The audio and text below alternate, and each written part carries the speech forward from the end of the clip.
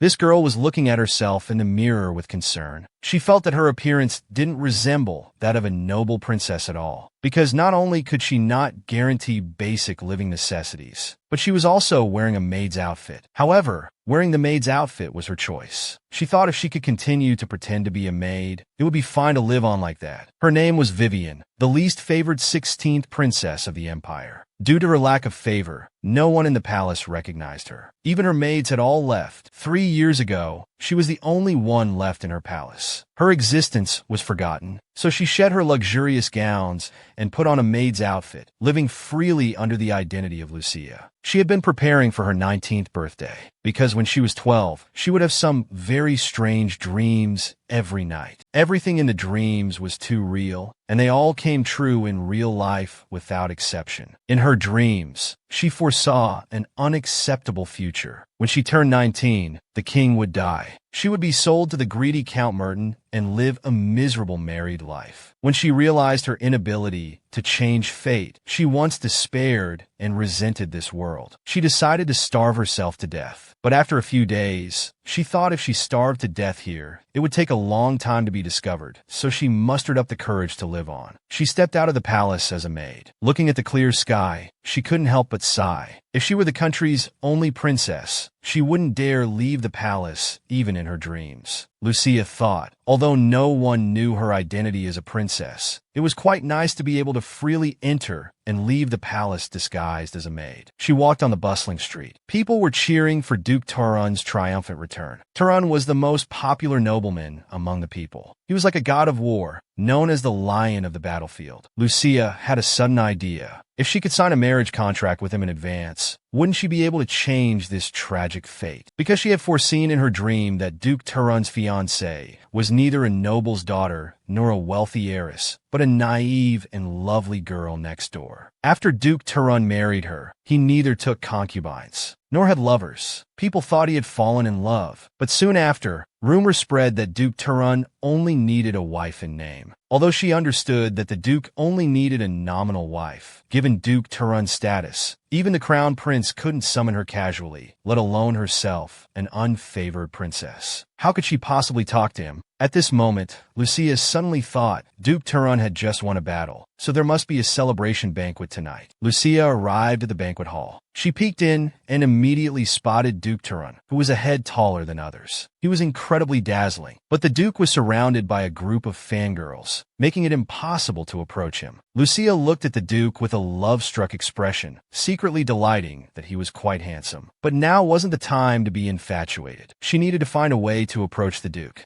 Just then, the Duke keenly noticed someone staring at him and turned his head towards Lucia. Their eyes met. Lucia shyly turned away to hide. The Duke also noticed that Lucia seemed to have something to say to him, but was hesitant to approach. So he left the bustling hall and came to a window. But Lucia still dared not approach, yet kept staring at him. Lucia's eager gaze was something the Duke had never seen before. What puzzled the Duke was that until the end of the first day of the banquet, Lucia didn't say anything. Out of curiosity, the Duke attended the banquet for 3 consecutive days. However, Lucia's gaze and attire remained unchanged. She just silently stared at him. The Duke was very curious about when she would finally talk to him. This girl was the least favored 16th princess in the kingdom, but she wanted to sign a marriage contract with the highly esteemed Duke Turun, because through her dreams, she had foreseen a future she couldn't accept. At the age of 19, she would marry a greedy count and live a miserable married life. To change her future tragic marriage, she planned to boldly propose a contract marriage to the Duke at a banquet. Lucia had been observing the Duke with a love-struck expression for 4 whole days at the banquet, but couldn't find an opportunity to talk to him alone. Today was already the last day of the banquet. She silently encouraged herself, determined to talk to him no matter what today. But how to approach the Duke? She had no idea. Lucia paced back and forth anxiously, wondering how she could get close to the Duke. In fact, the Duke had already noticed Lucia. Her eager gaze was something the Duke had never seen before. He was also very curious about what Lucia wanted from him. The Duke glanced at Lucia, who was in the corner with her head in her hands, looking very troubled. He was puzzled, wondering if he didn't need to use the restroom. Then he left the banquet hall. Lucia saw the Duke was about to leave. This was a heaven-sent opportunity. She lifted her skirt and hurriedly followed him. She followed him all the way to a small grove. Lucia was very confused about what he was doing there. Just as Lucia was hesitating whether to stop the Duke, a young lady called out to the Duke. She quickly hid behind a tree. The girl was about to call the Duke by name, but was immediately interrupted by the Duke's cold voice. "Miss Lawrence, you have no right to address me by name now." Lucia, eavesdropping behind the tree, broke out in a cold sweat. This was too cold and heartless. It turned out Miss Lawrence was the Duke's former lover. She thought the Duke truly loved her, so she expressed her affection for him. Unexpectedly, her sincere confession was met with a special gift. A yellow rose symbolizing a breakup. Lawrence cried and said, "You're too cruel. Why are you treating me like this?" However, the Duke stated that he had never loved anyone. Unless it was in bed, he wouldn't waste any feelings on her. Hearing this, Lucia's pupils dilated in shock. The Duke also threatened, "If you try to provoke me, you can't afford the price. Life is the most precious thing." Watching Lawrence leave in tears, the Duke sighed. Lucia was terrified. This was too heartless. To intimidate a former lover like this. She suddenly realized that she might have misjudged him. Just as Lucia was hesitating whether to run away, the Duke suddenly spoke, "You've been eavesdropping for so long. You should come out now." Hearing this, Lucia's heart raced with nervousness. But it was too late to escape now. With no choice, she reluctantly stepped out. "Your Grace, I'm so sorry.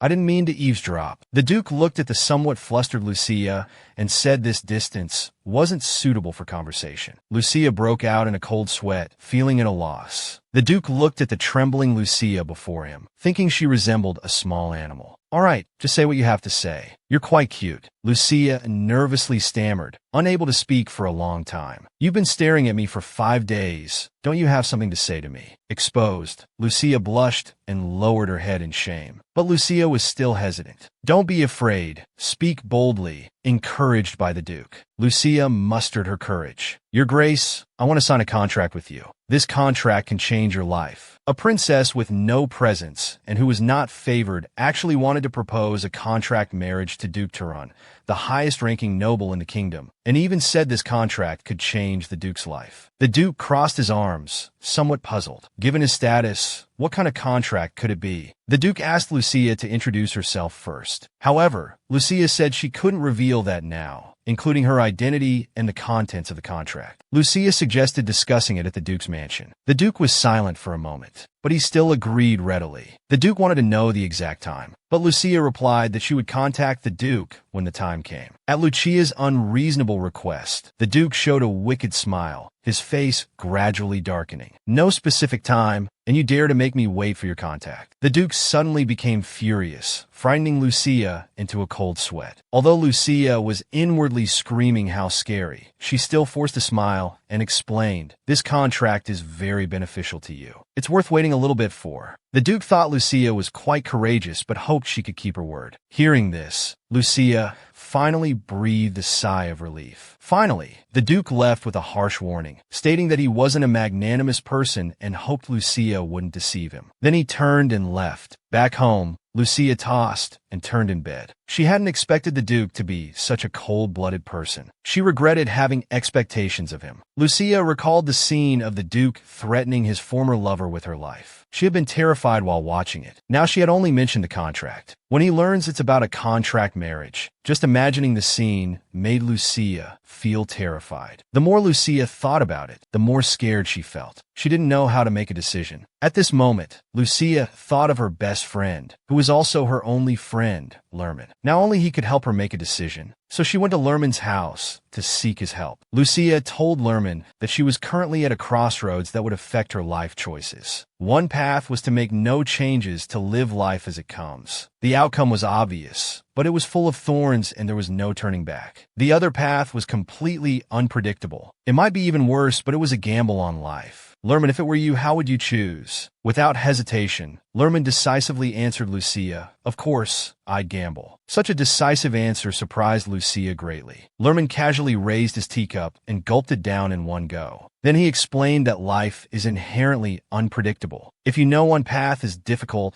and has no return, of course you should avoid it, even if the unknown path might be more dangerous. But crisis also means opportunity. Lucia fell silent for a moment. At this point, Lerman suddenly clenched his fist to cheer for Lucia. Life is about taking risks. This made Lucia burst into laughter. Lucia thanked Lerman. She decided to take a chance for herself. She would go to the Duke's mansion alone to propose a contract marriage to Duke Turan. A fallen princess was actually going to propose to the kingdom's notorious playboy. Lucia arrived at the entrance of the Duke's mansion, but found no guards at the spacious gate. She even doubted if she had come to the wrong place. At this moment, a huge figure appeared behind her. Lucia turned around in panic and let out a scream in fright. She looked up carefully at the giant before her. This man was burly, with a head of wings. Lucia finally realized that she had seen this person in her dreams before. His name was Croton, a loyal servant of Duke Turan, secretly known as the Mad Dog. Croton was very puzzled. Looking at your attire, you don't seem to be a servant here. What are you doing here? Lucia explained to him that she was here to see the Duke, and that she had already made an appointment with the Duke. She hoped he could help relay the message. But Croton looked disdainful. He bent down close to Lucia and said flippantly, "Come on, tell me who you really are." Lucia was so frightened by this sudden move that she couldn't speak. Croton stared at Lucia, guessing her identity. "You don't look like a noble either. Are you a small merchant?" Being stared at so intently by Croton made Lucia's cheeks flush with embarrassment. Lucia patted her chest with one hand, confidently stating that although she was dressed simply today, her status was more than sufficient to meet the Duke. Croton showed a wicked smile. Then he turned and told Lucia to follow him. Croton arrived at the Duke's office and hugged the Duke, but the Duke pushed him away with a merciless iron hand. He even told him to get lost. Croton reported to the Duke with a grin, "There's a guest outside." However, the Duke said he hadn't scheduled any visitors today. Croton seemed a bit disappointed. He leaned on the desk and described to the Duke that guest is quite interesting. She looks ordinary, but claims to be of noble birth. Coming here alone to brag, it's really amusing. After the introduction, Croton curiously asked the Duke, "Don't you really want to know why she's here to see you, my lord?" Seeing the Duke still unmoved, Croton continued to explain that the guest was a lady who claimed to have made an appointment with him at the celebration banquet. The Duke finally reacted and stood up eagerly. Meanwhile, Lucia was sitting in the living room, feeling very anxious. But it was too late to regret now. At this moment, the Duke appeared. He came to Lucia. Lucia introduced herself as the 16th princess to the Duke. Then she directly proposed marriage to the Duke. The Duke looked puzzled, and the atmosphere became very awkward. Seeing the Duke's thoughtful expression, Lucia was very nervous. Does he not believe me? Should I have dressed up more before meeting him? At this moment, the Duke suddenly asked a question, startling Lucia. "Your Highness, if I remember correctly, you wanted to propose a contract to me, right?" Lucia explained to the Duke that this contract referred to a contract marriage, which could bring him many benefits. The fallen Princess Lucia, in order to change her fate, actually wanted to sign a contract marriage agreement with the kingdom's notorious heartless Duke. However, her biggest bargaining chip was the promise that she would never fall in love with the Duke and that she couldn't bear children, because she knew the Duke had a son who was his only designated heir. After hearing this, the Duke showed no reaction and calmly took a sip of tea instead.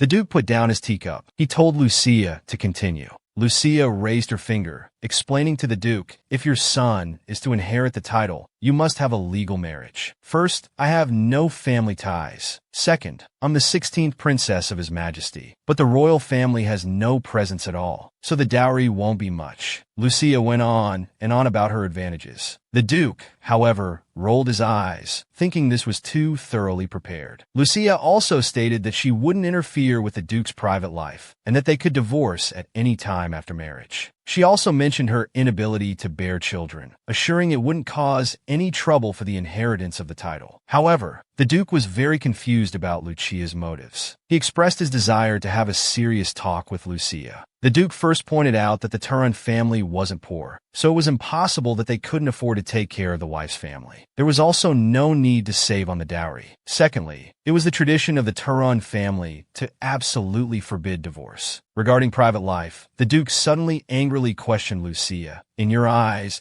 Am I the kind of dissolute nobleman who would still flirt around and have affairs after getting married? Lucia was thunderstruck, her heart shattering. Wasn't he? Covering her lips, Lucia was somewhat in disbelief. Can you guarantee to be faithful to your wife and never fall in love with another woman in this lifetime? Seeing the Duke fall silent, Lucia retorted, "Can't answer. Can you?" At this moment, the Duke suddenly glared at Lucia. "Whether I can guarantee or not, it's none of your business." However, Lucia didn't back down. "Can I just ask?" The two stared at each other, sparks flying. After calming down, Lucia was very dejected. This was all she had to offer. She didn't know what conditions could move the Duke. At this moment, Lucia recalled the Duke's words about refusing to save his lover. She had a sudden inspiration and told the Duke that she had one more condition. She would absolutely never fall in love with him. The Duke was shocked upon hearing this. Lucia's eyes gleamed with expectation as she asked the Duke, "How's this condition?" "I absolutely won't fall in love with you." This woman, in order to marry the Duke,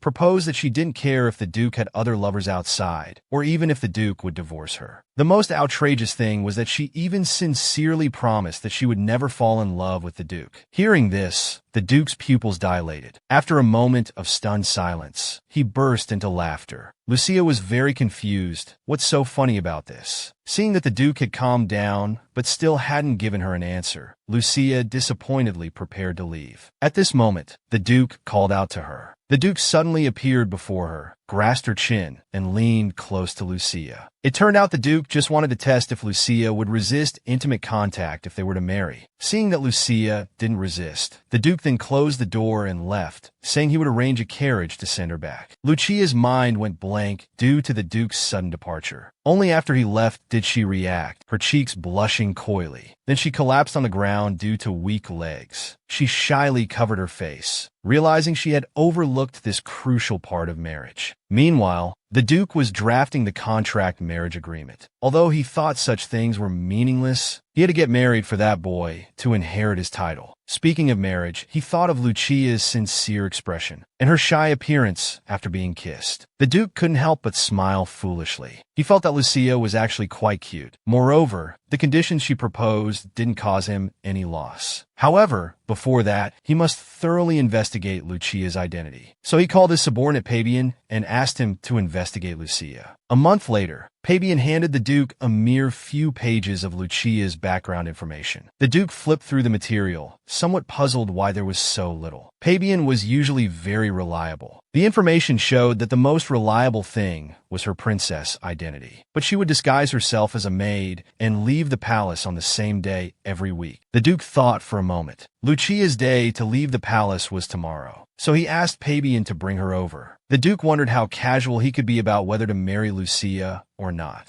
He decided to flip a coin to decide. If it landed heads up, he would decisively marry her. Tails, he wouldn't. But the moment he tossed the coin, he regretted it. He thought marrying Lucia wasn't such a big deal. So he put away the coin and sat waiting for Lucia's arrival. Pabian found Lucia and brought her to the Duke. Pabian reported to the Duke, "The princess has been brought." The Duke, however, concernedly asked if she had hesitated. When he learned that Lucia hadn't hesitated and had come alone, the Duke showed a sly smile. He thought Lucia was quite brave to dare to come alone. At this moment, Lucia was sitting in the hall, leisurely enjoying some desserts. The crispy and sweet taste made Lucia praise the butler endlessly, exclaiming that it was absolutely delicious. The butler was quite speechless. He had never seen anyone so at ease in the Duke's house. Lucia thought that if she could become the Duchess, she could enjoy such delicious pastries and red tea every day. These benefits were simply too good. At this moment, the Duke's voice came, telling the butler to leave first. However, Lucia was in a panic because she had just taken a big bite of the dessert. In front of the Duke,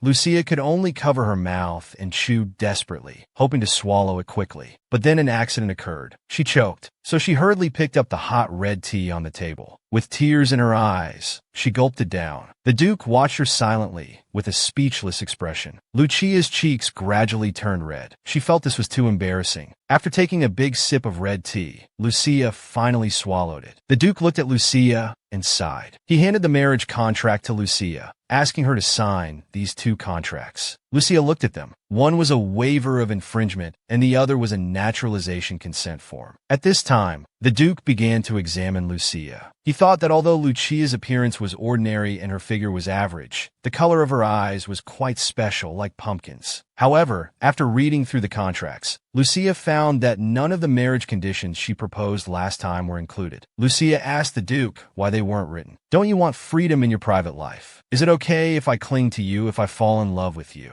The Duke's veins popped out, feeling utterly speechless. He had to verbally promise. Having received the Duke's promise, Lucia picked up the pen and was about to sign. At this moment, the Duke was so surprised that he sat up straight. I've stated my conditions. Don't you have any conditions of your own? The dumbfounded Lucia was a bit confused. Can I also propose conditions? She repeatedly confirmed with the Duke. The Duke was a bit impatient, telling her if she didn't sign today, the offer would expire. Lucia thought for a moment. She wanted to ask the Duke one last question. Why don't you accept your lover's love? This question made the Duke fall into silence. Seeing no reaction from the Duke, Lucia started to imagine. Perhaps the Duke had been rejected when proposing before. Did I remind him of a painful marriage? Thinking of this, Lucia covered her mouth with her hand, feeling a bit restless. If that's really the case, would he be devastated? The Duke was very depressed, not knowing what Lucia's train of thought was this time. Actually, the Duke just felt bored because it was the first time someone had asked him this. However, he did think that women were too troublesome, always wanting to get answers. Lucia rolled her eyes. She had overthought it. He was just selfish. Lucia thought. Perhaps only when the Duke is hurt by someone he loves will he wake up. The Duke told Lucia to propose two conditions for the contract marriage. However, Lucia wanted neither money nor status. She wanted the Duke to promise not to initiate intimate actions towards her. The second was that she believed liking someone was beyond brain control, so if she couldn't keep her heart, she hoped the Duke could give her a yellow rose representing a breakup. However, the Duke was very disdainful. He thought these conditions were too simple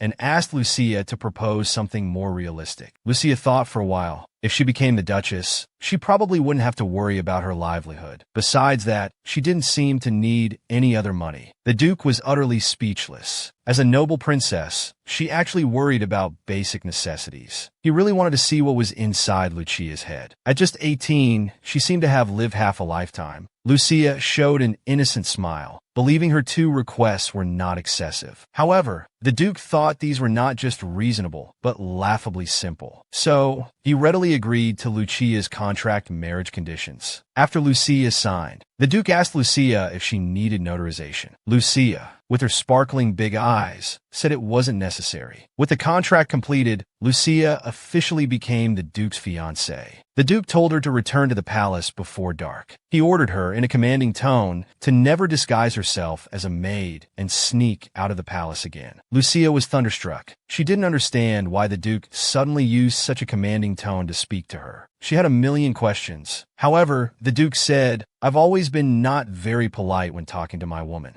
Hearing this, Lucia's cheeks turned slightly red, and she spoke incoherently. "When did I become your woman? We haven't even confirmed the marriage yet." The Duke told her that in the tradition of the Turan family, there was no divorce. Lucia felt a bit dazed and terrified. However, Lucia still had one question. She didn't understand why he was so impolite to his fiancée. But the Duke simply stated that it was just his preference. Lucia looked at the man before her. At first, she thought the Duke was scary. Later, she considered him a playboy. She didn't know what the Duke's true personality was like. She felt a bit uneasy. Sure enough, the Duke brought up again that Lucia was not allowed to leave the palace at will. Lucia was at a loss. She didn't know how to persuade the Duke, because she wanted to meet her friend Lerman outside the palace once before getting married. At this moment, the Duke told her that he didn't let Lucia leave the palace just to keep their secret engagement. He didn't want others to find out. It wasn't that she couldn't leave the palace for life. Lucia's face lit up with joy. "So you mean I can leave the palace after we're married, right?" The Duke was startled by Lucia's sudden change. However, he reminded Lucia not to reveal anything about their contract marriage. Lucia quickly responded, "Of course, I didn't expect you to be so open-minded." The Duke was speechless again. Just last time she had described him as narrow-minded and a womanizer. The noble princess herself was actually washing clothes with her feet in a washtub. What's more embarrassing was that this scene was witnessed by the Duke, who had just arrived. Since getting engaged to the Duke, Lucia felt these days were boring. So she thought of washing clothes to find something to do. She stood in the washtub wearing her dress, happily stomping around. Indeed, this was much better than being alone with her thoughts. At this moment, a lady-in-waiting discovered Lucia. Lucia was very disdainful, wondering why a lady-in-waiting would come to her palace. However, the lady-in-waiting thought she was just a maid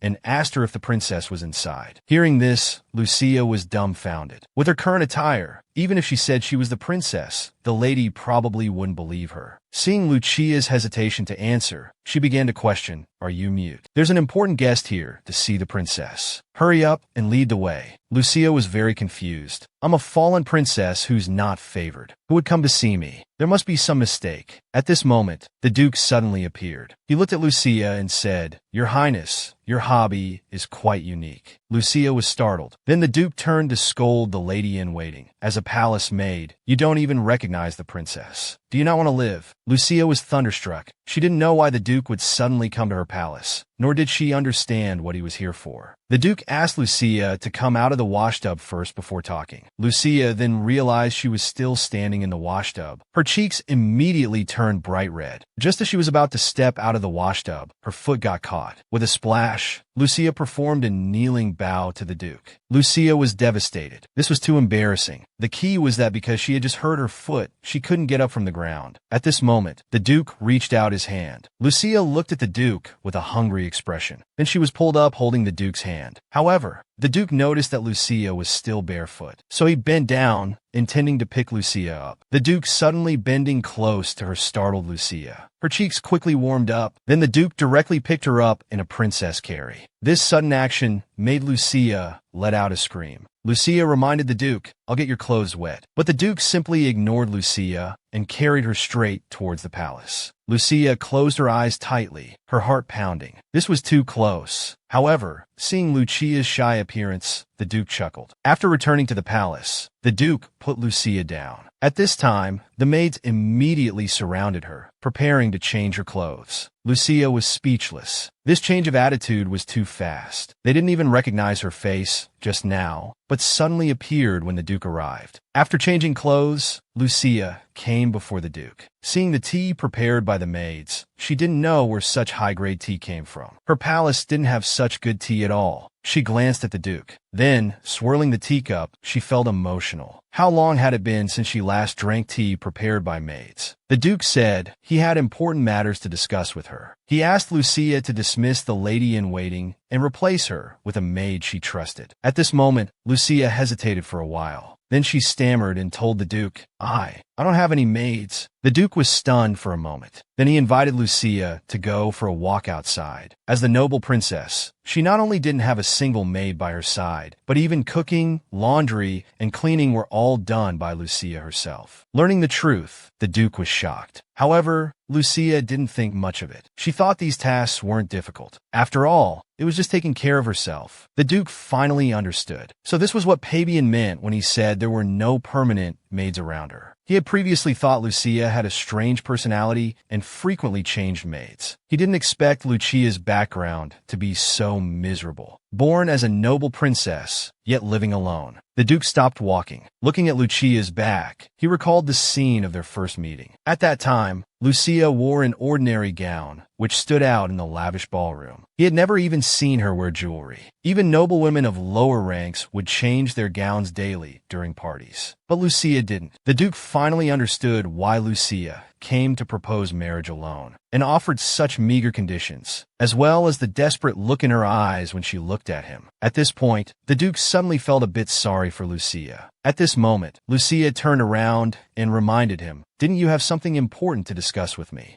It turned out that His Majesty had already approved their marriage. Once the exact date was set, the wedding would be held, and the wedding date wouldn't be more than a month away. Hearing this, Lucia's pupils dilated in shock. She didn't expect the wedding date to come so quickly. After informing Lucia of this matter, the Duke turned to inquire about the maid's situation. At this time, Lucia stopped the Duke, saying it wasn't necessary. She believed that if the Duke intervened, the maids would only receive a minor punishment. Besides, she had grown accustomed to living freely on her own. Lucia even said that not having maids to take care of her might be a good thing. If I were an obedient princess confined to the palace, I probably wouldn't have dared to come to you to discuss marriage even in my dreams. Being able to set the wedding date so quickly, you must be somewhat satisfied with this marriage, right? After hearing Lucia's description, the Duke looked at her expressionlessly. The next second, the Duke suddenly leaned down and kissed Lucia on the lips. Lucia hurriedly broke free, then covered her mouth, blushing. The Duke, however, smiled with satisfaction. He believed that Lucia would certainly be able to fulfill the role of the lady of the house. The Duke told Lucia that after the wedding, they would set off for the Turan family's territory in the north. So the Duke wanted to keep the wedding simple. As it happened, Lucia had never met her father and didn't want to walk down the aisle holding his hand, so she readily agreed with the Duke. But she suddenly remembered something more important. "Your Grace, I have a small request." Lucia took out an envelope and handed it to the Duke. "You want me to deliver this letter to your friend outside the palace?" Lucia nodded with sparkling eyes, full of expectation. The Duke thought it would be something difficult to handle. Unknowingly, the Duke also noticed that Lucia was no longer afraid of him. The Duke planned to give Lucia an island containing diamond mines as a wedding gift. Hearing this, the butler's jaw dropped in shock. This was too extravagant. Although the wedding gift was valuable, the Duke told the butler not to hold a wedding ceremony. Keep everything simple. The butler felt it was absurd. A national war hero and a princess getting married without a ceremony. But then he thought again. He believed that someone like the Duke, as the master of the Turan family, a true dictator, might only need to get married. Marrying the princess was just using her as a tool. He also felt that the princess was particularly pitiful, marrying such a selfish and heartless man. He thought the princess would soon be addicted to drinking, using vanity and extravagance to fill the emptiness inside. He believed that no matter how miserable the Duchess became in the future, the Duke wouldn't care about her in the slightest. It must be said, the butler's imagination was incredibly rich.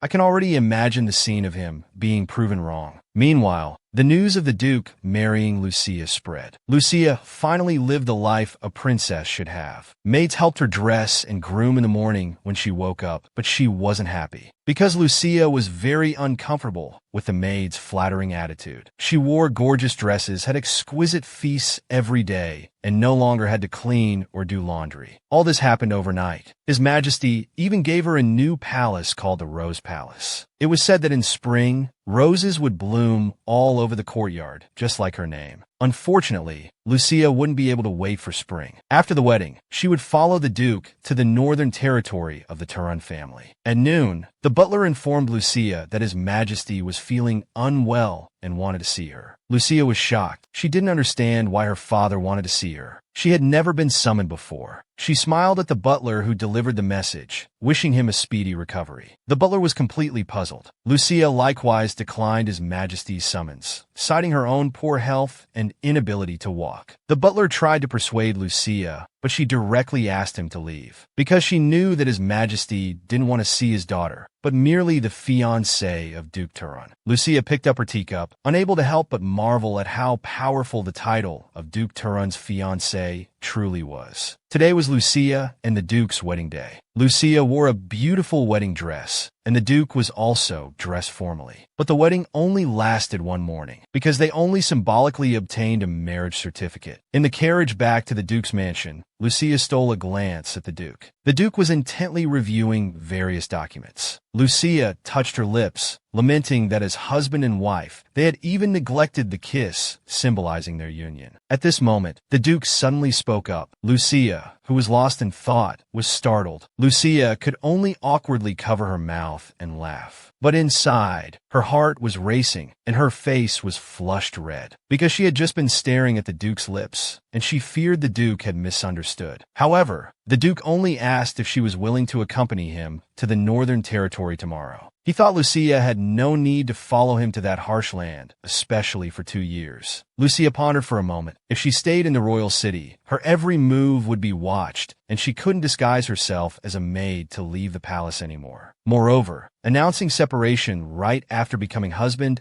and wife seemed inappropriate. But then she thought that this marriage was of no use to the Duke. Lucia clutched her dress, unsure how to decide. Finally, she answered that she was willing to go north with the Duke and asked, "If you wish for me to stay in the royal city, I will stay." The Duke told her to be mentally prepared. After all, it was just a mutually beneficial arrangement. They finally arrived at the Duke's mansion. The butler was already standing at the entrance, welcoming the new mistress of the house. As soon as they met, Lucia realized he was the Duke's butler. She secretly felt relieved that she hadn't been rude last time. Lucia greeted him with sparkling eyes and even cheerfully complimented him on how delicious the pastries were last time. The butler was a bit confused by how polite the madam was being to him. "Madam, you really don't need to be so polite. You can speak more casually." Lucia covered her mouth. She thought it was because her tone didn't match the rules of the Duke's household. However, the butler calmly replied, "Madam, you are the rule of the Turan family." Lucia was shocked and broke out in a cold sweat. She hadn't realized how noble her status was. At this moment, Lucia suddenly clutched her head, experiencing her old headache problem. So she asked the butler to take her back to her room to rest. After an unknown amount of time, Lucia opened her eyes to the maid's call. It turned out it was dinner time. Lucia rubbed her eyes. Sleeping for so long made her feel refreshed. The maid was about to take her to the dining room. At this point, Lucia asked the maid if the Duke would be dining with her. However, the maid told her that the Duke was busy with official duties and often had simple meals in his office. Lucia was thunderstruck. That meant she would have to face a room full of maids alone. After dinner, the butler took Lucia on a tour of the mansion. However, before long, she was completely dumbfounded. She realized it was impossible to tour the entire place in one day. Not only that, but the butler also told her that the Duke had originally purchased over 100 mansions, but in the end only kept this one. The others were all demolished. Lucia was shocked. It seemed the Turan family was wealthier than she had imagined. The butler answered Lucia's questions along the way, helping her learn a lot about the Duke's mansion. So she thanked the butler. The butler told her there was no need to be polite. But when he turned around, he praised himself. "I'm truly an excellent butler." In the evening, Lucia changed into sexy sleepwear to rest. At this time, the maid brought fresh flowers and essential oils to apply on Lucia's skin to make it smoother. Lucia watched as the maid carefully applied the oils. She hesitated, wondering whether to tell her that the Duke wouldn't be coming back tonight. However, she was afraid this might dampen the maid's enthusiasm. After it was done, Lucia lay on the bed with her arms spread. She thought of the Duke again, thinking that although they had agreed not to fall in love, it was hard to resist just based on his looks. So it might be better to keep her distance at night. But then she thought that if it was just about looks, she wasn't bad-looking herself. But when she looked down at her flat chest, she immediately blushed with embarrassment. She suddenly stood up, deciding to tour the bedroom to distract herself from these thoughts. She turned around and surprisingly found red wine in the bedroom. So she happily prepared to have a drink to celebrate her successful marriage. In no time, a whole bottle was emptied. Lucia was completely drunk. She felt hot and thirsty. She looked around. After all, she was alone in the room, so she directly stripped off all her clothes and threw them on the floor. She also stretched lazily. She felt much more comfortable without the constraint of clothes. Just as she was about to have another drink, at that moment, with a click, the door opened. It was none other than the Duke. Their eyes met. Lucia was dumbfounded. This woman, on her wedding night, was not only drunk, but due to a moment of impulse, had stripped herself naked. The most embarrassing part was that this scene was witnessed by the Duke. Lucia was completely stunned. She never imagined the Duke would come. As the dazed Lucia came to her senses, the wine glass in her hand suddenly slipped and shattered. The Duke, fearing she might cut herself on the glass shards, told her not to move. Then he approached Lucia. Lucia covered her mouth and instinctively took a step back. The Duke, however, directly embraced her in his arms, not forgetting to look down at Lucia's petite body. This made Lucia feel even more embarrassed. The Duke placed her on the bed. Lucia hurriedly grabbed the blanket to cover herself. The Duke asked if she was hurt. At this point, Lucia just wanted to find a hole to crawl into. Seeing Lucia's shy demeanor, the Duke suddenly sat down and leaned in, saying, "I've already seen everything. What's the point of covering up now? Lucia was completely bewildered. She didn't know why the Duke had suddenly appeared. However, the Duke stated, "This is my room, after all." Lucia looked aggrieved and said, "The butler brought me here, but he didn't say it was your room." Speaking of the butler, the Duke suddenly remembered. He seemed to have mentioned this to him. "But you seem to enjoy sleeping naked, huh?" Lucia hurriedly explained that she was just a bit hot. The Duke's gaze fell on the empty wine bottle on the floor. "You've been drinking," discovered by the Duke. Lucia inwardly burst into tears, feeling her image had completely crumbled. The Duke, however, showed a mischievous smile. "Even if it's an accident arranged by the butler, a woman getting drunk and waiting naked in the room for me, is it really just a coincidence?" Hearing this, Lucia felt offended. She was very angry. "I've already said I didn't know this was your room, and I didn't think you'd come. And even if I did it on purpose, I'm now the only one who has the right to do so. Respect is mutual, Your Grace." The Duke was stunned. They both fell into silence. Lucia began to regret her words again. Although he deserved a lesson, was she being too impulsive now? Unexpectedly, the Duke continued to approach Lucia. Lucia closed her eyes tightly. However, to her surprise, the Duke only apologized to her. "If my words made you uncomfortable, then I apologize." Lucia was dumbfounded. She could hardly believe it. Seeing Lucia's delayed reaction, the Duke continued, "Do you want me to kneel down?"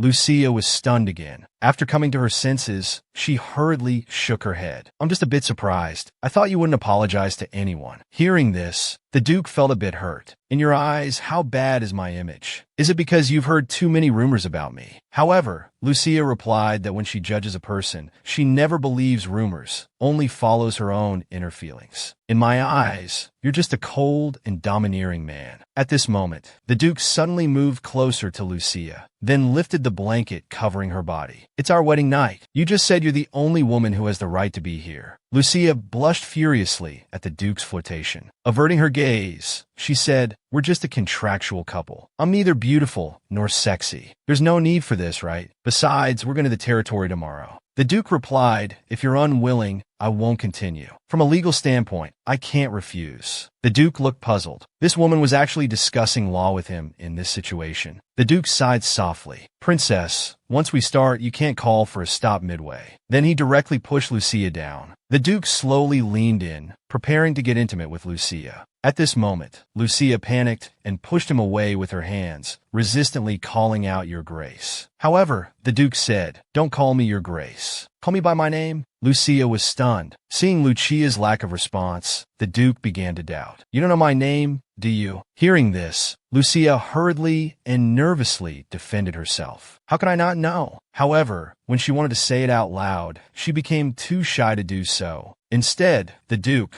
while unbuttoning his clothes, directly called out her real name, Vivian. Lucia appeared very embarrassed, as it had been a long time since anyone had called her by that name. The Duke told her, "You'll hear this name often from now on. My Vivian, Your Highness." Lucia blushed intensely at his flirtation. The Duke chuckled and leaned in again for a kiss. This time, Lucia didn't resist but closed her eyes tightly. The following scene is probably not to everyone's liking, so we'll skip it. Early the next morning, Lucia felt her body was very heavy. She slowly opened her eyes. The first thing she saw was the Duke sleeping beside her. This surprised her. A moment later, she remembered she was married now. She wasn't used to having someone else in bed with her. Looking at the Duke's sleeping face, her cheeks began to turn red again. She lifted the blanket, deciding to find some water to drink. However, the moment her feet touched the ground, she fell to her knees with a thud. She was shocked to find that her legs had no strength at all. The aching sensation made her feel as if she had been beaten all over. Moreover, she realized that although she hadn't been wearing clothes last night, she was now dressed. Not only that, but the sweat was gone too, as if she had taken a bath. Lucia found this increasingly strange. She felt a sense of bewilderment, as if she had been tricked somehow. At this moment, the Duke woke up. He noticed her mumbling something on the floor. The next second, he appeared in front of Lucia, startling her. However, the Duke showed his caring side by picking her up like a baby. Lucia looked around, confused. The Duke teased, "You're not mistaken. It's your husband carrying you." Hearing this, Lucia's face temperature instantly soared. The Duke couldn't understand why she had fallen out of such a large bed. Lucia hurriedly explained that she just wanted a drink of water, but her legs were weak, causing her to fall. Understanding now, the Duke carried her through the messy living room. Then he poured a glass of water and handed it to Lucia. Lucia took the glass and thanked the Duke blankly. At this moment, the Duke suddenly teased, "Next time, don't drop the glass." Being mocked by the Duke again, Lucia could only gulp down the water to hide her embarrassment. After she finished, the Duke put her back on the bed, telling her to sleep more. At this moment, Lucia suddenly reached out, wanting to brush the Duke's messy hair. However, Lucia didn't know that her current expression was too much for the Duke to handle. The Duke's pupils dilated. Losing control, he leaned down and kissed Lucia directly on the lips. "We've reached another scene that people might not like, so we'll skip it." The Duke got up and said he would call a doctor when it was daylight. This frightened Lucia. She didn't know how to face a doctor in this situation, so she hurriedly refused. Seeing how tired Lucia was, the Duke had no choice but to postpone their departure for the territory, letting her rest more. The Duke was so naughty. Right after being intimate, he made Lucia blush and her heart race again. To let Lucia rest well, the Duke decided to delay their journey to the Northern Territory. However, as he tucked Lucia in and was about to get up and leave, Lucia called out to him, "Your Grace, it's still early. Won't you sleep a bit more?" The Duke suddenly shouted, "I told you, don't call me Your Grace anymore." Instead, he called out Lucia's princess name. Vivian Lucia was startled. The Duke sighed helplessly. "Rather than calling my name, you should first get used to not being startled when I call your name." Lucia had no choice, because few people called her by her princess name, Vivian, so she was still not used to it even now. The Duke was equally helpless, saying it's impossible not to call her name. Lucia immediately retorted, "Aren't there other ways to address me?" Mentioning other forms of address, the Duke pondered for a moment. Then he suddenly said, "Madam Wife." Lucia was dumbfounded. However, the Duke continued, moving closer to Lucia, "Darling, my little sweetheart." After realizing what he said, Lucia's face temperature skyrocketed. The Duke smiled, not intending to let her off so easily. He sat back down on the bed. "Or should I call you my sunshine? Or soulmate? Which do you prefer?"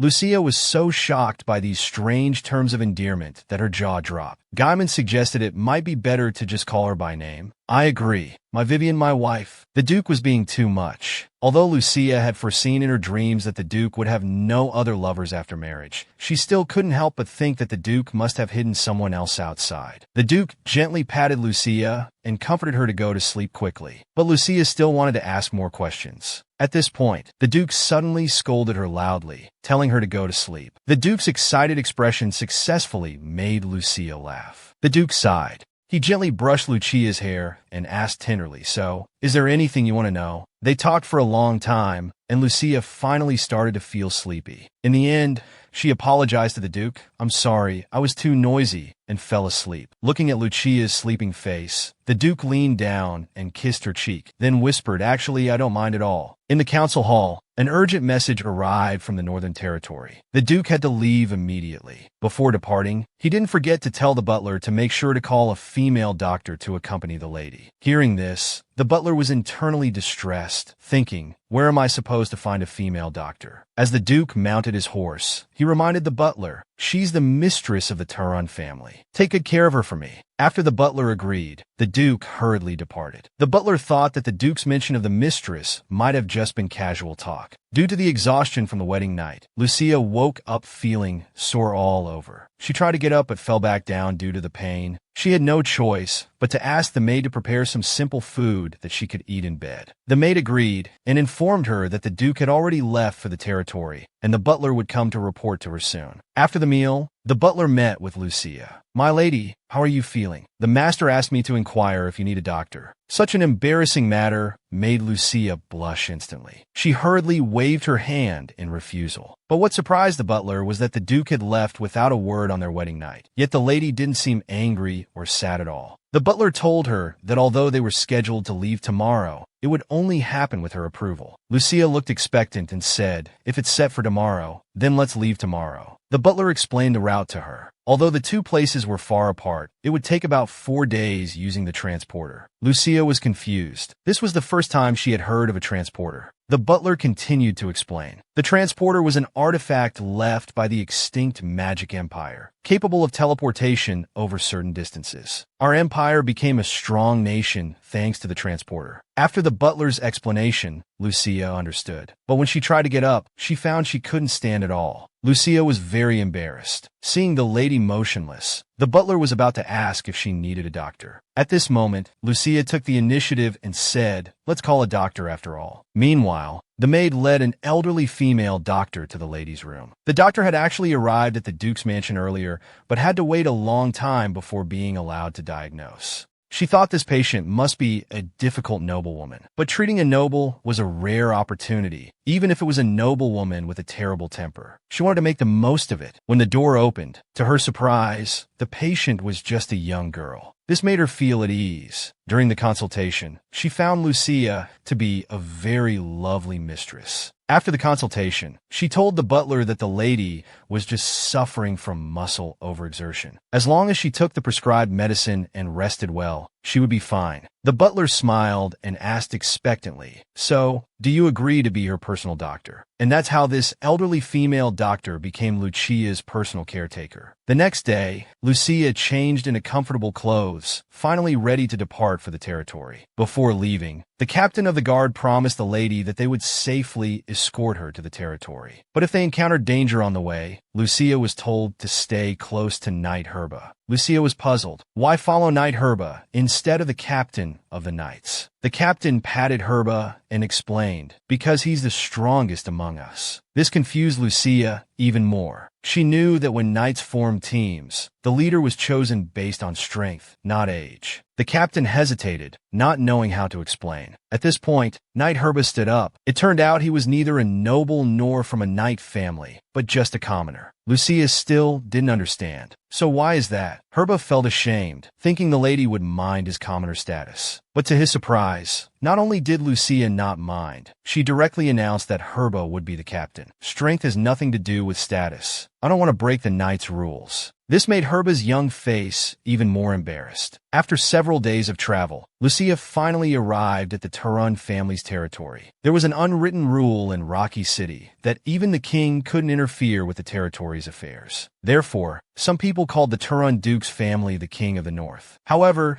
the Turan family never had any thoughts of independence. They never interfered with the capital's affairs, only wanting to maintain their position as the Northern Lord. But 7 years ago, the previous Duke of Turan suddenly passed away, and the Northern Territory faced a major change. At that time, the 18-year-old Duke of Turan, carrying a giant sword on his back, inherited the title. However, contrary to his age, his performance on the battlefield was like a hurricane, striking fear into the enemy's hearts. The whole country praised him highly, but the nobles in the kingdom believed that the Duke of Turan was just an inexperienced young warrior. Why should he rule the north? The nobles all thought that the Turan family had declined, and the newly appointed duke was just a brute. So they jointly wrote a petition to the king, hoping to remove the Turan family from the position of Great Lord. Just as the leading Earl Braun was feeling smug, the Duke of Turan appeared before him, holding his giant sword and covered in blood. Only then did he realize that this black-haired, red-eyed new duke was not just some inexperienced youth. The duke threw the noble's impeachment document in front of him. Earl Braun's eyes were filled with fear, and he immediately knelt down begging for mercy. Clearly, the duke had no intention of letting him off. From then on, no one dared to challenge the Duke of Turan's position. When Lucia first arrived at the Turan family palace, she wanted to meet the elders of the duke's household. However, the butler told her that there were no such people in the household. The duke was the only blood relative in the family. Lucia was a bit surprised because she knew the duke actually had a son. She was about to ask, but the butler stopped. She thought maybe the butler didn't know about the duke's son either. She decided to ask about it another time. Lying in the bathtub, Lucia recalled that she still didn't understand the duke. It didn't seem like having a son was a big secret. Lucia thought there must be something else to it. Thinking this way, she actually found it a bit exciting. After bathing, the butler briefly introduced her to the important parts. From the butler, she learned there was a garden behind the dining room. Lucia's eyes sparkled with excitement, but the butler advised her not to have high expectations. Indeed, when she saw the garden, she was dumbfounded. It was just a grassland. It turned out this was built when the previous duchess was alive. Because it was too large and there was no mistress afterward, it had been neglected. Just as they were about to turn back, Lucia stopped the butler. "You said the duke is the only blood relative of the Turan family, but he clearly has a son."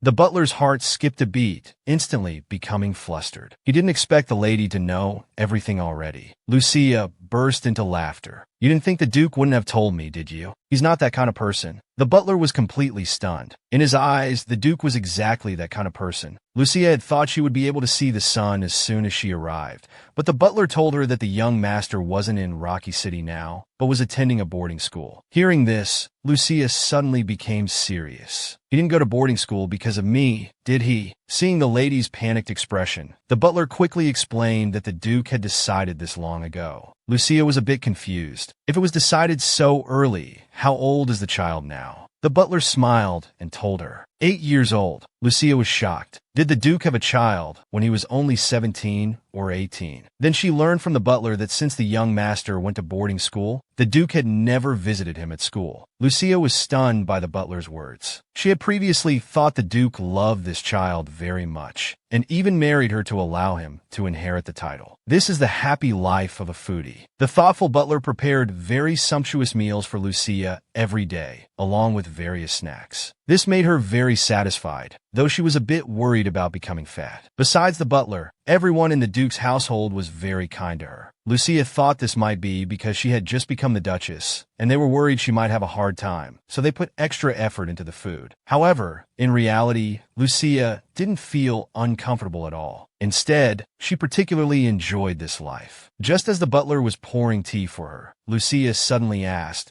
"Was it you who sent the yellow roses symbolizing a breakup to the Duke's lover?" Hearing this, the butler was stunned for a moment. The teacup fell to the ground. After coming to his senses, he hurriedly cleaned up the mess. Fortunately, the tea didn't spill on the lady. Lucia continued to ask, whose idea was it to send the roses? The Duke isn't the type to think of such delicate gestures. The butler nervously stammered, unable to speak for a long time. The gossip-loving Lucia eagerly awaited the butler's answer. It turned out that this was all the butler's own doing, because he knew that yellow roses symbolized breaking up. So that's how it was. Lucia thought the butler must be a very romantic person. Actually, the butler's sister-in-law owned a flower shop, so he knew some flower meanings. Lucia was surprised. "You have a brother." It turned out that he and his brother were not only twins, but his brother was also the Duke's aide, Fabian. Lucia then realized that they did indeed look very similar. Lucia found it incredible. In that case, there are many twins in the Duke's household. The head chef is also a twin, and among the maids too. The butler suddenly mentioned, actually, the Duke also has a twin brother. Lucia was a bit confused. The butler then realized he had let something slip. He immediately became nervous and started sweating profusely. It turned out that the Duke's twin brother had passed away long ago. This was something no one would easily bring up. The butler advised Lucia not to mention it casually in front of the Duke. Lucia sighed, then immediately became excited again. "Then let's continue talking about the roses. Who was the last person you sent them to?"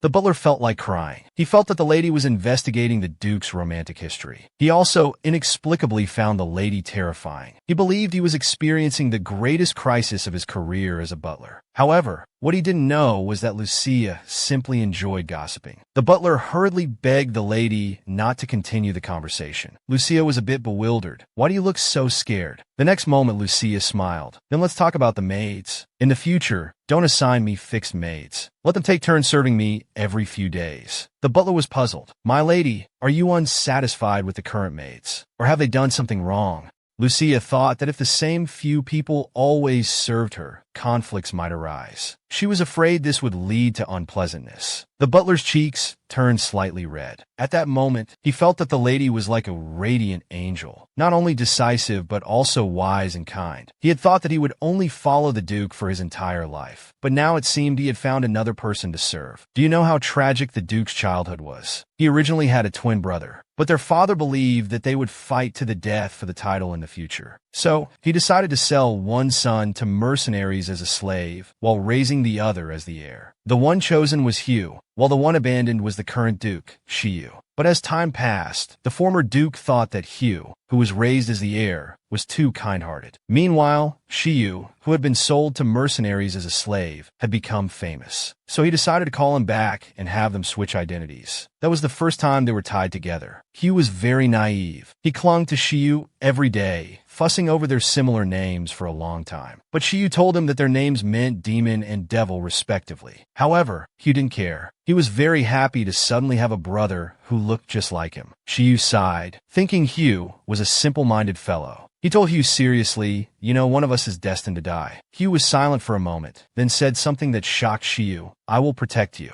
Before Shiyu could react, Hugh immediately became cheerful again and took Shiyu's hand. "You can protect me too, right?" The beastly father used Hugh to threaten Shiyu, promising that as long as Shiyu obediently acted as the heir, Hugh would be safe. Shiyu had no choice but to compromise. He accepted the education, pretending to be Hugh in public, changing his crude speech, and presenting himself with the noble demeanor of a duke. The former duke tied the two brothers to the same rope, easily controlling them. When Hugh realized this, the tragedy began. Hugh knew that as long as he existed, as long as this duke who used them still existed, his brother could never be free. So Hugh killed the duke for Shiyu's sake and ended his own life, leaving Shiyu alone to face the cold, cruel world. After that, he took the title of duke in Hugh's name. In the dim hall, the duke was covered in blood, holding his giant sword. He had just killed everyone there. Fabian followed behind the duke, very dissatisfied with the duke's actions. The duke sat down and coldly stated that there were no exceptions. Meanwhile, Lucia discovered a high tower. The tower was tightly locked. She was puzzled because it seemed to be the only place in the duke's mansion that couldn't be entered. So she ordered a maid to find a key to this place. But the maid turned pale. She advised Lucia not to go in. Lucia looked confused. The maid told her with a fearful expression that the West Tower was haunted by ghosts. Hearing about cute ghosts, Lucia's eyes widened, becoming even more excited. She hurriedly asked the maid who had said this. The maid trembled all over, answering seriously, "Everyone in Rocky City knows about this. I'm absolutely not making it up." Lucia thought, if there were ghosts here, there must be a reason. However, the maid didn't know the specific reason either. She only knew that her parents and friends had told her so. Seeing that she couldn't get any answers from the maid. Just then, the butler appeared. So she quickly ran to the butler's side, smiling and asking if she could ask him a question. The lady's sudden approach surprised the butler. He suddenly felt that the lady's next question might be a bit. "Is it true that there are ghosts in the West Tower?" The butler was so shocked that he broke out in a cold sweat. The lady's question was indeed extraordinary. He told Lucia that although there were such rumors, he had never seen them himself. However, the rumors always said that everyone who had seen the West Tower had died unnaturally. So it became a forbidden area. Hearing the butler's explanation, Lucia became even more curious. She continued to ask about the specific reason what had happened in the West Tower. The butler hesitated. He wasn't sure whether to tell the lady the truth. But after a moment of hesitation, he still revealed the truth. Because someone had died in the West Tower, and it wasn't just a simple accident, but a murder. Lucia covered her mouth in surprise. But the next second, she immediately became very excited. She felt like this plot was just like a detective novel. It turned out that those who died in the West Tower were the former Duke and Duchess. This was originally a secret of the Duke's family. The butler thought Lucia had the right to know, so he told her. And the person who killed the former Duke was the current Duke's twin brother. After the former Duke and Duchess passed away, the current Duke inherited the title. Lucia was shocked. The Duke's twin brother had actually killed his own parents. However, the butler told her that although the former Duke was their biological father, the Duchess was not their biological mother. Their mother had passed away shortly after they were born. Lucia suddenly felt heartbroken. She hadn't expected that the Duke had experienced such terrible things in the past. That night, Lucia sat by the window reading a book. She couldn't concentrate at all. Her mind was full of thoughts about the Duke. She didn't know where he might be now. In the blink of an eye, Lucia hadn't seen the Duke for a month. She began to worry if something might have happened to him. Just then, along with the sound of rain, a buzzing noise came from outside the window. At this moment, the butler's expression became tense. This was the first time Lucia had seen the butler so nervous. It turned out the Duke had returned. Hearing this, Lucia was startled and stood up abruptly. However, the butler told her not to go out to greet him. Lucia immediately sat down again, disappointed. It was because when the Duke returned from battle, he would become very sensitive. The butler was afraid Lucia might be frightened. The Duke suddenly pinned Lucia against the bookshelf, then held her slender waist and kissed her. They only separated when both were out of breath. After a month, the Duke had finally returned. Lucia excitedly wanted to go out to greet him, but was stopped by the butler. The butler looked tense. He told the lady that whenever the Duke returned from the battlefield, he would become particularly sensitive. He was afraid the lady might be frightened. Lucia could only sit down with a disappointed look, gazing out the window. She just remembered that the Duke was a man known as the Lion of the battlefield. Several days passed, and Lucia was still dining alone. Since the Duke's return, he had been in meetings, even eating in the conference room. Lucia had a pitiful expression. Although she hadn't expected to be close to the Duke, she thought she should at least be informed about what was happening. Lucia put down her knife and fork, feeling very depressed. Seeing that the lady seemed unhappy, the butler asked if today's meal wasn't to her liking. The butler's sudden question startled Lucia. She hurriedly waved her hand in denial, saying she just wasn't feeling well today. Then she pushed back her chair and left. The butler was incredulous. The lady had never left food on her plate before. He didn't know what was wrong with her. Lucia went to the study. It was incredibly large and arranged very neatly, a paradise for someone with OCD. However, the only thing that displeased her was that there was no stepladder for her. Lucia stood on tiptoe, her hands trembling. She just couldn't reach the book she wanted to see. Just then, a large figure appeared behind Lucia. He pulled out the book for her and wrapped his other arm around her slender waist. Lucia looked back and was stunned. It was actually the Duke.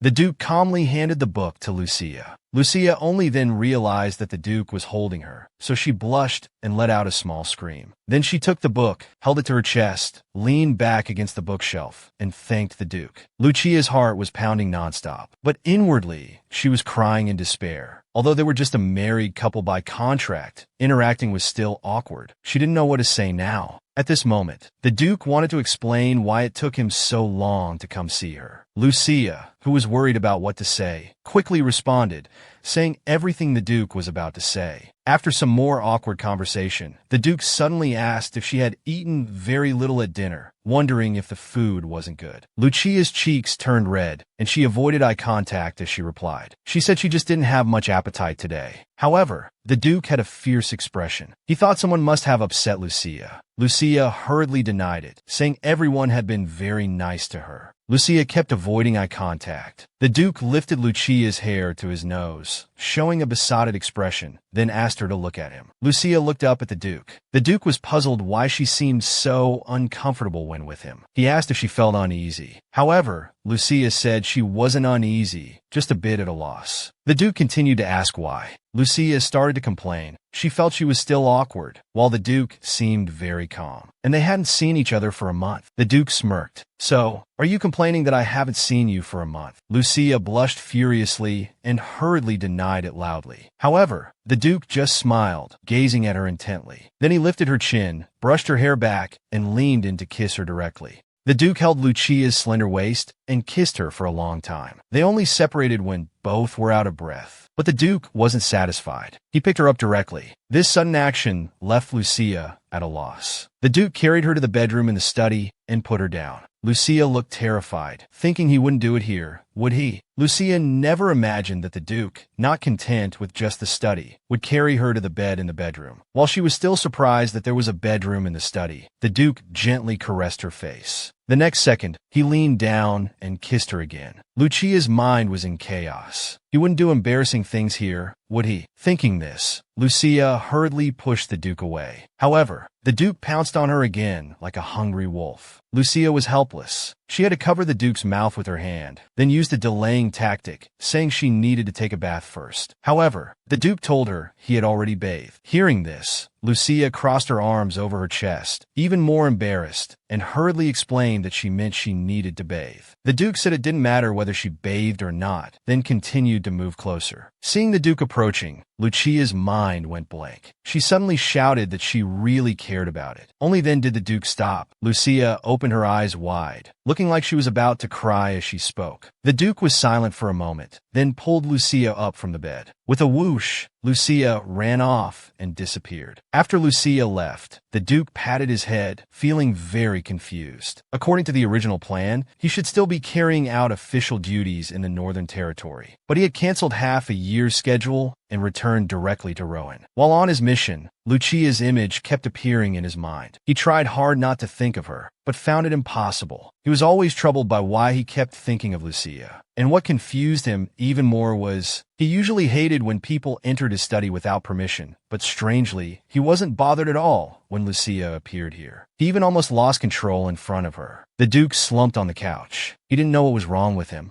Just then, there was a knock on the door. It was the butler. The butler nervously explained that he was the one who let the lady into the study. Just as he thought the Duke would punish him, the Duke asked, "Didn't you say she's the mistress of the Duke's mansion?" The butler was stunned. It seemed he had been hasty. The Duke didn't mind after all, so he smiled broadly and told the Duke that everyone really liked the lady. He went on praising Lucia, saying she had the demeanor of a true mistress, didn't treat the servants casually, and wasn't unreasonable. The Duke was truly surprised. Lucia had gained so many fans in just a month. Meanwhile, Lucia was lying in the bathtub with a resigned look, because she was about to be washed clean and then taken to the Duke's bedroom. The maids were efficiently dividing the tasks, happily helping her prepare. Lucia was confused. Why was everyone so excited? One of the maids couldn't stop praising Lucia's skin. Speaking of skin, Lucia humbly lowered her head. She thought that even if her skin was good, she was neither sexy nor beautiful. But the silver lining was that she had foreseen in a dream that after the Duke got married, he never brought other women to important occasions again. Although he was very cold towards his wife, he could still treat her with respect. Lucia thought perhaps the Duke would treat her the same way. This woman was lying in the bathtub with a resigned expression, because she was about to be washed clean by the maids and then taken to the Duke's bedroom. Lucia made a dazzling entrance wearing a bathrobe. The maids all blushed and excitedly showed their ant-like smiles. Meanwhile, the Duke was swirling a glass of red wine, waiting for Lucia. The maids consciously covered their uncontrollable smiles and snuck away. Lucia hadn't yet realized what was happening. Looking at the empty room, Lucia's face suddenly turned red. She covered her cheeks with both hands, thinking, this will probably spread throughout the entire castle by tomorrow. She calmed herself down. Then she approached the Duke. The Duke said nothing and directly handed her a glass of red wine. Lucia took the wine. She thought that drinking some wine might help ease her nervous mood, so she gulped it down in one go. The Duke was stunned. After finishing, Lucia wore a pained expression. The wine tasted terrible, both sour and astringent. The Duke smirked and continued to pour her more wine. Lucia also held out her glass, indicating she wanted more. When the glass was half full, the Duke suddenly wrapped his arm around Lucia's neck, pulling her close. They looked into each other's eyes for a moment, and the next second, they were kissing. During the kiss, the Duke took the wine glass from Lucia's hand and asked, "Do you like drinking wine?" Lucia replied that she only drinks on special occasions. Looking at Lucia, the Duke smiled foolishly. The next second, they started kissing again, but this time, the Duke noticed that Lucia's entire body was trembling nervously. He comforted her, saying, "Don't be afraid." But Lucia still couldn't stop shaking. The Duke had no choice but to pick her up and place her on the bed. He let Lucia lie in the crook of his arm. Then he held her tightly with his other hand. He comforted her, asking, "Do you feel better now?" This gentle gesture made Lucia feel much better. But the Duke didn't make any further moves. Lying in his arms, Lucia felt both shy and confused. He didn't seem to have any intention of doing that. In Lucia's view, the status of the mistress of the house could only be secured by constantly receiving her husband's affection. Was the Duke coming to the bedroom today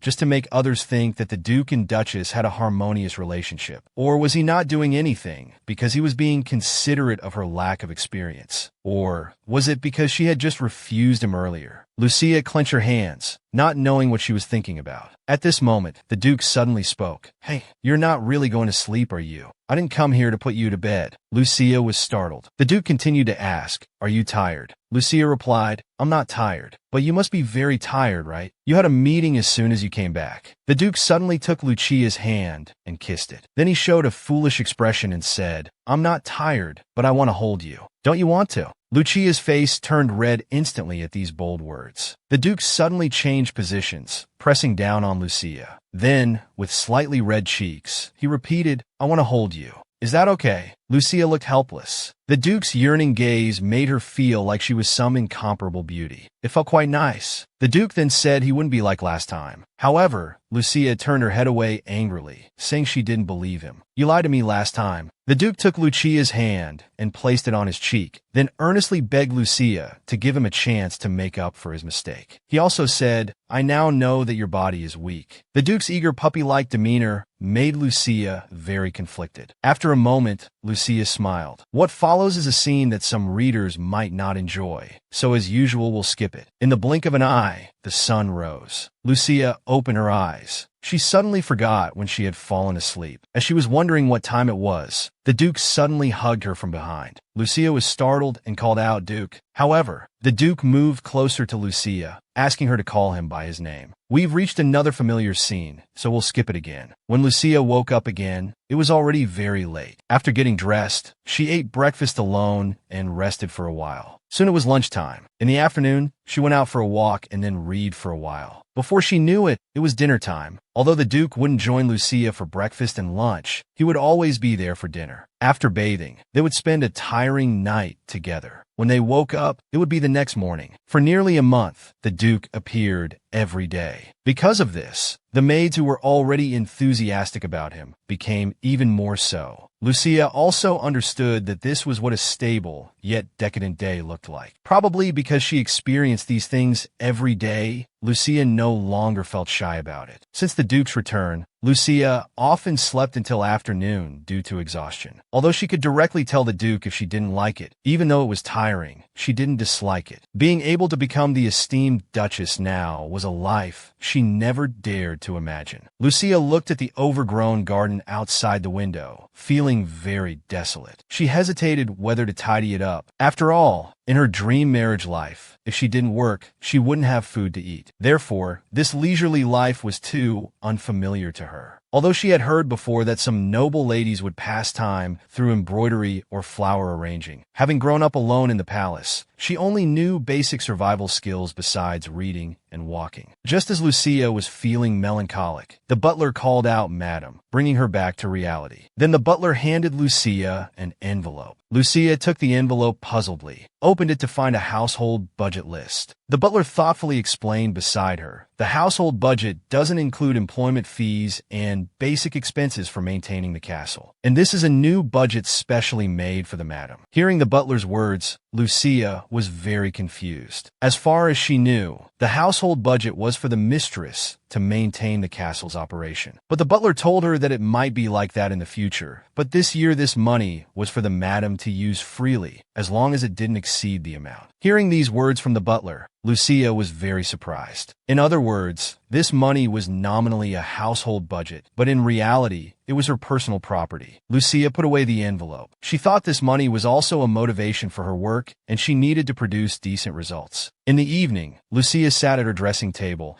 and asked the Duke behind her if she could tidy up the backyard garden. The Duke picked up the petite Lucia in one swoop. He said the garden belongs to the mistress. You can do whatever you want with it. Lucia told the Duke that she might need a lot of people at the beginning, so she might hire many people during this period. Hearing this, the Duke thought the budget wasn't enough, so he immediately said he would increase Lucia's budget. Lucia hurriedly explained that this wasn't what she meant. This money was several zeros more than her miserable marriage in her dream. Moreover, the head of the household would decide the amount of the household budget based on the quality of the marital relationship. Thinking about this, Lucia felt that the Duke must be quite satisfied with her. The Duke then squatted down, hands on either side of Lucia, looking up at her. He reiterated that "You are my lawful wife. Whether you cut down all the trees in the garden or flatten it into a pond, it's up to you." The Duke had made it so clear, but the dazed Lucia still didn't know how much authority she actually had. The Duke pushed Lucia down.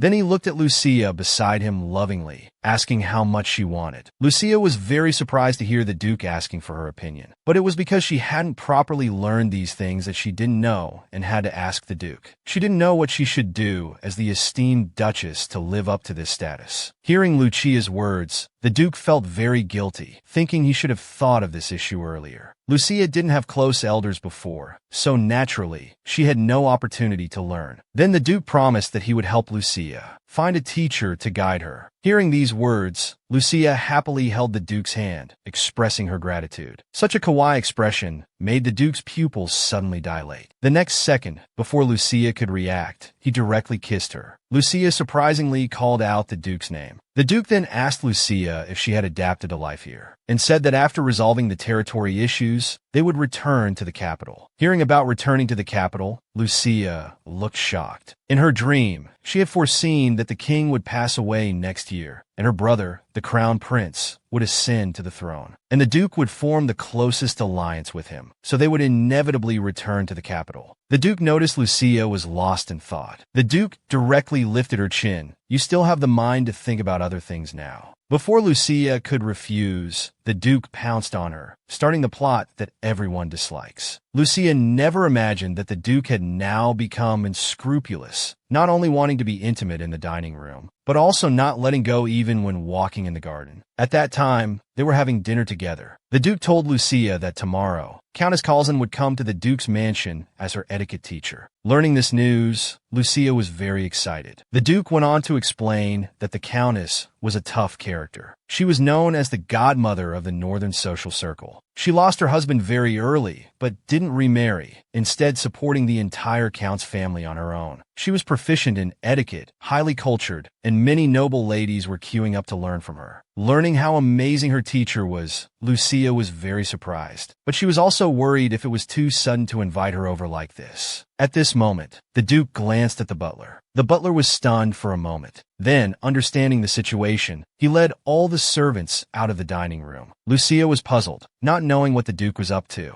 The spacious dining room was left with just the two of them. At this point, the Duke started to boast. He dramatically told Lucia that the Countess was a very stubborn person. Even when his son begged her for 3 months and 10 days, she didn't even blink. The naive Lucia, still unaware that she was about to be tricked, asked the Duke how he persuaded the Countess. The Duke smiled slightly. With an expression that said, "Praise me," he told Lucia that it took a lot of effort to accomplish this. Lucia shyly said thank you, but she wasn't sure if it was her imagination. She seemed to see a smug expression on the Duke's face. The Duke looked at Lucia expectantly. "Are you just going to thank me with words?" Hearing this, Lucia was quite speechless. She didn't expect the Duke to be such a childish person. She had no choice but to get up from her chair with a blushing face and plant a kiss on the Duke's lips. However, the Duke gave a mischievous smile, indicating that this wasn't enough. He then directly lifted Lucia onto the dining table, kissing her passionately again and wrapping his arms around her slender waist. Lucia suddenly realized what was happening and pushed the Duke away. She asked nervously, "You're not going to do embarrassing things here, are you?" However, the Duke moved closer to Lucia again, asking, "Is it not allowed here?" Lucia shamefully expressed that it definitely wasn't allowed. The Duke smirked. "If you can give me a reasonable explanation, I'll let you go." Lucia never imagined the Duke would be so bold. She could only loudly rebuke, "It's not allowed in a place where we eat." Seeing Lucia's panicked expression, the Duke couldn't help but laugh. "Then is it allowed in other places, like the corridor or the garden?" Lucia panicked even more, immediately saying no. She was worried about being seen by others. The Duke suggested they could just send everyone in the castle away. The days Lucia was actually seriously considering it. "If no one knows, maybe it's okay. It's the same as in the bedroom anyway, and we are married after all." The Duke never expected that he was just joking, but this woman was seriously considering it. Seeing Lucia's dazed expression, the Duke had to close his eyes and warn himself to be serious. After thinking it through, Lucia still felt that it couldn't be done here no matter what. "Since my lovely wife doesn't want to,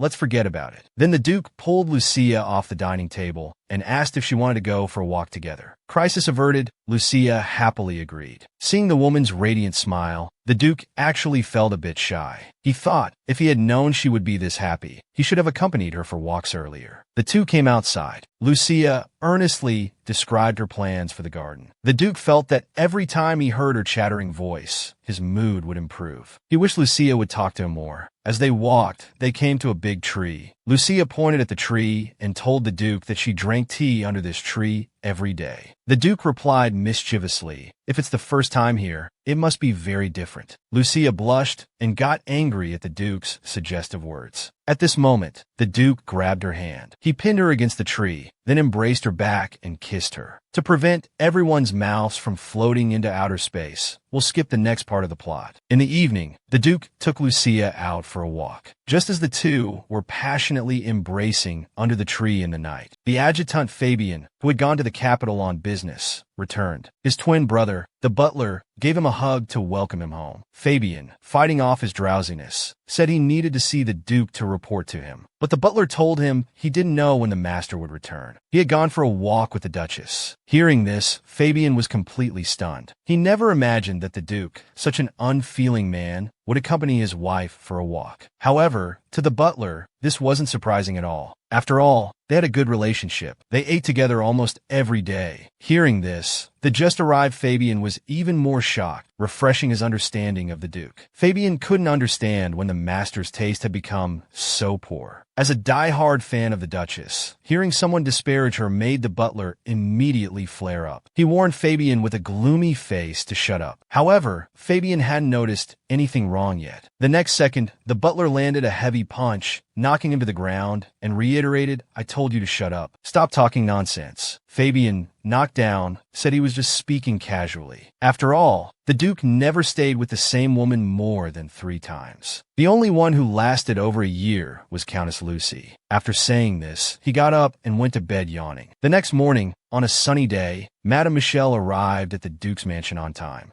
Lucia looked at the slightly older, but very refined and powerful woman before her with admiration. But at this moment, Michelle was carefully examining Lucia. She wanted to know just how capable a person must be to start learning how to be a lady only after getting married. She couldn't help but recall how the Duke had invited, or rather, forced her by letter. If she hadn't agreed, the overbearing and arrogant Duke of Turin wouldn't have let her off. Coming back to her senses, Michelle saw Lucia lifting her skirt and gracefully curtsying to her. "It's my honor to meet you. I hope it's not too presumptuous to have suddenly invited you here." Michelle was taken aback upon hearing this. She then replied, "It's my great honor to be your teacher." Hearing this, Lucia was very happy. "I was worried that I might be too incompetent and cause you trouble." Then Lucia invited Michelle to the living room. Lucia's politeness was something Michelle had never expected. She had originally thought that due to Lucia's princess status, she might be somewhat arrogant. After they sat down, Lucia expressed somewhat shamefully, "Because I haven't studied properly before,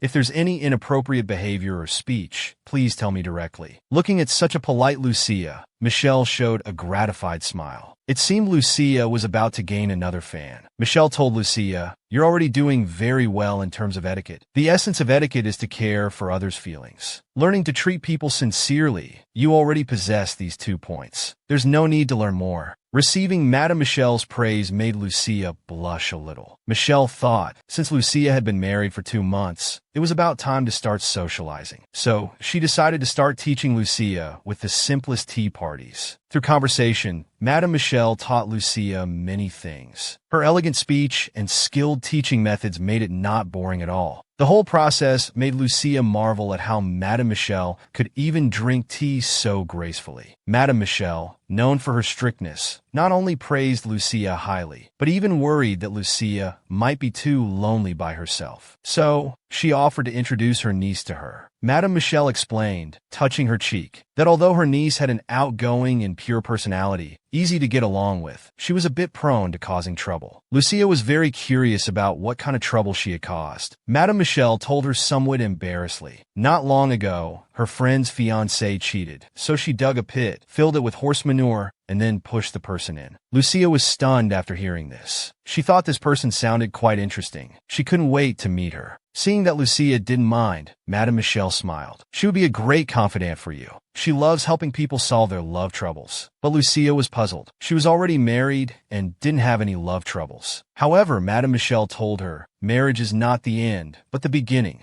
She then asked Lucia how long she had been dating the Duke before marriage. Hearing the word dating, Lucia was a bit surprised. Then she told Madame Michel that she had met the Duke only 3 times before marriage. Hearing this answer, Madame Michel tried hard to steady her shaking body and heart. She thought, could it be that she married the Duke without knowing anything? Then she asked Lucia what kind of person the Duke was. In Michel's view, Lucia had only been married for just over 2 months and was still in the period of being full of fantasies about married life. Plus, with so few meetings, This princess surely didn't understand her husband. However, to her great surprise, Lucia's mind flashed to the image of the Duke combing her hair. Then she answered, "He's a willful person, though not too severely so. But he's decisive in his actions. Once he makes a decision, he won't easily change it. He's a cold-hearted person." Hearing this answer, Madame Michelle was full of questions. She sighed, "It seems I was being redundant. You understand your husband very well. This is a good thing. It proves you haven't lost yourself. You're doing great in this aspect." Although she learned that Lucia knew her husband well, she didn't know how close Lucia and the Duke actually were. So she asked a rather impolite question. "How many times a week does the Duke visit your bedroom?" Hearing this question, Lucia instantly turned red. Then, covering her face, she stammered, "He comes every day." Learning this information, Madame Michelle smiled, thinking to herself that she had worried unnecessarily. It was the Duke who was hopelessly in love. In the blink of an eye, the first lesson ended. Lucia thanked Madame Michelle, saying the class had been very beneficial. But Madame Michelle said, "I believe you'll do well at the tea party in a week." Lucia, however, felt immense pressure. That evening, Lucia recalled what Madame Michelle had told her in class. As the lady of the Duke's mansion, she should host at least 2 tea parties a month and invite more than 10 people. She felt quite depressed. Lucia thought she should get used to it quickly, so she sat up straight and cheered herself on. At this moment, the maid's voice interrupted her thoughts. Lucia looked at the maid before her in confusion. The maid's cheeks were slightly red as she stammered, "Madam, are you perhaps pregnant?" Since Lucia hadn't had her period for 2 months, the young maid hopefully thought that the madam might be pregnant. She even asked if they should call a doctor to check. However, Lucia directly refused the young maid, expressing with slight disappointment that there was no such thing. "Don't worry about it." But the young maid couldn't help but continue to ask, "Wouldn't it be better to call a doctor anyway?" Before the young maid could finish, Lucia angrily interrupted her. "That's absolutely impossible." The young maid was frightened. She had never seen the madam so angry before. The next morning, the Duke was handling official business in his study. The butler came in with a cup of coffee and informed the Duke that the madam was preparing for tomorrow's tea party. The Duke smiled and said he had heard about it. "As it's the madam's first event, would you like to send a congratulatory gift?" Hearing the butler's words, the Duke put down his pen and started thinking, resting his head on his hand. The butler added, "If you do, the madam will surely be very happy." The Duke imagined Lucia's beaming smile, thanking him, and couldn't help but smile foolishly. But the next second, his heart suddenly sank. What gift should he give? The Duke thought for a moment. Although he had intentionally given Lucia a larger household budget, he had never actually given her a gift. He didn't even know what Lucia liked. The Duke's appearance of racking his brains made the butler very pleased. After all, he had never seen the Duke troubled over giving someone a gift before. At this moment, there was a knock on the door. The butler opened it and was very surprised. He turned and told the Duke that Dr. Philip had arrived. Hearing this name, the Duke's face suddenly darkened, and a pair of blood-red eyes appeared. The butler was immediately drenched in cold sweat from the killing intent emanating from the Duke. Dr. Philip had served the Turan family for generations, and he was also the personal physician of the former Duke. However, he suddenly disappeared while the Duke was away from the territory. The Duke now instructed the butler to let him in and ordered that no one else enter this floor. After the butler left, he felt that things were indeed not that simple. Accompanied by a series of footsteps, Philip appeared before the Duke. The Duke, with his eyes crimson, rudely stated, "I heard you went on a trip. It would have been better if you had died on the way." He then told him to say his greetings and get out quickly, never to appear before him again. Philip replied, "Young master is truly kind-hearted, actually sparing the life of this old man." The Duke sneered. However, in the next second, he suddenly became murderous. "Don't get it wrong. I'm not killing you because I owe you a life, because that fool said he wanted to protect his lifesaver." After a moment of silence, Philip believed that young Master Hugo was kind-hearted by nature. His sacrifice should have been, more than anyone else's, in hopes that the Duke could sit in this room. You all have Turan family blood, so the most suitable one should become the master of Turan. When will you finally accept the fact that you are the master of the Turan family? The Duke stated that it would never be possible, and that he would immediately pass the position to Damien as soon as he came of age. Philip didn't expect the Duke to be so resistant to this position. In his view, young Master Hugo had exchanged this position with his blood, making it even more noble. The Duke chuckled, knowing that Philip was very clever. If that day he hadn't been lying at his feet without a word but instead talking nonsense like now, he probably would have died early. After all, that day he killed everyone except this old man, because the Duke found those people disgusting. Even Philip, the only one who survived, he couldn't tolerate. He even thought that as long as Philip died, there would be no more stench. At this moment, Philip was still recklessly continuing to argue. He believed that the former Duke had also been forced to do things for the sake of the family. Hearing this, the Duke angrily slammed the table. He couldn't help but recall how his father had threatened to use Hugo to make him obediently become the heir. And Hugo, knowing that as long as he existed,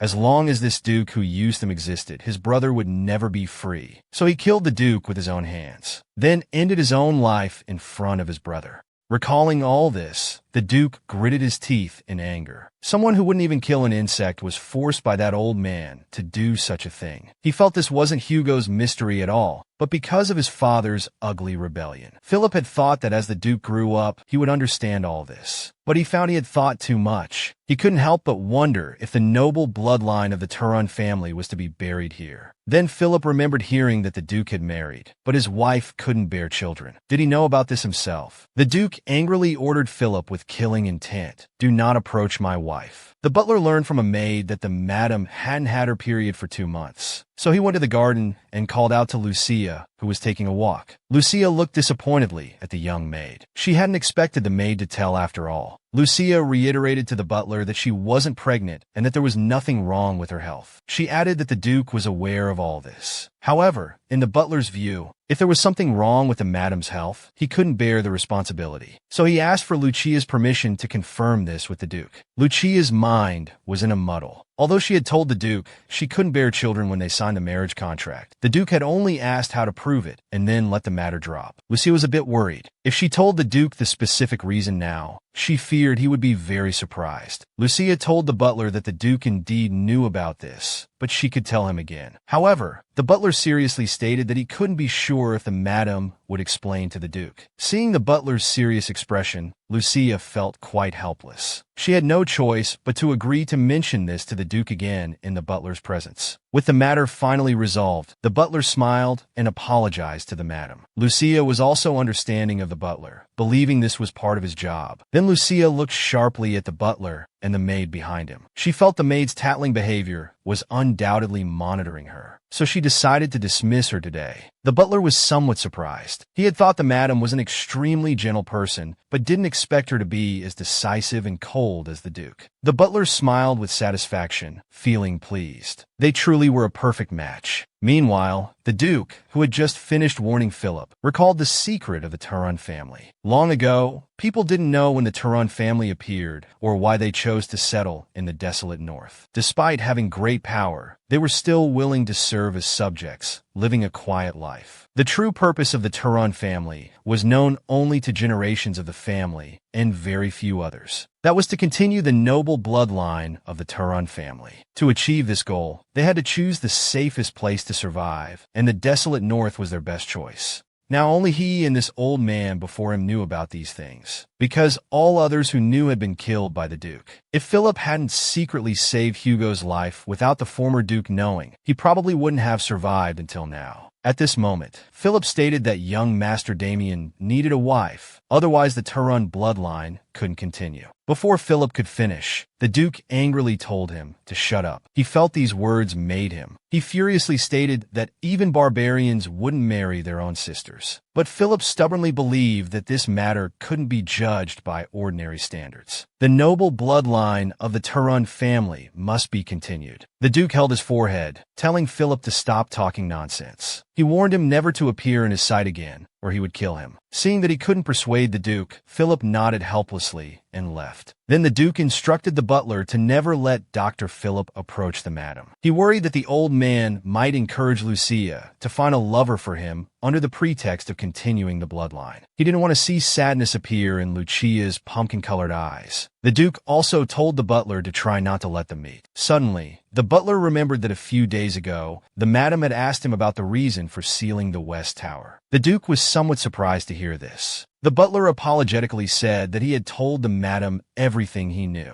The Duke thought for a moment, feeling that Lucia would find out about this sooner or later anyway. He was more concerned about Lucia's reaction after knowing. The butler replied that the madam was somewhat shocked, but more than surprised. She was worried about you hearing this. Upon hearing these words, the Duke's pupils suddenly dilated, as if his heart had been struck by something. After calming down, the Duke got up to leave, saying he needed to go out and might return very late. After the Duke left, the butler finally realized, what about the madam's gift? In the blink of an eye, the day of Lucia's first tea party arrived. The atmosphere, which she had thought would be very tense, now seemed quite harmonious. It was completely different from the always tense social circles in the capital. Lucia raised her teacup, thinking it might be because of her status as the Turan madam that everyone was saying only pleasant things. Just then, with a creak, the butler entered. "Madam, I'm sorry to interrupt your pleasant time. The master has sent a gift to celebrate your first time hosting a social event." Lucia was surprised. She hadn't expected the Duke to send her a gift. The noble ladies attending the party all expressed their envy. Then the butler instructed the servants to bring in the flowers. Instantly, the terrace became a sea of flowers. Everyone exclaimed how beautiful it was. Lucia looked at the flowers in her arms, her heart beating uncontrollably. Only, these flowers seemed a bit green. Then Lucia smiled. She hadn't expected the Duke to send her a gift. The butler also explained with a smile that the master hoped this gift would match today's theme. Hearing this, Lucia was especially surprised. She then said she would personally thank the Duke. In the blink of an eye, the tea party ended in a pleasant atmosphere. The butler nearby remarked that the returning noble ladies all seemed very pleased. It appeared everyone was very satisfied with this tea party. Lucia immediately responded to Jerome, "You've worked hard too,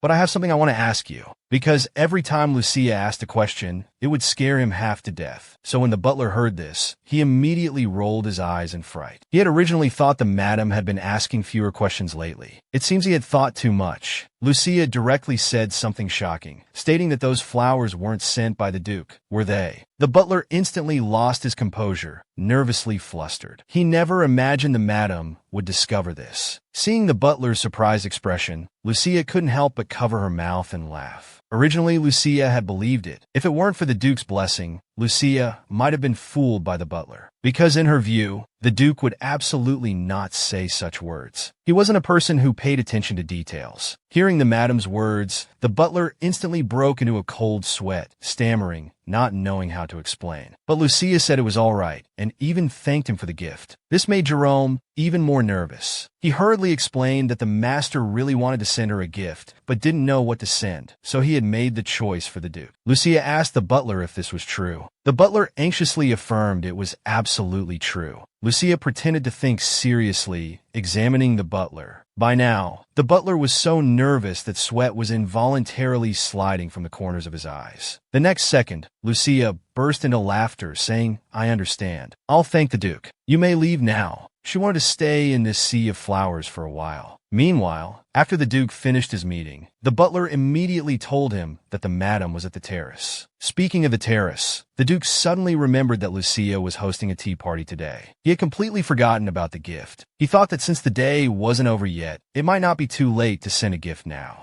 But the butler told him that the party had already ended, since he hadn't instructed what gift to send to the madam. The butler had taken the liberty of sending some fresh flowers. The Duke finally breathed a sigh of relief, praising the butler for doing a great job and promising to give him a raise. The Duke arrived at the terrace and found Lucia sitting quietly at the table with her eyes closed. Lucia in the sunset was absolutely beautiful, as if time had stopped. He leaned his head against the doorframe, watching Lucia. He didn't know what Lucia was thinking. Just then, Lucia suddenly opened her eyes and noticed the Duke's arrival. So she gave him a bright smile. At this moment, the Duke was stunned, feeling as if his heart was about to melt. The next second, Lucia ran towards the Duke and hugged him tightly. The Duke was completely dumbfounded. He never imagined Lucia would make such an adorable gesture. Lucia never imagined that the Duke would not only speak such provocative words, but also shamelessly want to get intimate on the terrace. After the tea party ended, Lucia immediately rushed to the Duke. The Duke also held Lucia tightly, then gently placed a kiss on the top of her head. They looked into each other's eyes, and the next second they kissed. This heartwarming scene didn't make you smile. The Duke asked Lucia if she had enjoyed the tea party. Lucia replied that she had a great time and thanked the Duke for the gift. Just as the Duke was about to lean in for another kiss, suddenly, the red roses on the table caught his attention. He suddenly thought of the yellow roses incident. This made him very anxious. The Duke nervously held Lucia tightly. He recalled that previously, on the day Lucia signed the contract with him, she said, "If I fail to keep my heart, please send me yellow roses to signify a breakup." Thinking of this, the Duke suddenly picked up Lucia and pressed her head against his shoulder. Lucia was startled. The Duke looked around the entire terrace and found no yellow roses. Only then did he breathe a sigh of relief and sit down. Then he asked Lucia why she liked flowers so much. Lucia hesitated for a moment, then diplomatically replied that rather than saying she liked flowers, it was more that she liked the gift from him. The Duke secretly felt relieved that she hadn't remembered the yellow roses incident. Actually, giving yellow roses to the other person was a breakup method researched by the butler,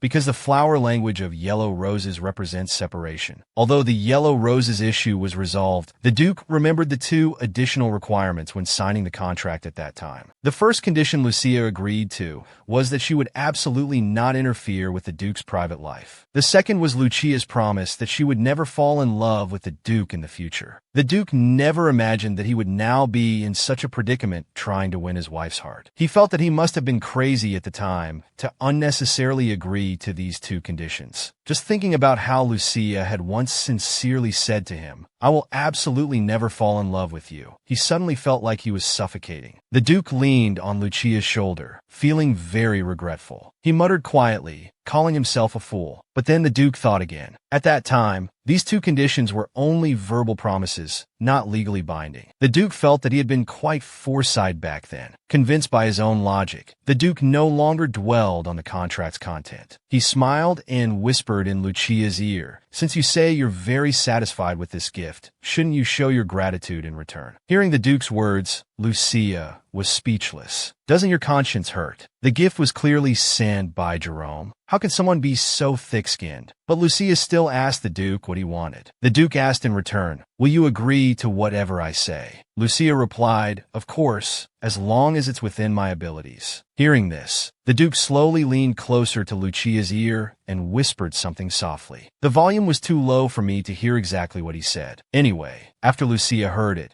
she instantly blushed with embarrassment and immediately said it was not possible. The next second, the Duke instantly turned into a puppy-like figure, pleading, "Is it really not possible?" Lucia was momentarily confused but quickly came to her senses and again said it was not possible. The Duke kissed her neck again and then gazed at Lucia lovingly. "When did I become so untrustworthy?" However, Lucia was a bit angry. She snorted proudly, telling the Duke to search his conscience and think about the reason. Before Lucia could finish speaking, the Duke picked her up. He turned her to face him directly. Lucia blushed shyly, panicking and saying, "What if someone comes?" The Duke held her back, telling her not to worry. The butler wouldn't be so tactless. Lucia sighed helplessly. "Are your questions always just symbolic?" However, the Duke continued with more suggestive words. Lucia couldn't bear to listen anymore. She warned the Duke that if he dared to say one more word, she would seriously refuse. The Duke just smiled. The next second, they were intertwined. "It's time for the plot that everyone dislikes. As usual, we'll skip it." What exactly happened that made Lucia and the butler blush so much? The butler called Dr. Anna to examine Lucia. After some questioning, Dr. Anna believed that Lucia was probably not pregnant, but she learned from the butler that the madam seemed a bit tired recently. Anna said she would prescribe some tonic first. However, the next second, her sharp eyes seemed to notice something. So she stared at Lucia intently and advised meaningfully. "The human body isn't made of steel after all. Everything should be done in moderation. Butler, please inform the Duke about this." At first, both of them were confused, but Dr. Anna continued to explain, "The madam is at her most energetic age, yet needs to take tonics. That aspect also needs occasional rest." The usually composed butler couldn't help but blush upon hearing this. Lucia's face turned even redder, wishing she could find a crack in the ground to hide in. But as a doctor with professional ethics, Anna asked, "Madam must be very tired too, right? Please tell the Duke about this." Lucia clasped her hands tightly, stammering and hesitating, unable to speak for a long time.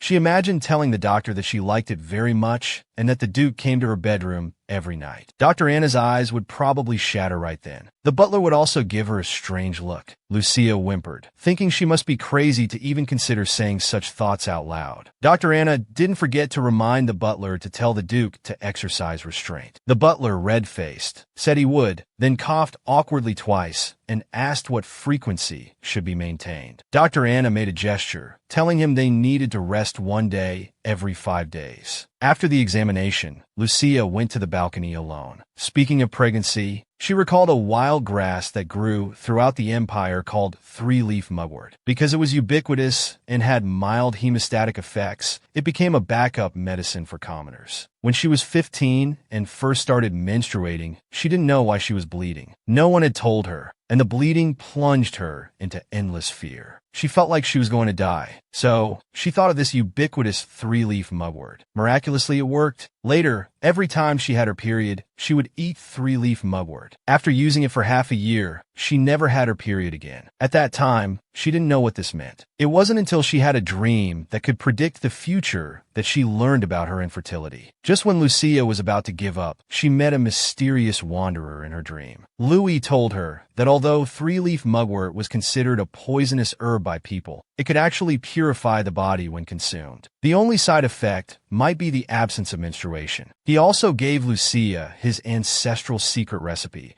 saying that as long as she persisted in taking the medicine he provided, her menstruation would return. He sincerely blessed Lucia, hoping she could have a beautiful child and become a happy mother. Back in reality, although Lucia knew the treatment method and could start at any time, she remembered her promise to the Duke that she couldn't get pregnant. She had said that back then because she thought they would eventually divorce. After all, the Duke only needed a nominal mistress. Now it seemed the Duke might not agree to divorce her. Lucia clenched her fists tightly. She believed that since she had prepared herself for a life without children when she got married, she should bear it all. But Lucia recalled the blessing from that Yui and felt a bit sad. That person had gone to great lengths to tell her the secret recipe. However, it seemed that her blessing, whether in the dream or reality, could not be realized. What was that person's name again? Lucia struggled to remember. Finally, after much thought, she remembered that the Yui was actually Philip, the doctor's butler. Risking his life to convey the doctor's message to the Duke, told him not to frequently visit the madam's bedroom and that it's best to let the madam rest every 5 days. After hearing this, the Duke didn't understand why the doctor would say such things. The butler hurriedly explained that it was for the madam's health. Hearing the word health, the Duke was stunned. Then he reluctantly said he understood. After the butler left, the Duke held his forehead in frustration. Lucia was so delicate, yet he had been tormenting her day and night for over a month. But when he thought about the butler telling him to rest every 5 days, he clenched his fists, feeling extremely depressed. At night, Lucia snuggled in the Duke's arms. The strong heartbeat made her feel secure. The Duke told her that starting tomorrow, he would be leaving Royan for a few days. He planned to inspect the territory once or twice a month. Lucia looked unwilling. She thought this shouldn't be done by the Lord, but the Duke told her it was to maintain order. He then kissed her on the cheek. Lucia was a bit worried. She asked the Duke how long he needed to go. The Duke replied it would take 3 or 4 days. Lucia felt very low at the thought of not seeing this man for 3 or 4 days. She suddenly realized that she had unconsciously become accustomed to having the Duke by her side. Although she hoped the Duke would return quickly, she worried that saying so might annoy him. Thinking of this, Lucia couldn't help but hug the Duke tightly. At this moment, the Duke mentioned that he had a gift for her at the tea party to be held in 2 days, because he felt the gift from the last tea party wasn't good enough. Hearing that the Duke wanted to give her a gift, Lucia's heart suddenly raced, pounding wildly. She looked at the Duke with anticipation. "Can I ask what it is?" To her surprise, the Duke immediately revealed it was a necklace. This straightforward approach left Lucia stunned. There was no surprise at all. Then, changing the subject, the Duke instructed Lucia not to wander around during his absence. He told her to stay put and be good as usual. Lucia was surprised. Although she had no intention of going out, why did the Duke specifically emphasize this point? Lucia asked why with a puzzled face. The Duke panicked. He hadn't expected Lucia to ask for a reason. The Duke stammered for a while. Finally, Caressing Lucia's face, he coaxed and persuaded her, "I don't want you to leave my domain while I'm away, because when I'm not here, the mistress needs to guard the castle." The next second, Lucia suddenly understood. So that's how it was. Then she smiled innocently and asked the Duke if there was anything else he wanted to say. Thinking that he wouldn't be able to see such a smile for several days, the Duke unconsciously lifted Lucia's chin and kissed her. We'll skip directly to the next morning. Philip watched from afar as the Duke and his entourage left. Just as he was about to enter the inner city, he was stopped by a suddenly appearing knight. The knight stated that as long as Philip didn't enter the inner city, his movements wouldn't be restricted. Philip was furious at this behavior, but the knight said they were just following orders. He told Philip that if he refused to comply, they would have to force him to leave. Seeing the arrow pointed at his neck, Philip had no choice but to turn and leave reluctantly. It turns out that Lucia and the Duke were a perfect match made in heaven. Because of the Turon family's special bloodline, if they wanted an ordinary woman to conceive, she had to consume 3-leaf mugwort continuously for over a year, starting from her first menstruation, then unite with the Turon heir, and then take the antidote researched by the Philip family to restore her body to its original state, until menstruation resumes. Then it can be restored. And now, only Philip knows this method. Philip doesn't know who the Duchess is, or why she causes such a strong reaction in the Duke. But ever since he became alone, there's only hatred left in the Duke's eyes. He believes the Duke will eventually lead the family to ruin, and he understands that continuing the Turon family bloodline is just his own obsession. But he can't give up, because it's the only meaning to his existence. Meanwhile, Lucia was somewhat surprised to see the jewel-encrusted box on the table. The butler excitedly told the madam that this was a gift prepared by the master for her. Just a few days ago, the Duke was holding a pile of drawings, carefully selecting a gift. The butler, watching the Duke's conflicted expression, couldn't believe that the master would put so much thought into choosing a gift. However, the Duke seemed to be enjoying it. Finally, after pondering for several days, the Duke selected a drawing and handed it to the butler. The butler took the drawing, but found that the necklace on it had already been auctioned off to a foreign royal family. Hearing this, the Duke told the butler to find the royal family and buy it back at 2 or 3 times the price. The Duke wanted to give her a gift special enough to remain in her memory. Lucia put on the necklace the Duke had given her. The exquisite necklace made Lucia look incredibly beautiful. Even the butler couldn't help but exclaim in admiration. But as Lucia looked at the diamond-encrusted necklace around her neck, she was somewhat incredulous. After all, it was worlds apart from the simple necklace she had imagined. Lucia could hardly believe it. Was this necklace really meant for her? The butler told her that the Duke had intended to give it to her personally, but couldn't due to time constraints. But Lucia felt the necklace was too extravagant, even making her feel burdened. The butler quickly explained that it wasn't extravagant at all for the Duke. Lucia thought that perhaps such an expensive gift was as trivial to him as buying an ordinary comb. Lucia looked at the heavy necklace on the table. She didn't know what deep meaning the Duke had in giving her this gift. Lucia's mind was in a muddle. She wondered if the Duke might be rewarding her because he enjoyed their intimate moments. She thought if that were the case, she would be very sad. She stroked the gorgeous jewels on the jewelry box. Lucia thought this might also be the Duke's habit. After all, he had many lovers before. Gift-giving might have become routine for him, but she felt this assumption was also hurtful. So Lucia helplessly covered her face, calmed herself down, and tried not to think about it anymore. Perhaps this necklace didn't have any special meaning. Lucia recalled her married life with the Duke. It was completely different from what she had expected. Originally, she thought she would live miserably, but unexpectedly, every day was filled with various joys and happiness. But then she remembered that she had agreed with the Duke not to fall in love with him. Yet now, every intimate moment with the Duke made her heart waver. Lucia was afraid she would become unable to leave the Duke. In the end, Lucia didn't wear this necklace to any public occasion. Today's tea party had a special guest. It was Katie, the grandniece of Mrs. Michelle. She confidently introduced herself to Lucia, saying that her grandmother often mentioned her. Lucia then remembered that Mrs. Michelle had once highly praised her grandniece. Katie was somewhat incredulous. She didn't believe her grandmother would say such things, because in her eyes, her grandmother always furrowed her brows and looked fierce every time she saw her. Seeing Katie's dumbfounded expression, Lucia explained with a smile that Mrs. Michelle was actually very proud to have her as a grandniece. This made Katie even more confused, because her grandmother had warned her, "A troublemaker like you, I don't know if the Duchess can tolerate. If the Duchess is willing to be friends with you, you must thank her on your knees with utmost respect." Hearing Katie's animated complaints, Lucia couldn't help but laugh. Katie didn't expect the Duchess to be so approachable, so she extended her hand and told Lucia to just call her by name from now on. This stunned Lucia. She didn't expect a noble lady to be so forthright as to offer a handshake. The air suddenly froze. Katie also realized she had been a bit too forward. She awkwardly withdrew her hand, explaining that she just couldn't break this bad habit. Lucia chuckled and then extended her own hand. She felt that Katie was indeed as Mrs. Michelle had described, lively, straightforward, and radiating a dazzling light. After Katie left, Lucia felt a bit reluctant. She realized that Katie was her first friend of the same age. It was a pity to part like this. Lucia silently cheered herself on, thinking that she must invite her to the next tea party. That way, they could chat more. The next morning, a maid came to report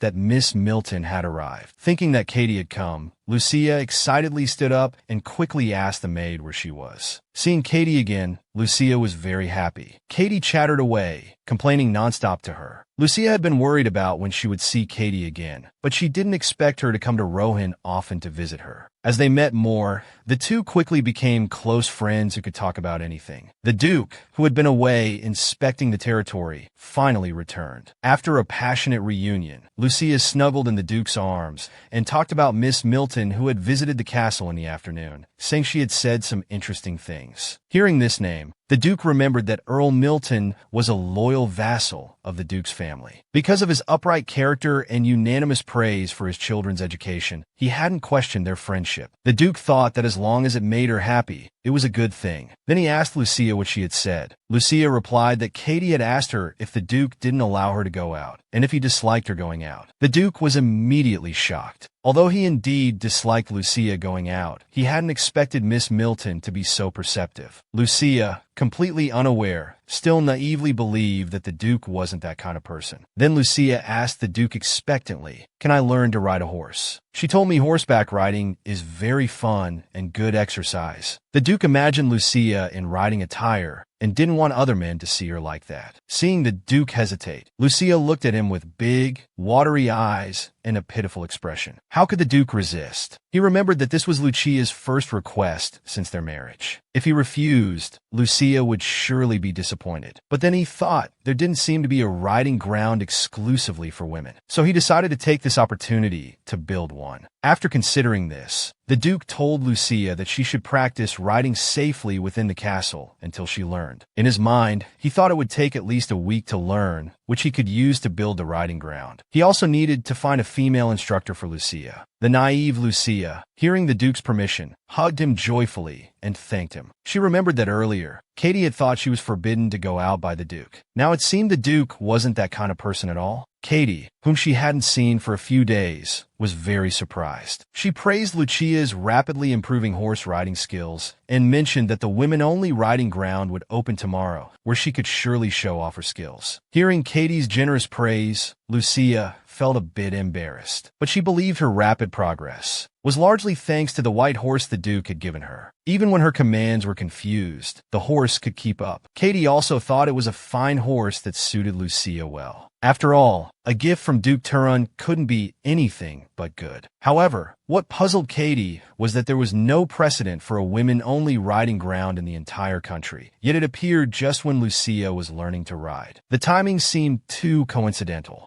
Just then, Lucia's voice interrupted her thoughts. Lucia invited her to have dinner together. Katie agreed and didn't think much more about it. The Duke's possessiveness was so strong that whenever Lucia wanted to go out and play, he would order that men be prohibited from entering the places she would be. That night, as Lucia snuggled in the Duke's arms, she mentioned a particularly large lake east of Rohan. The Duke thought Lucia wanted to go out, so he offered to take her to see it. But Lucia propped herself up and asked the Duke, "I heard many nobles have their own small boats. "Don't you have one?" The Duke didn't, because in his view, that was just a pastime for idle people. But seeing Lucia's expectant face, he thought he might need to buy a boat. Then Lucia lay on the Duke and said, "Well, Miss Katie invited me to go boating. Can I go?" The Duke was startled. Her again. He told Lucia it might not be safe. But Lucia pleaded with the Duke expectantly. "Miss Katie assured me that their boat is very sturdy and they've never had any boating accidents." Lucia's alluring gaze made it impossible for the Duke to refuse. He could only ask when she was going. Lucia happily replied in 4 days. The next day, Katie's father told her that the city had issued a new decree. To improve public morals, boating on the lake would be restricted. On specified days, only women would be allowed to enjoy the lake. Hearing her father's words, Katie was shocked. The boating restriction day was in 3 days, exactly when she and Lucia had planned to go. Leaving the study, Katie found it very strange. She thought this couldn't be a coincidence. She fearfully wondered if Lucia was being held captive. But then she remembered Lucia's beaming smile and felt it was unlikely. Suddenly, she had a flash of insight and smirked, as if she had discovered something. Sure enough, over the next few days, Katie tried every way to invite Lucia out to play. The naive Lucia would then tell the Duke and seek his permission. The possessive Duke suffered greatly from this. One day, Lucia happily told the Duke that Miss Katie had visited. The Duke instinctively tensed up. Lucia continued, saying she had heard about a fox hunting game and really wanted to see it. The Duke, while adjusting his clothes, continued with his old excuse, telling Lucia he was worried about dangerous wild animals. Lucia, however, thought there weren't any dangerous animals in that small forest. From Lucia's description, the Duke roughly guessed the place she was talking about. Stroking his chin, he thought that if it was just that area, it could be enclosed and controlled. However, he needed to confirm if it would be safe enough with only women present. Seeing the Duke's hesitation, Lucia opened her sparkling big eyes and asked expectantly, "Is it not allowed?" The Duke simply couldn't refuse such a look. After pondering for a moment, he agreed. The next second, Lucia's face lit up with a brilliant smile. She threw herself into the Duke's arms. The Duke held her tightly, but in his heart, a raging fire of anger ignited. It was that damn Miss Katie again. On another familiar night, Lucia snuggled in the Duke's arms, telling him she wanted to go to Miss Katie's birthday celebration. Then, with expectant eyes, she blinked at the Duke. How could the Duke resist? He reluctantly agreed to his lovely wife's request. The only consolation was that compared to previous requests, a birthday party wasn't so bad. But the next moment, Lucia mentioned that after the party, there would be a pajama party, and she wanted to stay overnight before returning. The Duke immediately put on a pained expression. He knew things weren't that simple. So he sternly rebuked Lucia. "You're a married woman. Do you still want to stay out?" Hearing this, Lucia was very disappointed and said she would return right after the party. Now the Duke felt even worse. He had only wanted Lucia to plead with him a little, but she gave up immediately. He wished Lucia would ask him for gifts and jewels. Even the necklace he gave her, she thought too luxurious and never wore. With no other option, the Duke reluctantly agreed. Lucia, still angry, said, "Are you so happy to leave your husband alone at home?" But Lucia countered by mentioning that the Duke also goes out for days to inspect the territory. However, in the Duke's view, that was work and different from the situation. Lucia pouted dissatisfied, accusing the Duke of being unreasonable. Seeing his wife so adorable, the Duke couldn't help but smile. Then he suddenly kissed her. The Duke told Lucia that while it's good to be friends with the Milton family's daughter, she shouldn't learn any strange things from her. After saying this, he began the scene that everyone dislikes. In the morning, Lucia was in the garden as usual, enjoying the fragrance of flowers. The Duke stood at the window, gazing at her lovingly. At this time, the butler came to the study with coffee. He found the Duke on the balcony again. Whenever the Duchess personally tended to the flowers in the garden, the Duke would gaze at her adoringly. Since marrying the Duchess, the butler noticed that the Duke seemed like a completely different person. He once thought the Duke's marriage was just a whim, but now it seemed otherwise. He didn't know if the Duke himself had noticed, but whenever he was with the Duchess, his eyes couldn't take in anything else around him. He would just stare at her intently. It was so obvious to others, yet the Duchess seemed unaware. But the butler also sensed that the relationship between them was quite delicate. Although they seemed affectionate, there seemed to be an invisible wall between them. The butler placed the coffee on the table. He felt that the matter of the Duchess's health could no longer be concealed. So he approached the balcony. With a troubled expression, he hesitated for a while before telling the Duke that the Duchess hadn't had her monthly cycle and wasn't pregnant either. Moreover, she refused to undergo more detailed examinations. The Duke was shocked, his pupils dilating in surprise. He suddenly remembered that when Lucia signed the marriage contract, she had mentioned she couldn't have children. At the time, he hadn't paid much attention to it. The Duke felt as if he had been hit with a blunt object, feeling somewhat suffocated. Coming to his senses, the Duke demanded to know what the attending physician was doing. The butler replied that because the symptom wasn't obvious, the doctor couldn't diagnose it if the Duchess didn't say anything. Then, with a fierce expression, the Duke ordered the butler to call for the doctor immediately. After the butler left, the Duke seemed to have lost all his strength. He leaned on the railing. A sorrowful look appeared in his red eyes. He clenched his fist and muttered, "Damn it." The Duke thought of Lucia again. She was his ideal wife that he had longed for. Not troublesome, not demanding, and never complaining. But he felt this wasn't normal. He thought he knew Lucia well, but now he realized he had no idea what she was thinking most of the time. On the surface, they seemed to get along lovingly, but Lucia seemed to have never truly opened her heart to him. Lucia greeted him with smiles, and he thought she had given him everything. Suddenly, the Duke seemed to remember something. He immediately called for the butler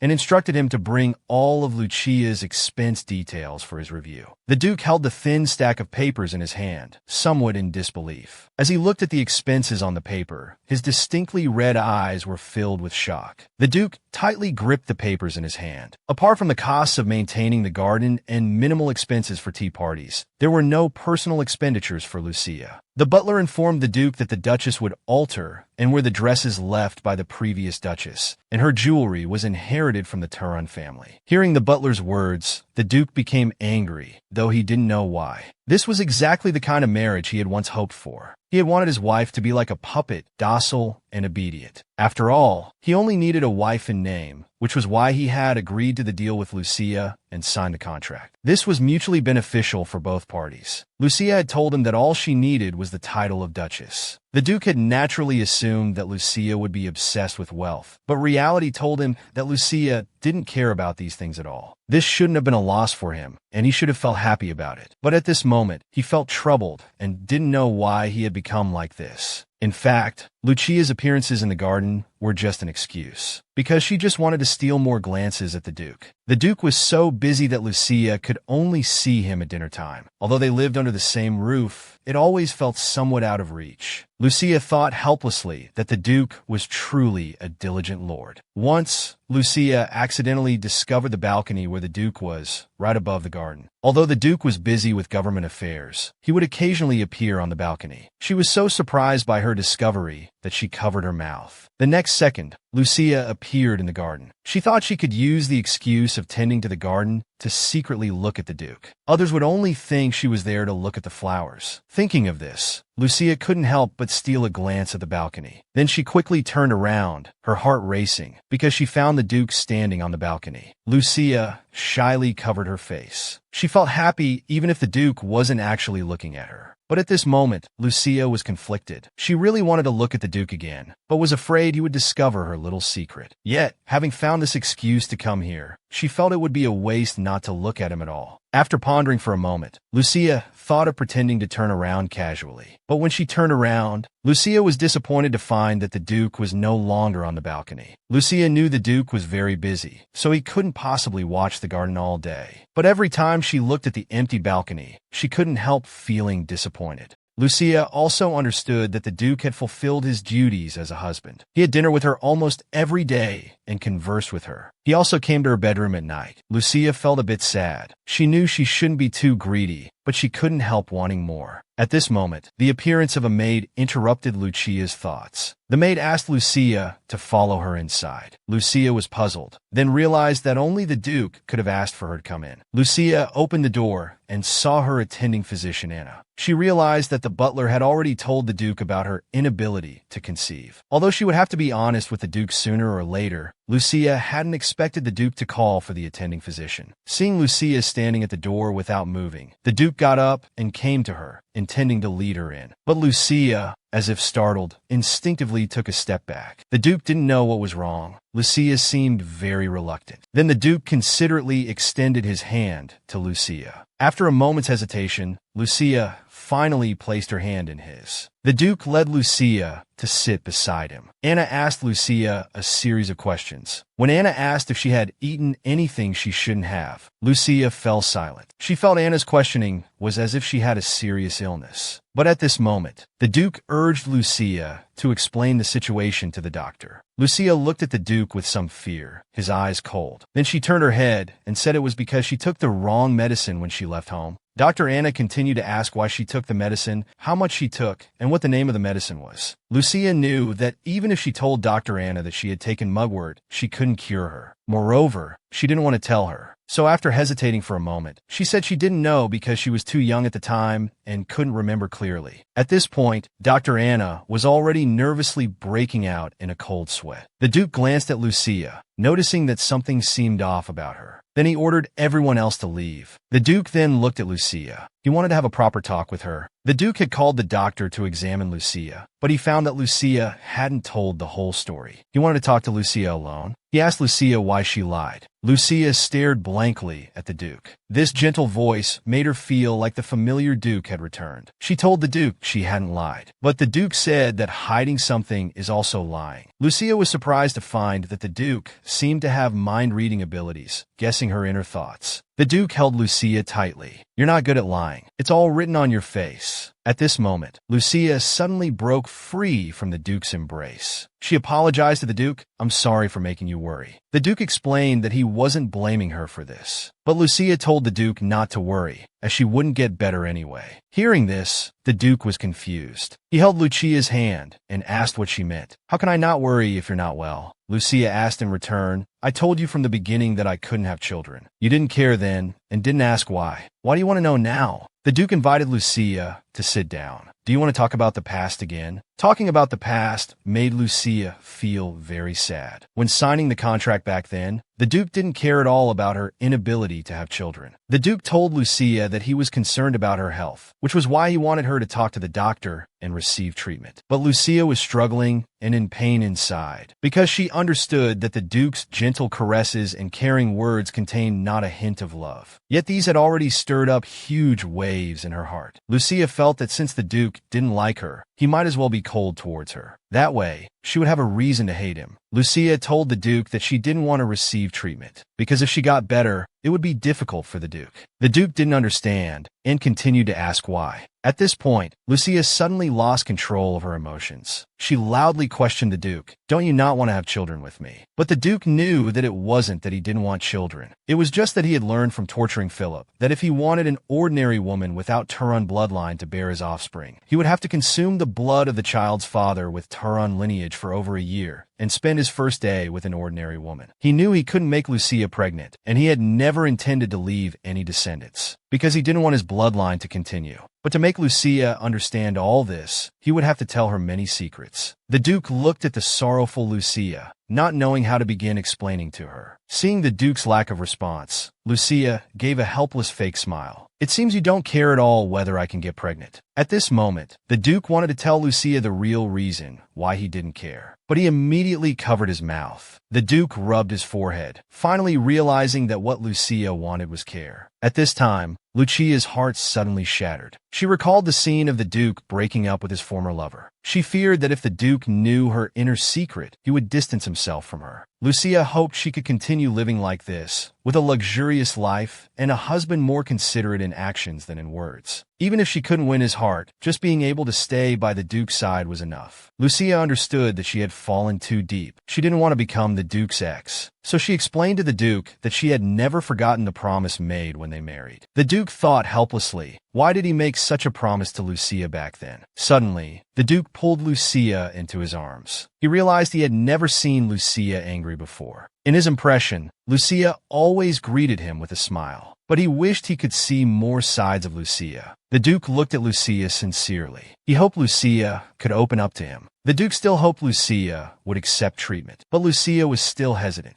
She asked the Duke with hopeful eyes, "If I get better, can we have children?" The Duke remembered Lucia once said she couldn't have children. Because she had said it so casually at the time, it made him think she didn't care. Now it seemed that Lucia actually cared a lot about this matter. The Duke gripped Lucia's shoulders tightly. He thought that because of his bloodline, Lucia wouldn't be able to get pregnant anyway. If he agreed, Lucia would probably be very happy. But then he thought again and felt he couldn't deceive her. In the end, the Duke let go of her hands. He told Lucia that he didn't need an heir. Lucia thought the Duke must be afraid that if she had a child, it would compete for inheritance rights. She looked at the Duke with pleading eyes, promising that she could agree to give up inheritance rights. But the Duke said it wasn't because of that. He simply didn't want to leave behind any bloodline. Hearing this, Lucia urgently asked, "Don't you already have a child?" Speaking of that boy, the Duke knew he couldn't say too much. And now, only Philip knew that Damien wasn't his biological son. He needed to keep these secrets. Lucia disappointedly left the Duke's embrace. She felt she had thought too much. At this moment, Lucia suddenly asked with some concern, "You won't divorce me, will you?" Hearing this, the Duke instantly lost his composure. He stood up and firmly told Lucia that divorce was out of the question, because from the beginning, they had agreed that divorce was not allowed. Lucia looked at the Duke somewhat bewildered. Then she sadly said she understood. She thought the no-divorce rule was just a tradition of the Turan family. The Duke told Lucia that he wanted to continue living like this. But Lucia hoped to have someone to accompany her when she was alone. She believed the Duke didn't love her at all. The Duke just wanted to find a wife who wouldn't love him. Heartbroken, Lucia lashed out, telling the Duke, "I won't love you either." At this moment, Lucia just wanted to make the Duke sad and hurt. She felt that since the Duke didn't care about her, she had to make him upset too. But the Duke had already been deeply hurt. Lucia looked at the Duke in bewilderment. She had thought the Duke would be cold towards her too. But in that instant, the Duke's face was filled with indescribable helplessness. The Duke lowered his head in heartbreak, closing his eyes. The next second when the Duke raised his head, he had already concealed all his emotions, returning to his usual cold demeanor. Lucia regretfully covered her mouth. She had only wanted to vent her long-suppressed emotions. But just now, she seemed to have seen the real Duke beneath the cold facade. Lucia wanted to go and hug him. Just as she reached out her hand, the Duke coldly stated that from the beginning, the outcome had already been determined. In the evening, Lucia had no appetite for the delicious food before her. The butler said if it wasn't to the madam's liking, he could prepare something else immediately. Lucia waved her hand, saying it wasn't necessary. Then she glanced at the empty main seat. The butler noticed the madam's gaze. He immediately explained that the master had been busy with official duties lately. Lucia dejectedly instructed the butler to take good care of the Duke. Then she cut a piece of steak and put it in her mouth. She had been eating dinner alone for a week now. Lucia heard that the Duke had been in his office all day, but she knew he was actually avoiding her. Suddenly, Lucia felt a sharp pain in her head. The knife and fork in her hands fell to the ground as a result. The butler looked at the madam with concern. Lucia said she just had a bit of a headache and would be fine after taking some medicine. Then she stood up and told the butler she was full and would go upstairs. The butler glanced at the steak on the table and noticed the madam had barely touched it. Lucia returned to the bedroom. She tossed and turned, unable to fall asleep. Looking at the tightly closed door, she remembered how in the past, no matter how late the Duke worked, he would always quietly come in and hold her. But now, just a week without the Duke coming, she felt like 1,000 years had passed. Lucia stroked the place where the Duke used to sleep. She didn't know what she would do if a week turned into a month or a year. Although it was a marriage with a purpose, all those sweet little details from before were now too agonizing. Lucia looked at the door that wouldn't open, thinking she had prepared herself for a lifetime of loneliness. But the Duke had been so gentle and considerate to her, and now he suddenly wanted to cut ties. She recalled the Duke's loving gaze when he looked at her, remembering all their beautiful moments together. Lucia angrily thought it was all that man's fault. But the next second, she suddenly burst into tears, blaming herself for being greedy. She had given up on having children from the beginning and married him to change her future. Not long ago, everything was still fine. Lucia couldn't control her sobs. She knew she had messed things up. On the other side, the Duke looked at the pouring rain outside the window, feeling very irritated. Since their argument, Lucia had been strolling in the courtyard every day, and the Duke would time it perfectly to secretly watch her from the window. But on rainy days like this, he couldn't see Lucia. Thinking of this, the Duke irritably ran his fingers through his hair. He wanted to go see Lucia right now. But then he remembered Lucia's expression on the day they argued, so he had to restrain his impulse, although he had been avoiding Lucia these past few days. But in fact, it hadn't even been 2 days before he started secretly glancing at Lucia when she was in the courtyard. The Duke clenched his fists, feeling he was truly pathetic, actually experiencing a sense that each day felt like a year. To avoid Lucia, he could only work frantically, but nothing seemed to go smoothly. The Duke picked up his pen and started working. He just wanted to prove that he wouldn't be affected by anyone, and certainly couldn't be swayed by a woman. But Lucia's image kept appearing in his mind. Just then, there was a knock on the door. Secretary Yashin brought in a stack of documents and placed them on the Duke's desk. The Duke looked helplessly at the small mountain before him. Just as the secretary was about to quietly slip out, the Duke called him back. "When does that boy have a holiday?" The secretary knew that boy the Duke referred to was young Master Damien. He told the Duke that Damien didn't have holidays, but he could apply for leave. The Duke said to let him come out then. Yashin smiled bitterly and reported to the Duke that it was very difficult to let Damien out as the school term had just started. The Duke coldly replied, "Since when did you learn to talk back?" Feeling the Duke's gaze, Yashin nervously swallowed and said he would take care of it immediately. The Duke instructed him to prepare the household registration documents. Yashin thought the master must have already discussed with the madam about registering the young Duke in the household. But he couldn't help thinking that if the madam also had a child, there would inevitably be a succession battle. Damien, as the Duke's illegitimate son, was not allowed to be mentioned. At just 6 years old, he was sent to boarding school by the Duke. Just as he was about to open the door to leave, Elio knocked on the study door outside, saying he had something to report. Elio handed the letter in his hand to the Duke.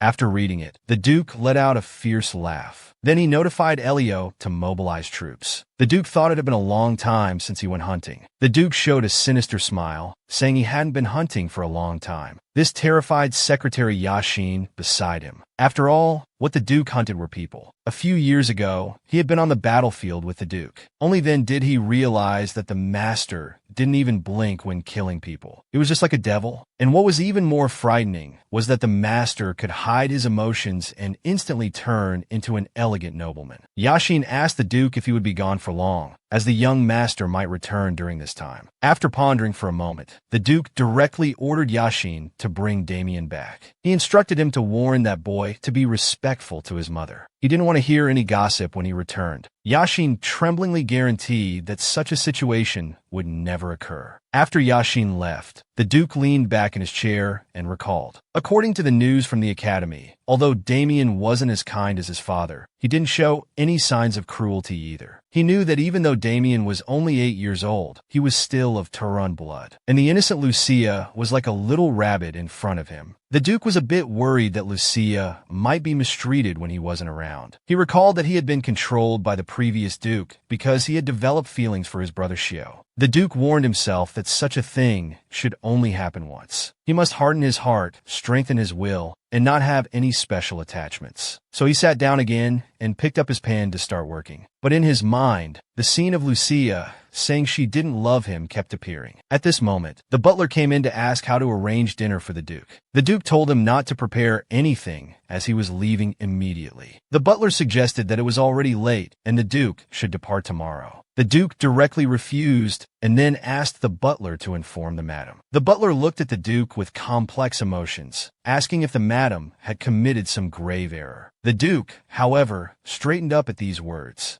On the other side, Lucia looked at Dr. Anna at the door in surprise. Dr. Anna, with tears streaming down her face, begged Lucia to accept the examination. She asked Lucia to save her. It turned out that the Duke would call her over every night to inquire about the treatment progress. Lucia remembered that the Duke had said it was up to her whether to undergo treatment or not, but now he was having Anna come over every day. Seeing Anna's desperate look, Lucia had no choice but to let her in. Hearing the madam's words, Anna thanked her profusely as if she had found a savior. Lucia was quite exasperated, thinking whether she should go to the office and slap him, to let him know she wasn't easy to bully either. Lucia decided to tell Dr. Anna everything. After understanding the situation, Anna dejectedly said that she didn't know how to treat it either. Then she promised Lucia that she would definitely try her best to find a solution. At this moment in the office, the butler was earnestly pleading for the madam. "If the madam has done something wrong, please be magnanimous, your grace. You haven't spoken to the madam for several days now." The Duke impatiently warned the butler that he was overstepping, but the butler walked up to the Duke and continued, urging him to cherish the madam. "The madam came alone to the unfamiliar north. If even you avoid her, she'll truly be isolated and helpless." The Duke angrily rebuked him to shut up. He clenched his fists and warned the butler, suggesting he should speak for himself. The butler thought the master had misunderstood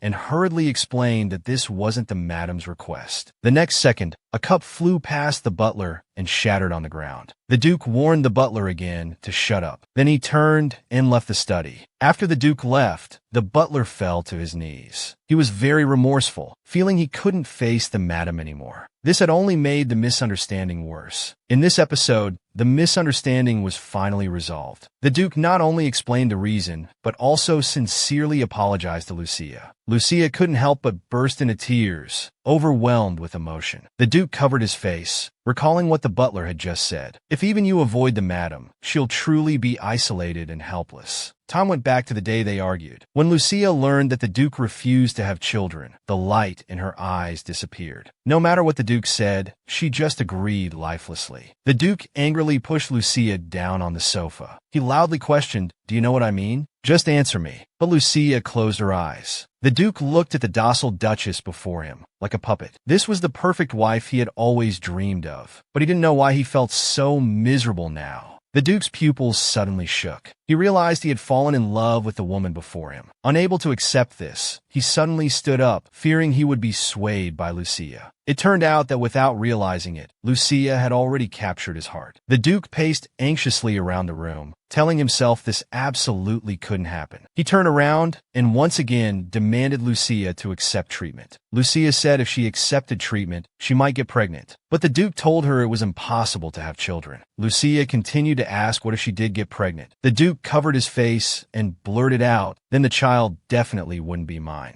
After saying this, the Duke suddenly realized he had misspoken. He panicked and prepared to explain to Lucia. But Lucia had already been deeply hurt by then. Lucia directly interrupted the Duke. "Do you mean you won't acknowledge the child's identity, or are you asserting that I'm unfaithful?" At this moment, the Duke knew he needed to quickly comfort Lucia and explain and apologize to her. But the words caught in his throat, and he couldn't say them. In the end, he just threw out a whatever and fled, leaving Lucia alone and heartbroken. Back to the present. The Duke recalled what the butler had just said. Has the madam committed some grave error? The Duke suddenly realized that it was he who had made the mistake. Without realizing it, the Duke had walked to the garden. Just as he was about to go back, he saw Lucia's silhouette. The Duke hesitated for a moment. Then, as if making a decision, he clenched his fists and walked towards Lucia. Lucia also turned around and saw the Duke. Their eyes met. Seeing the Duke again, Lucia suddenly felt like crying. But the next second, she smiled at the Duke. The Duke was stunned. In that moment, he felt that everything except Lucia had lost its color, and the gloom and irritation that had been tormenting him instantly vanished. The Duke finally understood that what he truly feared wasn't being swayed by her, but losing this smile. Lucia told the Duke that the flowers in the garden were about to bloom. "I heard you've been very busy lately." The Duke replied, "I've finished what needed to be done, but there are other matters I need to go out and handle recently." The Duke suddenly noticed that Lucia's attendants weren't around her. Lucia happily told the Duke that she thought it would be nice to have some tea here now that the rain had stopped. It seemed more atmospheric. She then asked the Duke if he would like to join her for tea if he had no other business. Then the two of them went to the greenhouse together. The Duke gazed at Lucia with sorrowful eyes. Meanwhile, Lucia pretended to be happy, avoiding eye contact. The Duke involuntarily held Lucia's small hand. He asked Lucia what she had been doing lately. Lucia thought the Duke was acting strange and joked, "We're talking as if we haven't seen each other in a long time. In reality, it's only been a few days." Hearing this, the Duke felt a storm raging in his heart. After all, these few short days had felt like an eternity to him. He thought about how he had been restless these past few days, while Lucia seemed unperturbed. It made him feel awful, yet he didn't want Lucia to suffer as he had. The Duke gently caressed Lucia's cheek. He never imagined that someone as delicate as Lucia could cause him such distress. The Duke looked at Lucia and then sincerely apologized for his careless words. He told Lucia, "I've never seen you as an unfaithful woman. It's just that the Turon family bloodline is rare and it's extremely difficult to conceive. You're unlikely to have children. I didn't want you to have expectations and then be disappointed. As a result, I accidentally misspoke. I'm sorry for hurting you with those awful words." The Duke once again held Lucia's hand tightly. Lucia wanted to tell the Duke it was all right, but tears started rolling down her cheeks uncontrollably. Lucia covered her mouth. She didn't know what was happening to her. She meant to smile, but the tears kept flowing more and more. Lucia frantically wiped the tears from her face. She couldn't hold back anymore and began to sob loudly, covering her face. The Duke became even more flustered. He knelt before Lucia and apologized again. "I'm sorry, it's my fault." Seeing Lucia cry uncontrollably, the Duke panicked. He hurriedly came before Lucia and sincerely apologized again. "I'm sorry, it's my fault." Until just now, Lucia had felt as if she were in hell. She had even thought about slapping the Duke when she saw him. But the moment she actually saw the Duke, all the accumulated dissatisfaction seemed to dissolve like rock in water. She remembered a similar situation had occurred before. It was when she first saw the Duke. In the sea of people, only the Duke caught her eye. It was as if they were the only two people in the world. Lucia clearly knew she loved the Duke. Tom went back to when they had just met earlier. At that time, Lucia was still very afraid. If the Duke knew her true feelings, he might distance himself from her. So she told herself to hide this love, to never let him discover it, to act as if nothing had changed, to smile as usual. Lucia covered her lips, looking at the somewhat bewildered man before her. She had already forgiven him, but she still couldn't help wanting to. It wasn't because the Duke had hurt her so deeply. It was because of the Duke's gentle tone now. The hand caressing her cheek, it all made her very happy. Lucia hugged the Duke tightly. She wanted to return to how they were a few months ago. Lucia took a deep breath, her eyes brimming with tears. She found that after clarifying her feelings, her heart felt much more at ease. Lucia stole a glance at the Duke. Now she finally understood. The Duke must like her. She thought that no matter how flirtatious the Duke had been before, she was now his lawful wife. She decided to love him with all her might on an equal footing. Even if it took a lifetime, it didn't matter. Thinking of this, Lucia suddenly pushed the Duke away. Then, with tears in her eyes, she asked the Duke if he understood. The Duke hurriedly nodded obediently. The next second, Lucia said, "I forgive you. But there are two conditions." The Duke felt a bit uneasy. "There are conditions." He asked Lucia what they were. Lucia, with tears still on her face, told the Duke, "First, you must give me a reconciliation kiss." The Duke was surprised. He didn't expect this kind of condition. He was certainly willing to accept. The next second, they embraced and kissed. For the second condition, Lucia said she wanted to change the contract. The original contract stated that she couldn't interfere with the Duke's private life. Now Lucia demanded that the Duke couldn't have other lovers. The Duke felt quite helpless. He hadn't even looked at other women since getting married. But in Lucia's eyes, he seemed to be an unworthy person, and he couldn't refute it. The Duke took Lucia's hand and gently kissed the back of it. He softly replied, "Whatever you say." After making the agreement, Lucia finally smiled. At this moment, a subordinate came to inform the Duke it was time to depart. The Duke looked at Lucia. Although he now understood his feelings for her, there were still many secrets. He needed time to decide how much to reveal to Lucia. This trip would give him time to think. Secretary Yashin was ordered to pick up young Master Damien from school today. After introducing himself, they quickly got into the carriage for the return journey. In the bumpy carriage, Yashin looked at the cold young master and thought, if he had to endure this awkward atmosphere all the way to Royan, it would be unbearable. So Yashin deliberately coughed twice. Then he smiled and asked the young master how he was doing at school.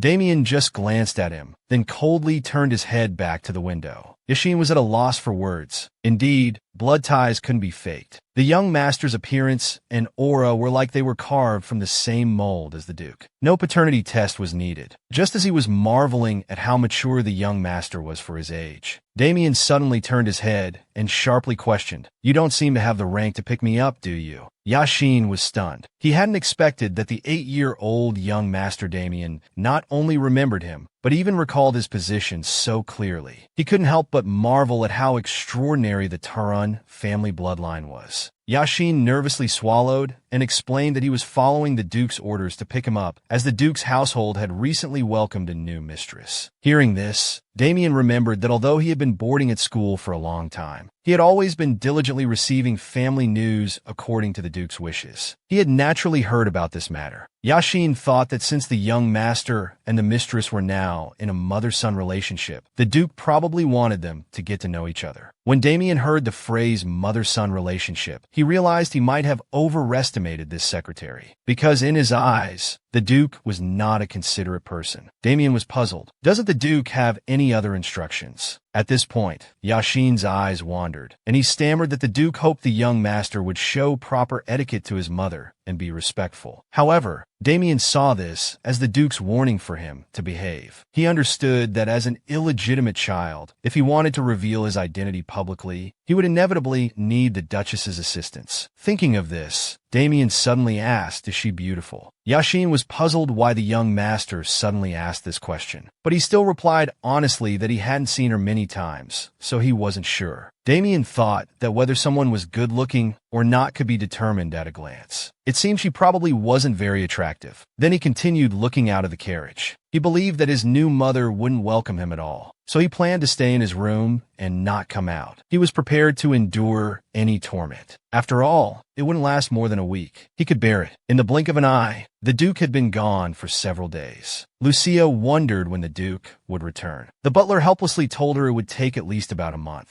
Lucia only knew that the Duke had gone to handle affairs in his territory. Previously, she had deliberately not paid attention to these matters. But now, she wanted to know more about the Duke's affairs. The butler didn't know that they had reconciled. Fearing that the mistress might misunderstand, he explained that this trip was just an annual routine matter. Lucia took a sip of tea as she listened to the butler's description. Suddenly, she covered her mouth and gasped, startling the butler. Lucia remembered that she had forgotten it was the Duke's birthday today. She had been so busy being angry with the Duke lately that she had forgotten about it. Lucia, with tears in her eyes, scolded the butler for not reminding her. Otherwise, she could have celebrated his birthday before he left. The butler somewhat dejectedly told Lucia that the Duke had never specifically celebrated his birthday and was unwilling to mention his childhood experiences. Lucia suddenly felt sad. Did the Duke not have any childhood memories worth cherishing? Even though her own childhood wasn't good, she had happy times with her mother before entering the palace. Lucia recalled the West Tower tragedy the butler had mentioned before. She felt that behind this incident, there must be an unspeakable truth. Why could his brothers only make such a choice? Given that the Turan family's bloodline was thin, logically, the Duke should want more descendants. Then it made even less sense for him to resist her pregnancy. But Lucia remembered the Duke mentioning that he didn't need to leave his bloodline. She could sense the deep-rooted disgust in the Duke's tone. Lucia was curious. Could it be that Damien was a child born secretly by some woman against his wishes? But Lucia also felt that the Duke was too indifferent towards Damien, as if he wasn't his own son. Lucia was shocked by her own absurd thoughts and quickly interrupted her speculation. In the evening, the maid prepared medicine for Lucia to drink. Lucia had also heard that Anna had been constantly searching for treatment methods lately. It seemed she had changed the prescription again. Lucia picked up the medicinal soup. She took just a small sip and found it was too bitter. But for Anna's sake, she had to force herself to drink it. However, after drinking it, she realized that the taste of these herbs was surprisingly similar to the medicine Philip gave her in her dream. The next day, Lucia looked at the sunny weather and sighed that she should go horseback riding. At this moment, the maid hurriedly ran over to tell Lucia that young Master Damien had returned. Lucia suddenly learned that young Master Damien was back, so she rushed to the entrance. Upon seeing Damien, Lucia was stunned, because she discovered that Damien was simply a miniature version of the Duke. She had previously doubted that Damien was the Duke's biological son. Now it seemed impossible that he wasn't. Damien looked at the dumbfounded Lucia. He thought Lucia must be at a loss for words now. Newly married, only to find out her husband had an illegitimate child. He even imagined Lucia's next actions. A. Glaring angrily due to the shock. B. Storming off in anger. C. Looking down on him with disdain. Or D. Without thinking, directly slapping him. But in reality, Lucia only politely said hello. This greatly surprised him. In his view, compared to those who wear their emotions on their faces, the Duchess's impassive expression made her seem like a high-level opponent, difficult to deal with. He recalled his previous conversation with Yashin. Now it seemed she was indeed very beautiful. The butler standing nearby reminded Lucia at this time that the young master had a tiring journey and needed rest. Then he asked Damien if he had eaten lunch. Damien replied that he didn't have much appetite, but Lucia firmly stated that this was a period of growth, and he shouldn't be like this. She instructed the butler to prepare some easily digestible food for the young master. After Damien politely bowed to Lucia, he followed the servant into the palace. Watching Damien's retreating figure, Lucia let out a sigh. She thought Damien was simply too adorable. Seeing him was like seeing what the Duke must have looked like as a child. Then she curiously asked the butler if Damien was really only 8 years old. The butler didn't know how to explain, so he just answered that perhaps the young master was naturally tall. Lucia thought about it and agreed. After all, the Duke's son couldn't be short. The butler suddenly became a bit worried that Damien's appearance might be hard for the mistress to accept at first. But the next second,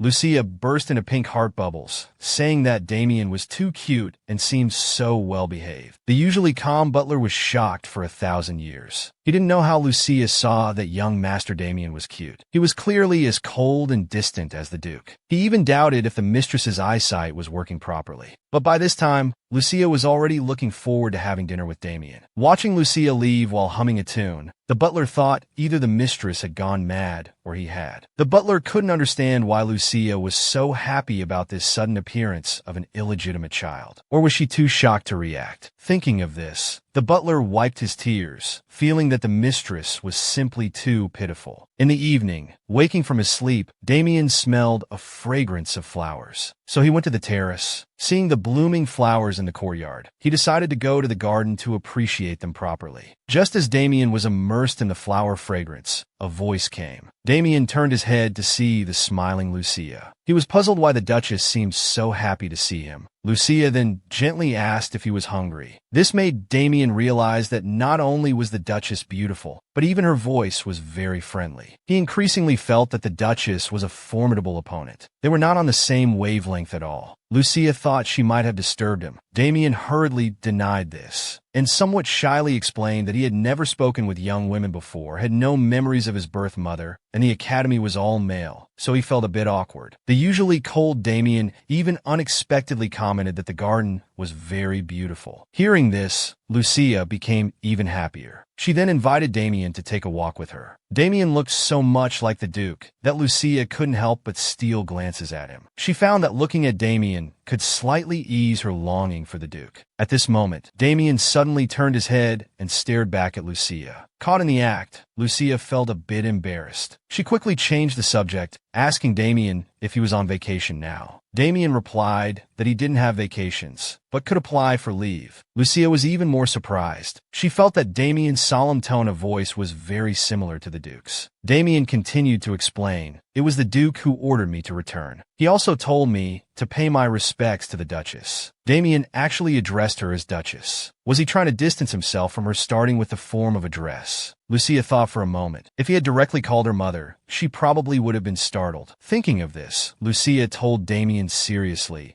"To be honest, it's also difficult for me to suddenly consider you as my." Hearing this, Damien became a bit flustered. He hadn't expected the Duchess to take this approach at all. Lucia continued, "I guess it's hard for you to see me as a mother, right?" Damien thought he must have done something wrong to make Lucia say such things. However, Lucia explained, "I'm not blaming you. It's just that we've only just met, we're strangers to each other, so naturally there's a sense of distance." Damien frowned. He didn't know what the Duchess's purpose was in saying these things to him. Lucia was surprised to find that Damien had entered a defensive state, like a bristling little black panther. Lucia covered her irrepressible smile. She found this Damien incredibly cute. She wanted to pinch his cheeks and ruffle his hair. But she was worried that doing so would make Damien even more guarded. So Lucia tactically coughed twice to calm herself down. Lucia remembered that she was only 10 years older than Damien. She pondered for a moment, then said seriously, "If that's the case, it would mean I had a child at 10 years old. Then your father should be considered a criminal." Hearing this, Damien almost burst out laughing. Then Lucia told Damien not to be so formal and not to call her Duchess so coldly. She extended her hand to Damien, telling him to just call her Lucia. Damien didn't understand why Lucia was doing this. To him, he was someone who shouldn't exist, and if the Duchess had her own children, he would be a stumbling block. As the Duchess, she had no need to be on good terms with him. Lucia, seeing Damien's delayed reaction, thought he might be unwilling. Damien also didn't know what Lucia's intentions were. He could only extend his hand, deciding to take it one step at a time. Lucia noticed that Damien was in a state of maximum defense towards her. She knew that even if she told Damien now that she wasn't an enemy, he probably wouldn't believe her. After all, as an illegitimate child without a mother, the first thing he must have learned was to be wary of others. But it didn't matter. Lucia believed that time would reveal the truth. Damien would have lunch and dinner with Lucia every day. Before meals, he would thoughtfully pull out the chair for Lucia, and Lucia would thank him. Damien stole a glance at Lucia sitting across from him. He found it amazing. Although the time they spent together each day wasn't long, just meals and after-dinner walks, somehow, he found himself looking forward to this time more and more. And because of the Duchess's undisguised kindness towards him, even the servants became more attentive when taking care of him. Damien believed this was all thanks to the Duchess. In the evening, Lucia learned from Katie's letter that Mrs. Michelle had sprained her ankle. So she gave a letter to the butler and instructed him to send Mrs. Michelle some good medicine and flowers. Lucia thought she should find time to visit her. She suddenly wondered what Damien was doing. She then asked the butler, who told her that the young master was studying all the time except when dining and walking with the Duchess. The next day, when Lucia saw Damien, she praised him for his studying and said he was such a good boy. Suddenly being praised, Damien blushed a little. Lucia found the blushing Damien adorable. Damien explained proudly that he studied hard just to avoid falling behind when he returned to school. At this moment, Lucia suddenly stopped walking and faced Damien. "Why don't you call him father? Did he tell you not to?" Damien was a bit surprised. Then he lowered his head dejectedly. He thought the Duke would dislike being called that. Lucia couldn't understand why Damien would think this way. She advised Damien to call him father, assuring him that he absolutely wouldn't dislike it. Lucia then remembered that Damien had never called her by name either. So she pouted and complained, "You don't call me by my name either." But in her heart, she thought, "Don't think I don't know you're deliberately omitting the title." Realizing his little trick had been discovered, Damien became flustered and quickly denied it. Lucia then leaned slightly forward, gently inviting Damien to call her by name. She added, "I call you Damien too, don't I?" After a moment's hesitation, Damien called out Lucia's name. Lucia's attending physician, Anna, accidentally ran into Philip. She heard that Philip was also the Duke's family doctor and was highly skilled. In order to cure the Duchess's illness, Anna visited her. However, she ultimately didn't tell Philip about the Duchess's infertility. She felt that as a woman of noble status, it wasn't appropriate for others to know about her condition.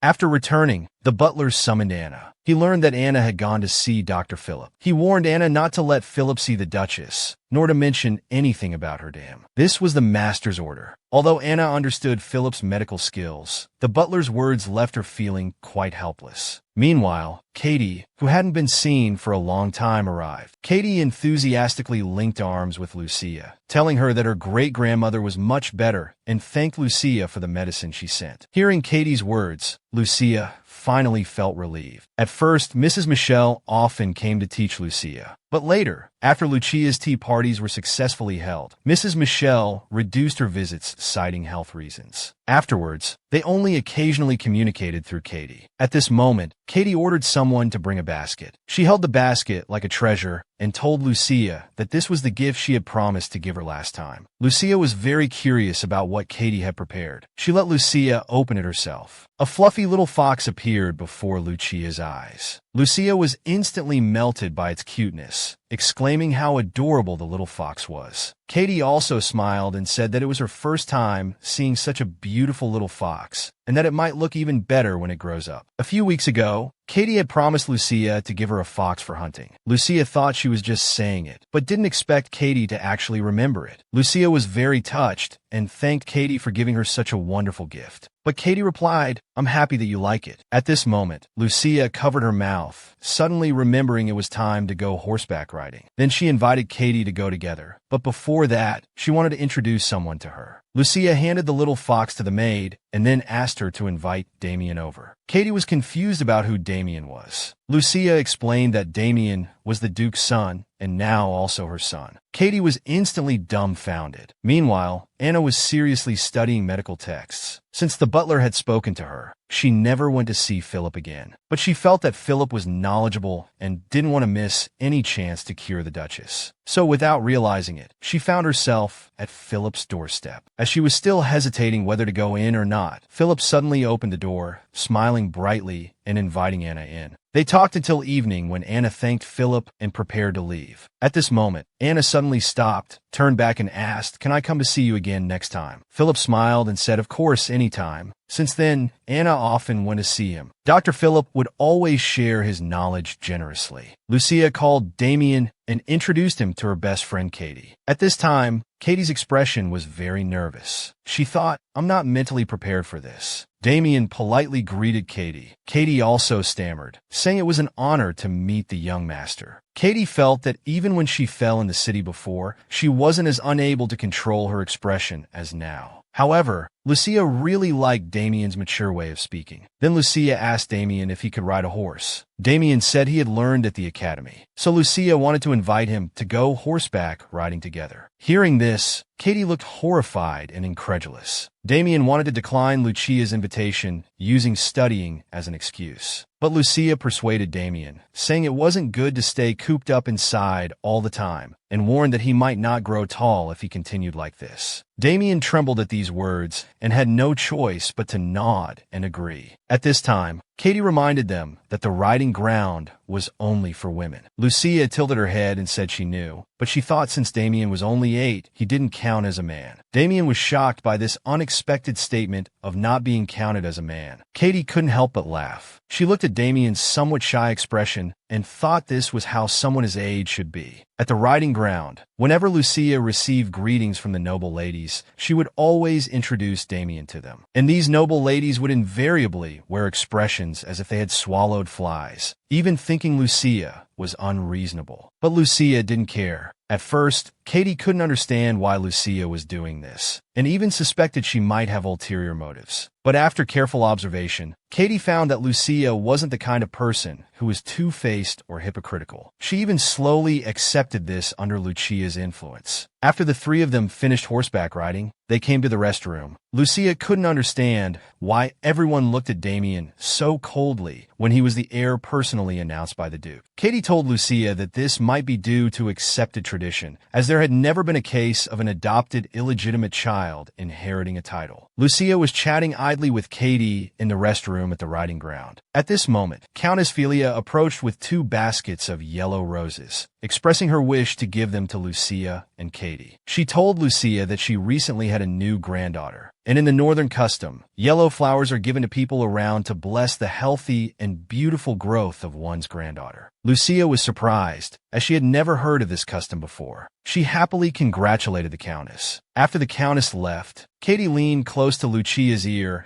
and told her that although this was a northern custom, few people actually did it because yellow roses were too expensive. On the carriage ride back, Lucia stared at the basket of yellow roses, somewhat dazed. At this moment, Damien suddenly spoke up. "May I ask you a question? Don't you hate me?" Damien believed Lucia should rightfully hate him, but Lucia lifted Damien's chin, telling him that negative emotions torment oneself first. Why bother making yourself miserable? I don't hate you, and I don't plan to hate you. Damien thought about it. He felt that if Lucia had a child, he would become a stumbling block, and then her kindness would instantly turn into malice. Damien told himself not to believe what Lucia said. At this time, Lucia continued, "Before I got married, I already knew of your existence, and it was on the condition of accepting your existence that I made your father agree to marry me." Damien was suddenly ashamed and incredulous. He had never heard of this before. Lucia explained to him, although the Duke is not exactly a loving father, you shouldn't think he hates you. Otherwise, he wouldn't have made you his heir. Damien suddenly wanted to believe Lucia, because apart from her, no one had ever said such things to him. Damien greatly admired the Duke because he thought the Duke was very powerful. He remembered that the Duke had promised that as long as he could graduate, the position of heir would be passed to him. Damien believed that his current goal was to secure his position as heir, because he was afraid that if he didn't even have the value of being a qualified heir, he would be ruthlessly abandoned. He felt that just being recognized by adults was already satisfying enough. As for fatherly love, he had never expected it. Lucia encouraged Damien, you will definitely become as strong as the Duke, because you are his son. Damien shyly agreed. After Lucia returned with a basket of yellow roses, the butler was shocked as if struck by lightning on a clear day, frozen in place. These were the yellow roses that the Duke hated the most. After Lucia handed the flowers to the butler, she left with Damien, leaving the butler alone, crying and confused in the wind. He looked at the yellow roses in his hands, not knowing what to do. The scene changes. Lucia was having afternoon tea with Damien. Lucia suddenly mentioned again that there seemed to be no roses in the courtyard. So she turned to tell the butler that she wanted to turn the garden into a rose garden next spring. The butler immediately froze. Then he persuaded Lucia to reconsider, saying that the Duke didn't like it very much. Hearing this, Lucia turned to ask Damien if he had noticed before that there were no roses in the courtyard. Damien sat up straight and answered seriously. Lucia thought that if someone wasn't particularly interested in flowers, they generally wouldn't notice. The butler burst into tears, thinking that the Duke was exactly that kind of person. Lucia even doubted whether the Duke knew the types of flowers. Then she suddenly remembered that the Duke must know one type. Before she could say it, she was interrupted by the butler's deliberate cough. Lucia was successfully amused by the butler. She said that even if she planted roses, she would exclude that color to avoid worrying the butler. But the butler was very distressed. It wasn't about the color at all. The Duke had once ordered that roses were forbidden to appear within his sight. Late at night, the air was filled with the smell of blood. The butler, along with knights and servants, waited at the entrance to welcome someone. It turned out that the Duke, who had gone to suppress the barbarians at the border, had returned. After learning from the butler that the Duchess had already retired, the Duke nodded. Then, he unconsciously came to the door of Lucia's bedroom. After a month, he didn't know how Lucia was doing now. Just as he was about to open the door, he suddenly paused. Looking at his blood-stained body, he clenched his fists. He found that the smell of blood, which he had never cared about before, had become so pungent. The Duke didn't want Lucia to see him like this. Then he went to the bathroom. He felt that the smell of blood on his body couldn't be washed away, no matter what. He remembered that Philip had once said that the special feature of the Turan bloodline was that it could pass on extraordinary physical abilities and comprehension to descendants. And the bloodline flowing in his body was stronger than anyone else's. After bathing, the Duke sat down at Lucia's bedside. He found that just looking at her smooth face stirred something deep within him. He carefully pulled back the covers and lay down beside Lucia. Seeing Lucia's sound sleeping face, the Duke couldn't help but show an indulgent smile. He even gently placed a kiss on her cheek. Then he held Lucia tightly in his arms. The Duke discovered that embracing this soft body could actually calm the strength in his own body. But after a moment, he suddenly blushed, realizing that another part of him seemed unable to calm down. The Duke warned himself not to wake Lucia, who was sleeping so soundly. He had originally just planned to sleep while holding her, but then he thought that he had just returned after so long, and Lucia was just sleeping soundly. Wasn't that a bit too much? Convinced by his own excuse, the Duke leaned close to Lucia's ear, intending to gently wake her. But he found Lucia had no reaction. So he wrapped his arms around Lucia's slender waist, gently shook her twice, and softly called Lucia's name. But Lucia still had no reaction. The Duke was at a loss for words. Even this couldn't wake her up. Provoked in a battle, he had no intention of letting Lucia off so easily. So he directly pulled off the covers and started kissing Lucia's neck, Suddenly, Lucia was awakened by this strange sensation. The Duke appeared before her eyes. She reached out her hand in disbelief, caressing the Duke's cheek. She thought she was dreaming, but the Duke had really returned. The next second, Lucia tightly embraced the Duke. Then she took the initiative to kiss him. The Duke held Lucia's back, and Lucia wrapped her arms around the Duke's neck. They were both eager to feel each other's presence. What follows is a scene that some might not prefer, so we'll skip it. The scene changes. The two were being affectionate again. The Duke was kissing Lucia's nape. It made Lucia feel very ticklish. So the Duke said it wasn't ticklish enough, and he actively went for it. At this moment, Lucia suddenly slapped the Duke's hand away. Then she pushed him away, saying, "No, I have to get up early tomorrow." The Duke looked at Lucia in confusion. It turned out that Lucia was preparing for a garden party 3 days later. As it was her first time opening the garden to outsiders, she had vowed to make this event perfect. The Duke suddenly realized that Lucia seemed to have been doing quite well during his absence. Although he didn't want Lucia to be crying all day, he still felt a bit displeased. At this moment, Lucia suddenly told the Duke that Damien had returned. Lucia hoped that father and son could get along well, so she suggested having lunch together. However, the Duke said he would only be available for dinner. Then he asked if Damien had been disrespectful to her. Hearing this, Lucia was stunned. She was exasperated to find that the Duke didn't understand his son at all. Damien was actually mature and steady, impeccable in his conduct. The Duke continued, "If that kid dares to disrespect you, just tell me. I'll teach him a lesson." However, to the Duke's surprise, Lucia told him that would never happen. She even said, "We got along very well while you were away." After saying this, Lucia fell asleep in the Duke's arms. The next day, Lucia woke up in the glaring sunlight. She moved her fingers and found her whole body was weak. But then she remembered that the Duke had really returned last night, and she couldn't help but hide under the covers, secretly smiling. She recalled how the Duke looked when he returned last night. Lucia felt as if she was walking on clouds, floating. How could she be so happy? She felt she could do anything well now. She even cheered herself on, determined to prepare well for the party. But before that, she first had to get through the awkward bathing time. The Duke had come straight to her room when he returned last night. The maids would surely gossip about her and the Duke again. The busy day quickly came to an end. Lucia looked forward to the healing dinner time after a whole day of busyness. This was to be the first dinner for the three of them as a family. But when the three sat at the dinner table, the atmosphere was dead silent. The Duke and Damien were completely awkward. However, Lucia, with her unique perspective,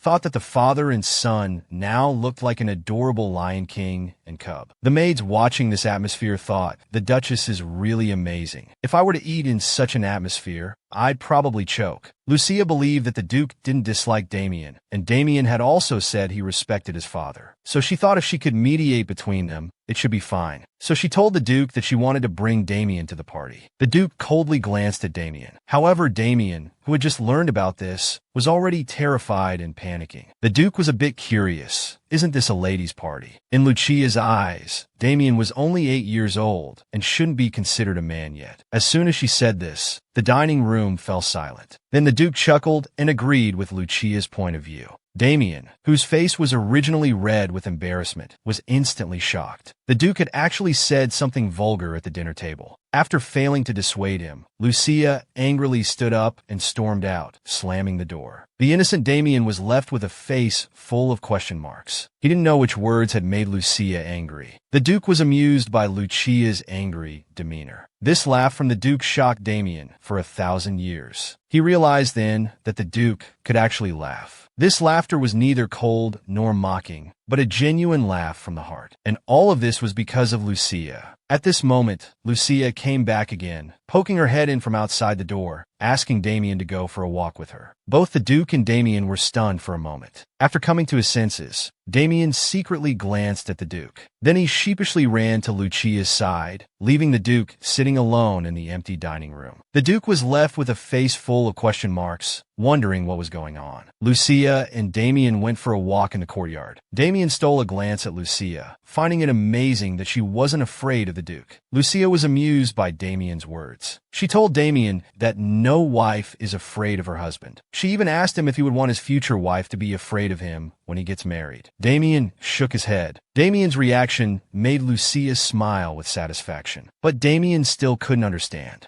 Lucia was a petite and gentle herbivore, while the Duke was a powerful and fierce carnivore. How could two people at such extremes get along so well? At this point, Lucia curiously asked Damien if he was afraid of his father. Damien indicated that he was a little, but when Lucia asked him why he was afraid of the Duke, he couldn't answer. Lucia closed her eyes and earnestly told Damien, "It's because you don't understand your father that you're afraid of him." Lucia asked Damien to repeat after her, saying the word father. This unfamiliar word made Damien very hesitant, but Lucia kept urging him. Finally, Damien, with a red face, called out the word father. Lucia smiled with satisfaction and instinctively wanted to reach out her hand to pat Damien's head. But before she could touch him, Damien warily dodged. At this moment, Damien was like a startled little cat. Lucia then realized she had overstepped her bounds. So she apologized to Damien and explained that people usually pat children's heads when praising them. She added, "If you don't like it, I won't touch you." Damien hesitated for a moment with his head down. Then he awkwardly expressed that he didn't dislike it. He just had never had such close contact with anyone before. Lucia found Damien's reaction adorable. She tentatively asked, "Can I pat you now?" Damien shyly nodded. Lucia carefully reached out her hand and placed it on Damien's head. Her heart was racing, pounding nonstop. After patting for a while, Lucia was amused by Damien's obedient demeanor and couldn't help but grin. Damien, with his little face blushing, obediently let Lucia pat him. Lucia suddenly thought that since Damien had been staying at school all the time, he probably didn't have a tailcoat to wear to the party. She was a bit troubled, wondering what to do. At this moment, Damien behind her said, "Actually, it's okay if I don't attend." Before he could finish, Lucia directly rejected his request. Although Lucia didn't want Damien to do anything against his will, there was a custom in social circles. Children who would enter society in the future needed to be introduced to everyone in advance. This party had invited all the celebrities from the northern social circles. Lucia believed that if Damien was formally introduced on such an occasion, his status would certainly be different. Just then, the Duke arrived. Lucia wanted to bring Damien to attend the party,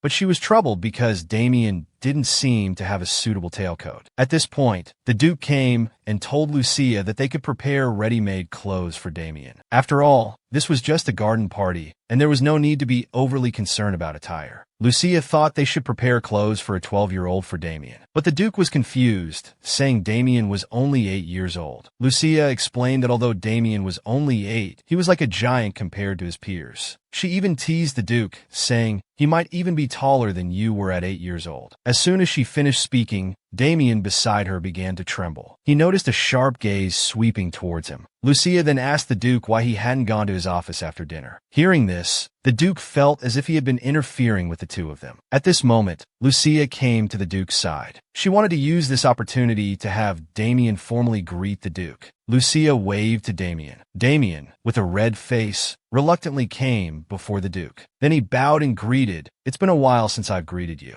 Have you been well lately?" Lucia whispered from the side, prompting Damien to call him father. Damien lowered his head and remained silent for a moment. Then, with determination in his eyes, he raised his head and called the Duke father. At this moment, Damien's heart was very anxious. He had never uttered this word before. He was very afraid that the Duke would reject him. Hearing the word father, the Duke was a bit stunned. At this point, Lucia gently nudged the Duke with her arm. Then she flashed a bright smile, as if silently pressuring him. The Duke had no choice but to turn and look at Damien, acknowledging his call of father. Upon receiving the Duke's response, Damien instantly lit up, revealing a satisfied smile. Lucia also looked pleased seeing this scene. Then Lucia cheerfully suggested going for a walk together. However, the Duke raised an eyebrow and glanced at Damien. Damien, with his carnivorous instinct, sensed a hint of danger. Although he didn't know why, he felt there might not be a place for him here. So he immediately bowed to Lucia to say goodbye, wishing them a pleasant evening. After saying this, he turned and scurried away. Watching Damien's retreating figure, the Duke suddenly felt that he might not be so useless after all. However, The Duke truly hadn't expected Lucia to get along so well with Damien. He had previously prepared to turn a blind eye as long as the two didn't cause too much trouble. But he found that Lucia seemed to exceed his expectations in various aspects. The Duke didn't understand why Lucia wanted to bring Damien to the garden party. Lucia explained to the Duke that since Damien was now the Duke's son, he was also her son, so she wanted to introduce Damien to everyone. The Duke was surprised that Lucia could say the word son so easily. Lucia paused, asking, "Do you want me to be indifferent to the child?" Then she sadly wondered, "Or do you think I have ulterior motives for approaching Damien?" The Duke hurriedly grabbed Lucia's shoulders, explaining that it wasn't like that. It was just that the scene of Lucia patting Damien's head reminded him of long ago, when Hugh also liked to pat his head. Even though he disliked it, he couldn't resist Hugh's silly smile. He would even actively let him pat his head. Thinking of this, the Duke tightly embraced Lucia.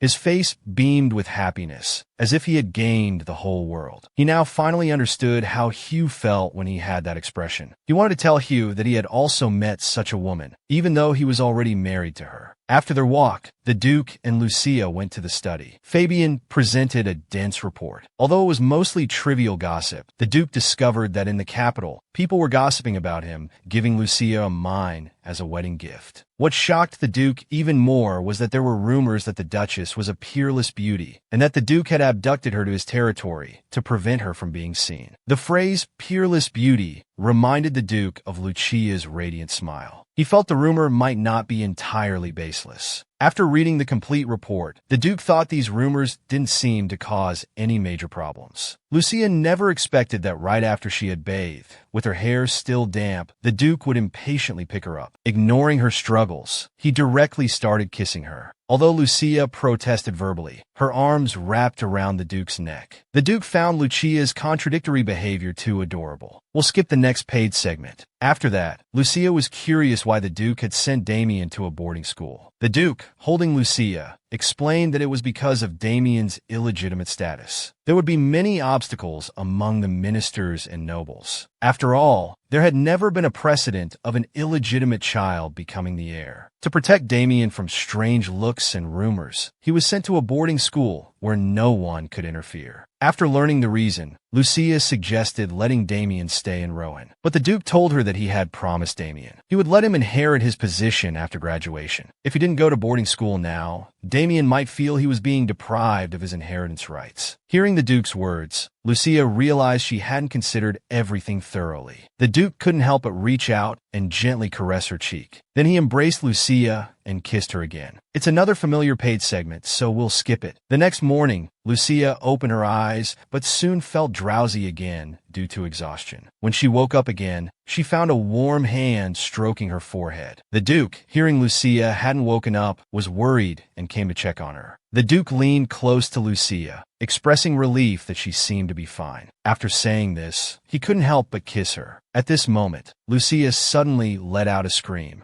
Then she pulled up the blanket and wrapped herself tightly. The Duke was worried, not knowing what was wrong with Lucia. Lucia stammered, unable to speak for a while. The Duke thought Lucia was sick, so he suddenly got up to call a doctor. Lucia quickly stopped the Duke. She poked her head out from under the blanket and told the Duke that because she hadn't dried her hair properly yesterday, her hairstyle was now a mess. Lucia didn't want the person she liked to see her unkempt side. The Duke rolled his eyes in exasperation, pulled away Lucia's blanket, then sat down and gazed at her adoringly, saying, "You're really beautiful." But Lucia scornfully retorted that the Duke was a playboy who said that to everyone. Then she lay down, pouting. The Duke was at a loss. He felt that Lucia must have a long grudge list where she had recorded him like that. Lucia was stunned by this comment. Then she sat up and asked the Duke what he meant by a grudge list. The Duke was a bit embarrassed, but patiently explained to Lucia, "It's like you have a list in your head to record your dissatisfaction with me, where you curse me. Don't you diligently record it item by item?" Hearing this, Lucia's expression gradually lost control. Then she burst into laughter, The Duke watched Lucia laughing so hard her stomach hurt, feeling bewildered. He didn't understand why she suddenly started laughing when he was talking about something serious. Lucia hadn't expected that the esteemed Duke would have such strange ideas, and even seriously explain it to her. Seeing Lucia laughing to tears, the Duke felt utterly confused. He still couldn't understand what Lucia was laughing about. Lucia wiped the tears from the corners of her eyes and continued to ask when new content would be added to the grudge list. The Duke coldly retorted, "Why are you asking me? Shouldn't you know better?" This sentence made Lucia burst into laughter again. She held her stomach and rolled on the bed laughing. The Duke beside her was full of confusion. Lucia never imagined that the Duke could have such an innocent side. She explained to the Duke through tears of laughter that she didn't have the kind of grudge list he mentioned, nor had she accumulated so many complex emotions. At this point, the Duke suddenly leaned close to Lucia and questioned, "Then what did you mean earlier when you called me a playboy?"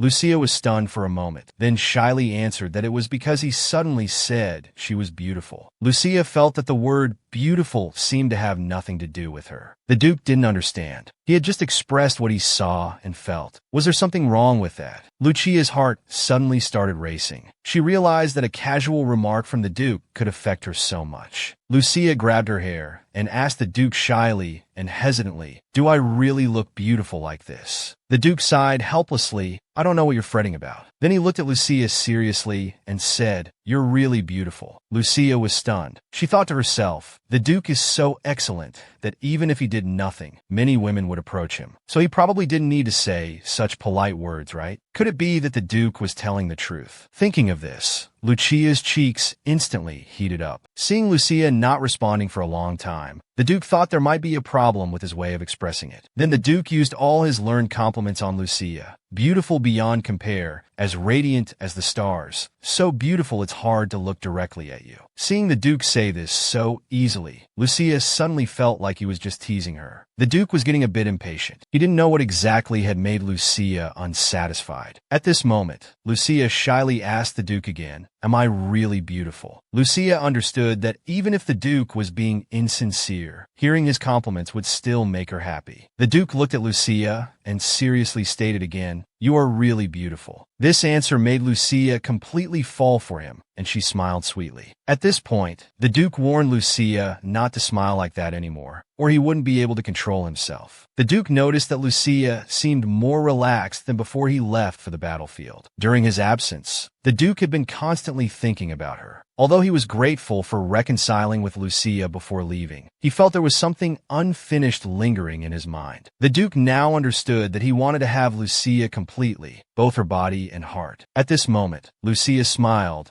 and gently asked the Duke how his work had been recently. The Duke was surprised to find that Lucia's tone seemed much softer than before. He realized that Lucia was happy when complimented on her looks. The Duke thought this discovery was quite nice. What exactly did the Duke say that made Lucia's cheeks burn? They were originally talking about work matters. Lucia firmly believed that the Duke couldn't stop working and must work hard to earn money to support his wife. Lucia's childish idea made the Duke laugh so hard he cried. Lucia was very confused. Although she liked seeing him laugh, she really didn't understand what was so funny about what she said. The Duke said that supporting her wasn't difficult. He earned money and gave it to her, but she didn't seem to spend much. Lucia looked aggrieved. She insisted that she did spend money. After all, hosting a banquet cost a lot, and she had also bought flowers to plant in the garden. However, in the Duke's eyes, these were trivial. He wanted Lucia to spend his money on personal items, like dresses and jewelry. But Lucia, who had grown up without support, was used to a frugal life. She thought that tailoring dresses was expensive, and the accessories in the Turon family treasury were enough for her to use for a lifetime. Generally, families with titles would have clothes and accessories passed down through generations, but in case of divorce, these wouldn't belong to the wife. So, to be prepared, noble ladies would strive to purchase a large number of accessories. The Duke thought Lucia must know this, so he shyly asked her if she didn't want to spend his money. Lucia was surprised to find that she had never seen the Duke like this before. She covered her face with both hands, unable to suppress the love bubbles popping up, thinking this version of the Duke was incredibly cute. Lucia also hadn't expected the Duke to be so thoughtful. She smiled and explained to the Duke that she simply didn't like buying non-essential items. Learning the reason, the Duke was still displeased. He wanted Lucia to spend his money, but couldn't order her to do so. Meanwhile, Lucia continued to gaze at the Duke adoringly, covering her face. It was the first time the Duke had met someone like Lucia who had no desire for power or money. He wanted to know Lucia's demands so he could keep her by his side and prevent her from leaving him. The Duke suddenly wondered if it was about children. Thinking of this, the Duke helplessly clenched his fists. This was something he could never give her. Suddenly, the Duke thought that if he could make Lucia feel lonely and unable to sleep when he wasn't around, perhaps this primal desire could keep her with him. But before that, he needed to confirm with Lucia if she liked it. The Duke glanced at Lucia. Then he directly asked Lucia if she enjoyed spending nights with him. Hearing this, Lucia was stunned. Her cheeks instantly turned burning hot. Then she turned around, lay down, and covered herself with the blanket, saying she needed to sleep more. She told the Duke to go to work. However, the Duke kept asking incessantly. Lucia had to lift the blanket and loudly admit that she liked it very much, telling the Duke not to say anymore. Hearing this, the Duke was very happy. Then he stood up and leaned close to Lucia. At this point, Lucia became very flustered, asking if he had no sense of time and place. Next is the paid segment that everyone dislikes. We'll skip it directly. Early in the morning, the Duke looked through the window. He saw Lucia and Damien again in the garden, walking and talking. He noticed that their relationship seemed to be getting better and better. The Duke couldn't understand. Damien usually didn't get close to others, but Lucia had managed to tame this beast-like child into an obedient puppy in just a few weeks. He recalled the butler's uncontrollable smile when introducing the Duchess. He realized that Lucia seemed to have some superpower that made everyone take her side. However, Lucia was going to host a garden party tomorrow. The Duke wasn't sure if bringing Damien would be problem-free. After all, the nobles and social circles wouldn't believe that the Duchess would genuinely care for her husband's illegitimate child. Many would surely suspect her motives. When Philip brought Damien years ago, he told him this was Hugo's son. At first, he didn't believe it, but Philip explained that young Master Hugo already had a lover. The Duke also remembered Hugo saying he had someone he wanted to marry. But after Hugo's death, Damien's mother also died in childbirth. At that time, the Duke was busy with the war. He hastily found a wet nurse for Damien and went to the battlefield, never mentioning that Damien was his son. But unexpectedly, half a year later, when he returned to Roy, he found that everyone was treating Damien as his biological son. Meanwhile, Lucia, holding the little fox given by Katie, asked Damien to name it. Damien looked down at the docile and cute little fox, then replied, "Let's call him Asha." Lucia was curious. Does the name Asha have any meaning? Damien explained, "I hope he can grow up healthy and have a strong vitality like this name suggests." Actually, when Lucia asked him to name the little fox, he even put aside his studies and frantically flipped through dictionaries to find this name. Of course, he didn't intend to tell Lucia this. Lucia hugged the cute little fox, nuzzling it against her face. She thought Asha was a great name. Then she directly handed Asha to Damien. "You named him, so give him a hug." Damien immediately became nervous and flustered, not knowing what to do. However, Lucia continued to urge him. Damien reluctantly reached out and took Asha. He held it tightly in his arms. He discovered that he could actually feel the pulse of this little life beating. He told Lucia that his feelings were strange. Lucia bent down worriedly and asked what was wrong. Damien felt that he didn't dislike this feeling, but it was a bit uncomfortable and his heart felt a little warm. Lucia leaned down to be at eye level with Damien. She told him this was a feeling called affection. When affection is full, the heart feels tight. At this moment, Asha suddenly yawned. He even nuzzled his little head against Damien's chest. This scene made Damien smile genuinely. At this time, the Duke arrived. Lucia told the Duke that this was the little fox Miss Katie had given her. The Duke glanced at the little fox, thinking that it seemed she planned to take this little fellow everywhere from now on. Lucia often took Damien with her when she went out, and now there was also a little fox. The Duke couldn't help but sigh, realizing that he still had a long way to go to completely win Lucia over. The Duke was quite displeased, because he found that not only was Damien competing with him for his wife, now there was also an adorable little fox. He felt that he still had a long way to go to completely win Lucia over. So he seriously told Damien that fox hunting was a boring pastime, unhelpful for real hunting, and told him to return the little fox to its owner. Hearing this, Lucia became very angry. How could he say that petting a little fox was a boring pastime? It was clearly so much fun. However, Damien didn't dare disobey the Duke's words and had to obediently return Asha to Lucia. The Duke then turned and told Damien to follow him. Lucia, holding Asha, was confused. Where was the Duke taking Damien? The Duke replied, "We're going to have a man-to-man talk." Then Damien looked up at the Duke and followed him, leaving Lucia standing there dumbfounded. Lucia was displeased. She loudly questioned, "Are you two isolating me now?" "Damien, I've been trying so hard to get close to you, and with just one word from your father, you turn and run off with him." After complaining, Lucia showed an angelic smile again. She sincerely hoped that the father and son would become so close that it would make her jealous. The Duke looked at the dazed Damien, feeling a bit awkward. He realized that although he had brought him over, he didn't know what to say. So, he casually inquired about Damien's situation at school. When he learned that Damien loved reading books, he took him to his study. Damien was shocked by the enormous study. This study had always been off limits to everyone except Lucia. At this point, the observant Damien noticed that there was another door in the study. He curiously pointed at that door and asked, "Is that also a study?" But the Duke told him it was full of trash. In fact, that room held the secrets of the Turan family.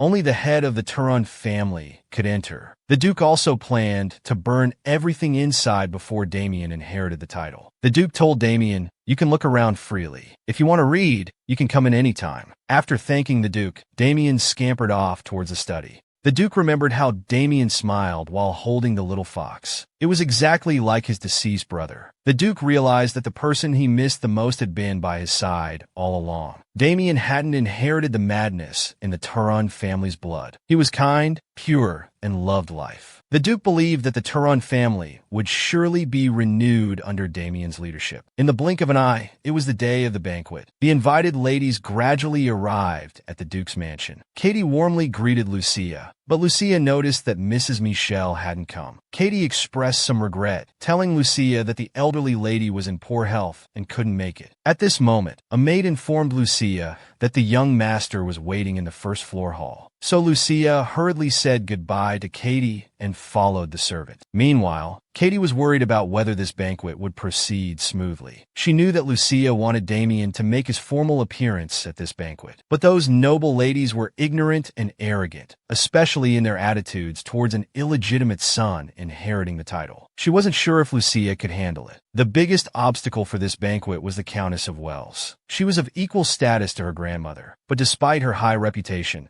she was obsessed with power and enjoyed others' flattery. Katie just hoped that the Countess of Wells wouldn't stir up trouble and ruin the banquet today. The Duke was working in his study, but he was still worried about today's banquet. He asked the butler about the banquet preparations. Although the butler assured him that everything was going very smoothly, the idea of Damien appearing at the banquet still made him uneasy. At this point, the Duke seemed to remember something. He asked the butler if he had ever heard the name Lucia. The butler honestly replied that he had, saying it was the madam's pet name. He only learned about it by chance when he heard Miss Katie addressing the madam that way. Hearing this, the Duke looked terrified. Then he slumped back in his chair, as if deflated. The Duke had also heard this nickname by chance in Damien's conversation. He had thought it was a special name between them, but now he realized that everyone knew Vivian had this nickname Lucia, except for himself. The Duke felt that Lucia's heart was still closed to him, never having opened. Since his brother's death, the Duke's world seemed to have lost its color. But meeting Lucia had brought color back to his world. He thought his long-frozen heart had started beating again. The Duke understood that although Lucia was now his wife, marriage couldn't bind one's heart. He worried about what he would do if Lucia ever fell in love with someone else. Meanwhile, the maid led Lucia to meet Damien, who was waiting in the hall. Lucia covered her mouth in astonishment. She found that Damien in a tailcoat looked exactly like the Duke. She then urged Damien to follow her. But Damien stood still, clenching his fists. He was still hesitant. Lucia understood Damien's concerns. She told him that in the future, he would stand before many more people. Today was just the beginning. He didn't need to feel any burden. She even put her hands on her hips and said that if anyone bullied him, she would stand up for him. Damien stared blankly at Lucia. Lucia thought Damien found her unreliable, so she added that she could also tell his father, who would surely teach anyone who bothered him a lesson. Damien was successfully amused by Lucia. Lucia directly took Damien's hand, telling him to follow her. Damien, with a flushed face, looked up at Lucia's back. For some reason, he found Lucia incredibly alluring at that moment. Her radiance was so captivating that he couldn't take his eyes off her. On the Duke's side, Secretary Yashin brought an urgent report about an epidemic. Dozens of residents in an area not far from Royan had shown the same symptoms and fallen ill collectively. The Duke sighed helplessly. Then he instructed Yashin to arrange for immediate departure and to find a doctor who could ride a horse to accompany them. Lucia stood on the terrace, smiling as she welcomed the guests. Although she had previously organized some small-scale tea parties, this garden party was by far the largest she had ever hosted. The invited guests were of varying status and rank. Lucia told the guests at the party that she wanted to take this opportunity to introduce someone to them. Then she brought Damien to her side. Damien's appearance caused a stir in the garden. Although Katie was a bit worried, she silently cheered for Lucia in her heart. Lucia introduced Damien to the guests as the young master of the Turan family, who would inherit the title of Duke of Turan and become the head of the Turan family in the future. This announcement surprised the guests in the garden. The Countess of Wells, however, slammed her teacup down on the table with a loud thud. This action caught Lucia's attention. She looked at the Countess and asked if there was a problem. The Countess coldly stated, "As far as I know, today is a banquet for ladies." This seems to be against the rules, doesn't it? Lucia shielded Damien behind her and firmly refuted that he was just a child. Although he was a boy, such things were not uncommon in the capital. Lucia knew her firm attitude might hurt the Countess's pride, but she wanted to warn the Countess that even a celebrity in the northern social circle was just a frog in a well compared to the capital. The Countess didn't expect Lucia to dare speak to her like this. She then gave a cold smile. She had heard various rumors about the Duchess circulating in the capital, and Lucia's marriage to the Duke was also full of suspicions. She believed that the Duke was not the type to be held back by a woman. So the rumors about the Duke and Duchess being in perfect harmony must also be false. The Countess cleverly assumed that if Lucia wanted to maintain her high position, she would definitely need a reliable ally.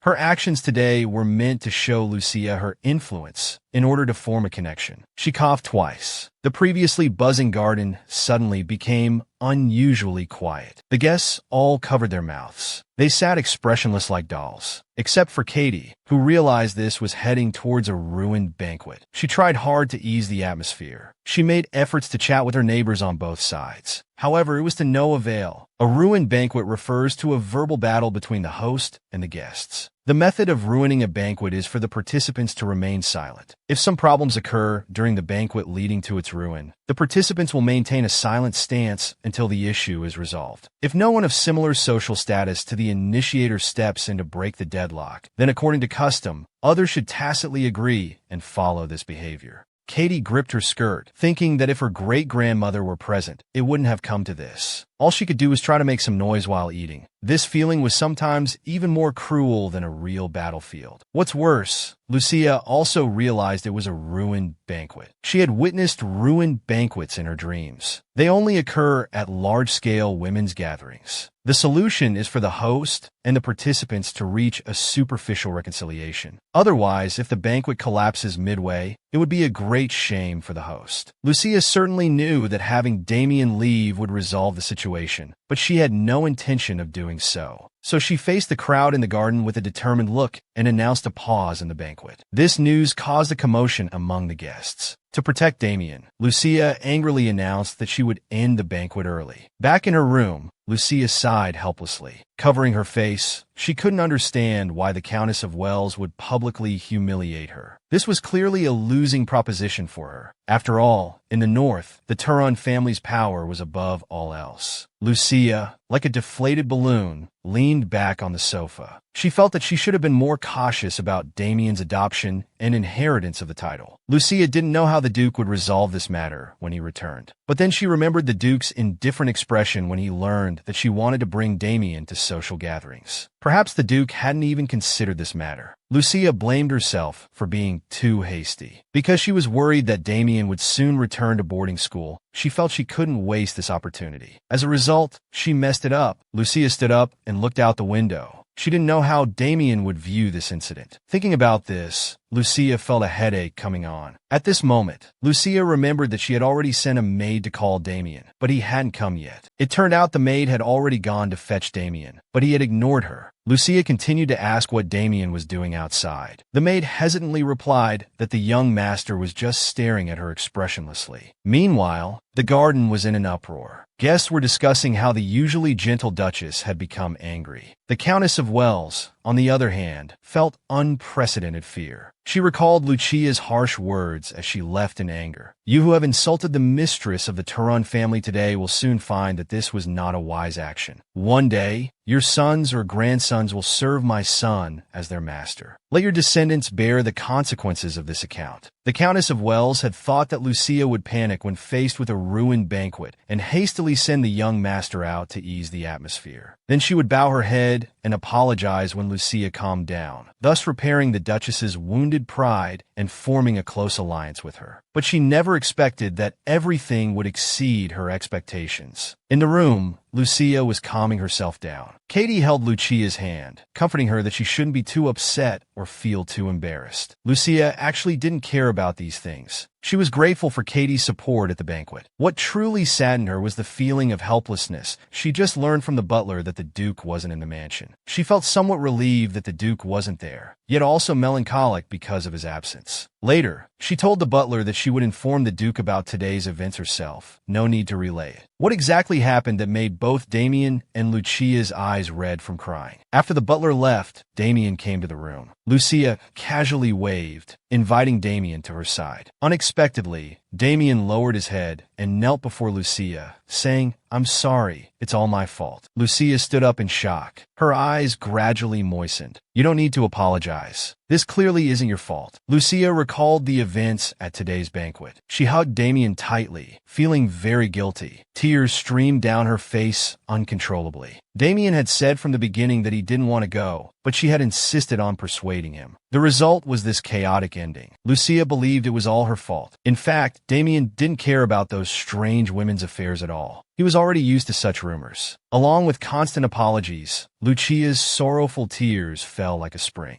Damien slowly reached out to hug Lucia back. He really was fine, but he didn't know why he couldn't help but cry. Damien wanted to tell Lucia not to worry, because when she spoke about him, he had already forgotten those words. He wanted Lucia to stop crying for him, but his throat felt blocked and he couldn't make a sound. This was the first time someone had cried for him. In the evening, the Duke finally returned, covered in dust from his journey. The butler, seeing the Duke's return, hurriedly went to greet him. Upon learning from the butler that dinner wasn't ready yet, the Duke went to the study. As soon as he sat down, he saw a mountain of documents in front of him. He casually picked up a document and inquired about today's garden party. The butler hesitated. He remembered that the Duchess had said she would personally inform the Duke about today's events, so he could only reply that the party went smoothly. Lucia suddenly heard that the Duke had returned. She instructed her maid to quickly bring her a towel soaked in cold water. Her face was flushed as she thought about how it was obvious she had been crying hard. She didn't want the Duke to know she had cried like this over such a small matter. After applying the cold compress, her eyes seemed a bit more normal, but still somewhat swollen. Lucia felt very low. She shouldn't have cried like this over such a small matter. Then she asked the maid beside her, "Is the swelling of my eyes very noticeable?" The maid told her it wasn't too obvious at first glance. Lucia thought it over. She decided to get through dinner tonight, and then casually tell the Duke about today's events later in the evening. She was curious how the Duke would react when he found out. Lucia never expected the Duke to be so attentive. As soon as he sat down in the dining room, his pupils dilated, noticing her red eyes from crying. He lifted Lucia's chin, asking worriedly what's wrong. "Have you been crying?" Lucia avoided his gaze, not wanting the Duke to see her like this. She told him to finish dinner first before talking, but the Duke couldn't calm down at all. He angrily questioned the butler about what had happened. The butler truthfully told the Duke that the noble ladies had initiated a ruined banquet at the garden party. Upon learning the reason, the Duke felt very guilty. He shouldn't have left her at this time, allowing those decadent and ignorant ladies to hurt his innocent wife. The Duke urgently wanted to know what those people had done to Lucia. Lucia had originally planned to casually tell the Duke about this after dinner, but now she felt like a child who had been wronged. She wanted to tell the Duke it was nothing, but as she tried to speak, tears began to fall in large drops. This broke the Duke's heart. He could only pick Lucia up and let her lean on his shoulder. Then he instructed the butler to bring the meal upstairs. Before leaving, he didn't forget to add that Damien should return to his room after dinner. With that, he carried Lucia back to their bedroom. Damien was a bit worried. He knew Lucia hadn't left her room all day. He hoped to see his mother smiling as usual tomorrow. Back in the bedroom, the Duke gently patted Lucia's back to comfort her. But Lucia couldn't hold back and began to sob loudly, like a child who cries more easily when comforted. It was as if the Duke was telling her that this wasn't her fault. At this moment, although the Duke was still gently comforting Lucia, a raging fire had already ignited in his heart. He didn't know what those people had done to Lucia, whom he wouldn't even hurt a hair on, to make her so heartbroken. The Duke thought he must not let them off, because he understood that although Lucia looked delicate on the outside, her heart was very strong. And for her to cry so bitterly like this. After calming down, Lucia rubbed her swollen eyes. She noticed that the Duke's clothes were all wet. Only then did she realize what she had done to a husband who had just finished work. Lucia felt a bit ashamed, so she reached out to unbutton the Duke's clothes, intending to help him change. However, when she undid all the cuffs, this heart-stirring physique made her involuntarily swallow. She even unconsciously reached out to caress it. At this moment, Lucia suddenly came to her senses again. She quickly turned her head away with a blushing face, saying she would go get a new set of clothes. But the Duke grabbed Lucia's hand and pulled her back, giving her a mischievous smile. Seeing the Duke's passionate gaze, Lucia's heart couldn't help but race. Lucia was used to being the only one in the Duke's eyes. She feared that the flame in the Duke's eyes, when he looked at her, would cool down. So she took the initiative to lean in and kiss the Duke. Lucia was being too naughty. After teasing the Duke, she suddenly wanted to get off the ride. She pushed the Duke away, saying it was all her fault for making him miss dinner. The handsome Duke was speechless. In this situation, you can still think about eating, he said, then embraced Lucia again. Lucia struggled, asking the Duke to wait. But the Duke certainly couldn't wait. He told Lucia that missing a meal or two wouldn't matter. Lucia suddenly put on a pitiful expression, saying she was hungry too. Helpless, the Duke had to tidy up Lucia's disheveled clothes and then pick her up in his arms. He thought it was fine if he went hungry, but he couldn't let his dear wife go without food. Lucia didn't expect the Duke would actually get up without hesitation. She felt a bit regretful in her heart. What a contradictory woman. After they finished eating, the Duke came to Lucia's side, bending down to gently ask if she was still upset. The petite Lucia leaned on the Duke's shoulder, answering that she was fine now. Because she had cried it out, she felt much better. Lucia curiously asked the Duke in return, "Haven't you ever had times like this?" The Duke thought of his deceased brother, but he didn't want to bring it up.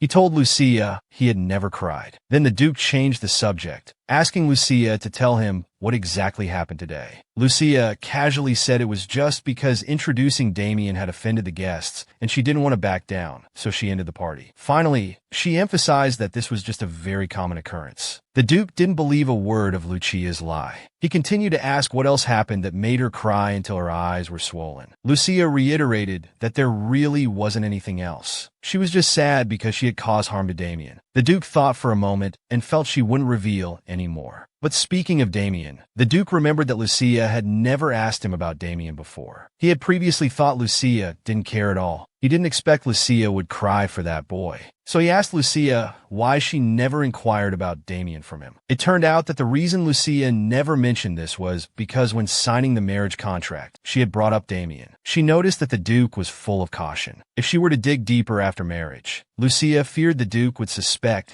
she had ulterior motives. The Duke suddenly felt he couldn't refute. He realized that Lucia could always perceive people's hearts in subtle ways. Lucia not only refused to be intimate with the Duke, but even wanted to send him to sleep in the study. Just now, the Duke told Lucia that he had called Damien back because of the adoption matter. Lucia was a bit surprised. She had thought this had been taken care of long ago. The Duke looked at Lucia and explained that even if she had agreed before, he wouldn't have done it without saying a word. Lucia really hadn't expected that the Duke would care so much about her feelings. Seeing her surprised expression, the Duke understood that Lucia must have thought of him as a villain again. So he turned his head with a grieved face and complained to Lucia. This suddenly made Lucia feel guilty, thinking she had wronged him. So she hurriedly patted her chest and explained that she didn't think that way at all. She clumsily praised the Duke as a super great lord, saying that before coming to the north, she didn't know it was such a stable and livable place. Faced with Lucia's explanation, His Grace the Duke didn't seem to buy it. Lucia hastily changed the subject, saying Damien would be her son from now on. Thinking of Damien's bright smile, Lucia felt very content. She made a silent vow that even if she and her husband divorced in the future, Damien would always be her son. However, the Duke told Lucia, "You can treat your son as you like. Just don't let yourself be bullied in return." Lucia was very angry when she heard this. She loudly refuted, "Damien would never bully me. You don't know how well-behaved he is." The Duke leaned closer to Lucia. He was very puzzled about where Lucia's trust came from. Faced with the Duke so close, Lucia nervously swallowed. Then she explained to the Duke that it was because Damien was very much like him. The Duke stared intently at Lucia. He replied with a slightly threatening tone, "If he's like me, you should be even more careful. Haven't you heard about me?" The Duke's intimidating presence made Lucia very nervous. She thought the Duke was referring to drinking blood. The Duke looked confused, not understanding what Lucia meant. At this moment, the slow-to-react Lucia realized she had misspoken. She hurriedly gestured and explained, "Just some rumors about you." The Duke couldn't help but laugh. He had never heard rumors about himself before. Then he tightly embraced the petite Lucia and asked, "How did you become curious about this?" Lucia quickly denied it, saying that was only in the past, but now she absolutely wouldn't have such thoughts. Seeing Lucia's flustered explanation, the Duke couldn't help but smile. He involuntarily leaned closer to Lucia and teased, "You're quite a brave woman, daring to marry a blood-drinking monster." Lucia shyly replied, "Don't make fun of me." As soon as she finished speaking, the Duke embraced Lucia and kissed her. But Lucia suddenly pushed the Duke away. She said, "We can't. Sir, you should go to work now." Then she abruptly stood up, making a random excuse, saying she was too exhausted today, her head hurt a bit, so she needed to go out for a walk to get some fresh air. After saying this, she forcefully pushed the Duke, telling him to get out. The Duke was very helpless. He could only console himself that there would still be a chance before bed at night. The Duke was truly miserable. Not only was he rejected 3 times in one day, but now he was even being kicked out of the room. When Lucia rejected him for the 2nd time, he still had some hope, thinking there would still be a chance before bed at night. However, when he came to the bedroom, all cleaned up, Lucia directly told him to go back to his own room. The Duke didn't understand. What was wrong now? Lucia's explanation was that she had cried so much she had no energy left.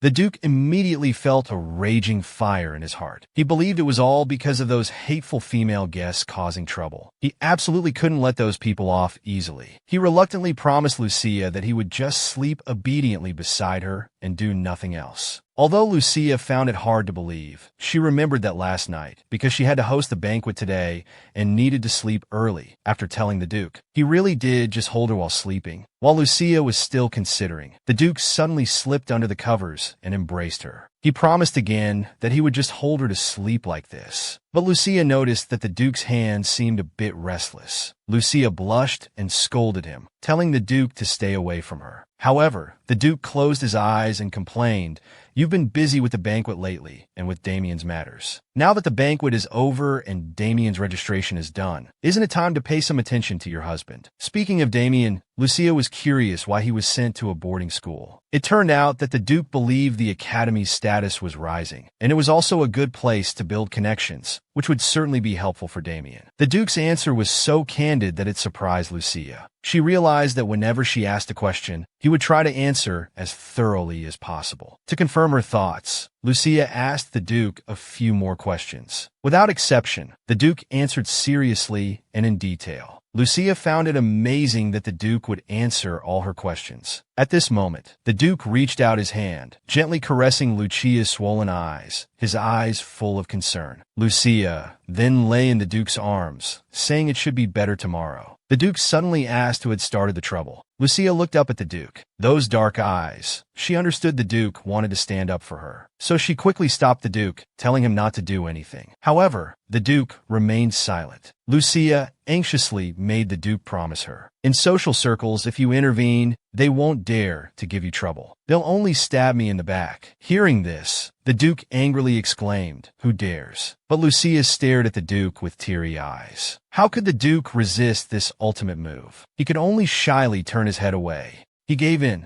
Lucia's expression changed instantly, reiterating, "You promised me." Unable to escape Lucia's offensive, the Duke could only cover his face helplessly and say he understood. The Duke had just promised Lucia last night not to interfere with the banquet matters. Early this morning, he took the guest list and summoned the ministers of the territory. Then he coldly announced that for the long-term development of the family, it would be better to rectify the family's conduct. The Duke's tone made the ministers feel as if they were facing a great enemy, thinking he was announcing that everyone on the list would die. After saying this, the Duke smugly thought that this level of action shouldn't violate his agreement with Lucia. After all, he didn't do anything directly. The butler beside him instantly understood that something big was about to happen. The ladies who attended the banquet were in for trouble. Sure enough, not long after, rumors began to spread in social circles that if anyone offended the Duchess, Duke Turun would stand up for her like a fire-breathing dragon. A week passed in the blink of an eye. Rohan was as peaceful as usual, as if nothing had happened. But Damien could never forget the deep-seated feeling of helplessness he experienced at the garden party. He clenched his fists, feeling it was all because he was too weak. If his father had been there, the situation wouldn't have been so bad. Only by becoming stronger could he better protect Lucia. He realized that the most useful things he learned at the academy were strength and power. So he came before the Duke and told him he planned to return to the academy. With determination in his eyes, he stated that he wanted to be the top student at the academy. However, the Duke replied, "As long as you can graduate successfully, this position will be yours." To this, Damien explained,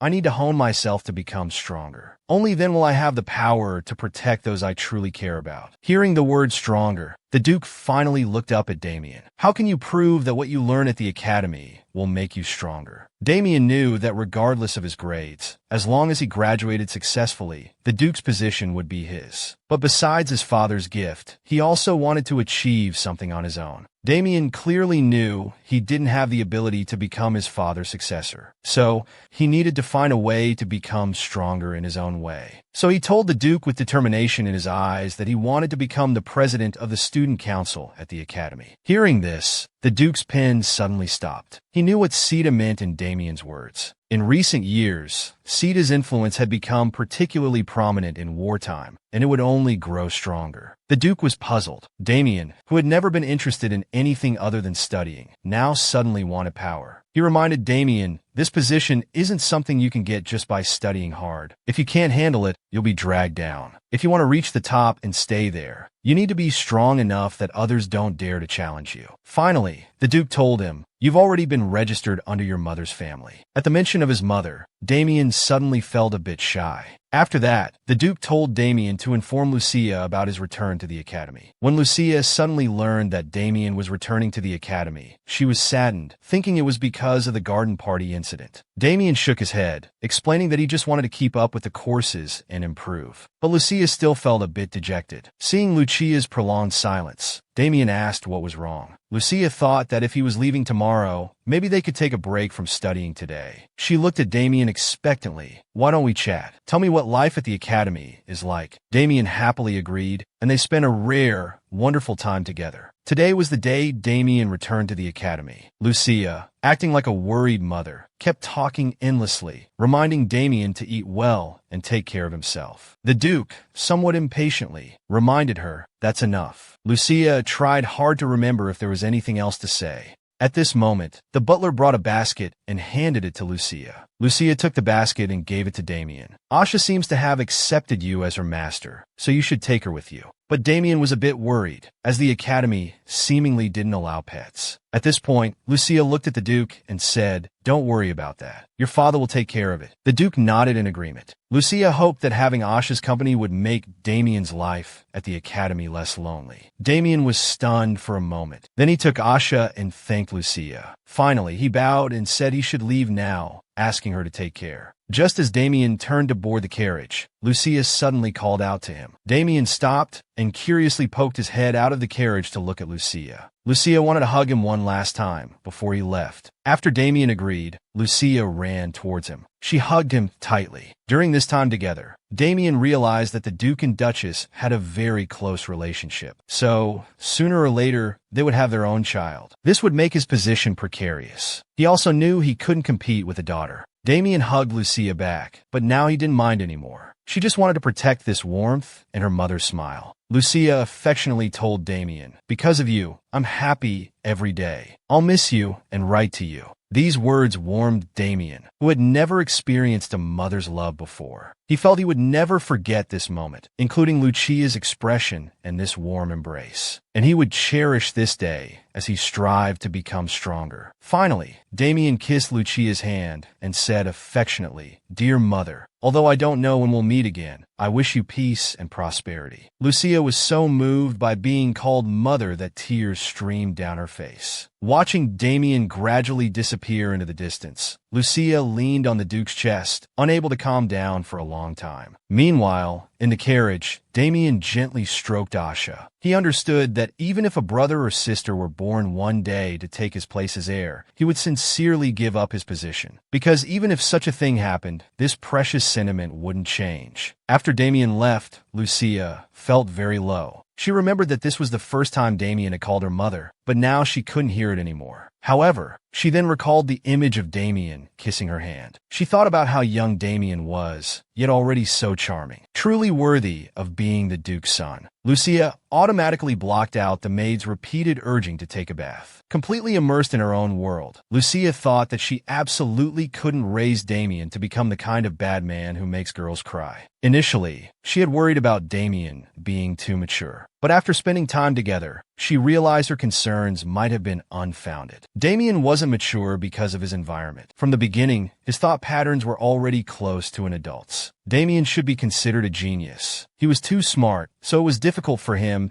to have the kind of childhood ordinary children have. Lucia had once in a dream seen a child similar to Damien. His name was Bruno, a year older than Damien, with silver white hair and gray eyes. Bruno would often cause trouble to vent his dissatisfaction with his father. For example, using clever tricks to drive away family tutors and such. In the end, it concluded with his father rewarding Bruno by sending him to study at the academy. Although both were genius children, Lucia thought her Damien was much cuter than Bruno. At this moment, the Duke suddenly appeared and lifted Lucia's chin. Lucia was still surprised at his arrival. The Duke directly kissed her and pushed her down onto the sofa. At this point, Lucia came to her senses and pushed the Duke away. Blushing, she said she hadn't taken a bath yet. The Duke was exasperated, wondering why she always had to torment him like this. Then, displaying his manliness, he lifted Lucia high. He carried her on his shoulder to take a bath. Lucia wanted to call for the maids to save her, but unexpectedly, the maids tactfully and quickly left the bathroom as if they had oiled their feet. Lucia covered her blushing face in embarrassment, feeling utterly mortified. What follows is a paid segment that people don't like. The Duke actually became jealous of Damien. After bathing, they went to the bedroom. Lucia snuggled in the Duke's arms. She was still curious about many things regarding Damien. Unexpectedly, the Duke said he didn't want to hear Lucia mention another man in bed. Lucia was bewildered, saying, "What other man? That's clearly your son." But the Duke retorted that even so, it wasn't a daughter. Lucia was strangely convinced, thinking it made some sense. But what puzzled her was that although the Duke had said he didn't dislike Damien, he had never shown a loving side as a father. This attitude was almost close to indifference. What surprised her even more was that such a cold Duke could have a child as obedient and kind as Damien. So she wanted to know what kind of person Damien's birth mother was. Lucia thought that occasionally meeting the birth mother would be better for the child's mental and physical development. After all, no matter how hard she tried, she couldn't compare to the unique love of a biological mother. However, the Duke told Lucia that she was dead. This answer caught Lucia completely off guard, but she thought Damien's birth mother must have been a great beauty. Unexpectedly, the Duke coldly replied that he didn't know. He had never even seen her. This statement made Lucia very angry. The Duke also realized he had said something wrong, so he grabbed Lucia's arm, wanting to explain, but didn't know how to begin. The Duke's hesitation to explain made Lucia even angrier. She coldly said, "Let's sleep," and lay down. Lucia was very hurt. She couldn't help but wonder If a woman who bore a child for him wasn't worth remembering, then how much value did she, who couldn't even bear children, have in his heart? Thinking of this, Lucia resentfully questioned the Duke. You'll probably forget what I look like in the future too, right? After all, you can't even remember the woman who gave you a child. The Duke was a bit flustered, but still didn't know how to explain. All along, Lucia had told herself not to be impatient because the path to loving him was bound to be difficult. But every time she saw the Duke's heartless and cold side, her seemingly solid resolve would crack a little. She didn't even dare to hope that she could melt the Duke's cold heart. Lucia knew the Duke didn't dislike her, and maybe even liked her quite a bit. But this wasn't love. Thinking of this, Lucia's emotions suddenly collapsed. She sat up and loudly questioned, "What do you mean you've never even seen her? How could she have a child for you if you've never even met?" The Duke anxiously tried to calm Lucia down. However, at this moment, Lucia couldn't hear anything. The Duke had no choice but to look into Lucia's eyes and call out her name loudly. After Lucia calmed down, the Duke finally confessed. Damien was actually the son of his twin brother. In terms of generation, he should be his nephew.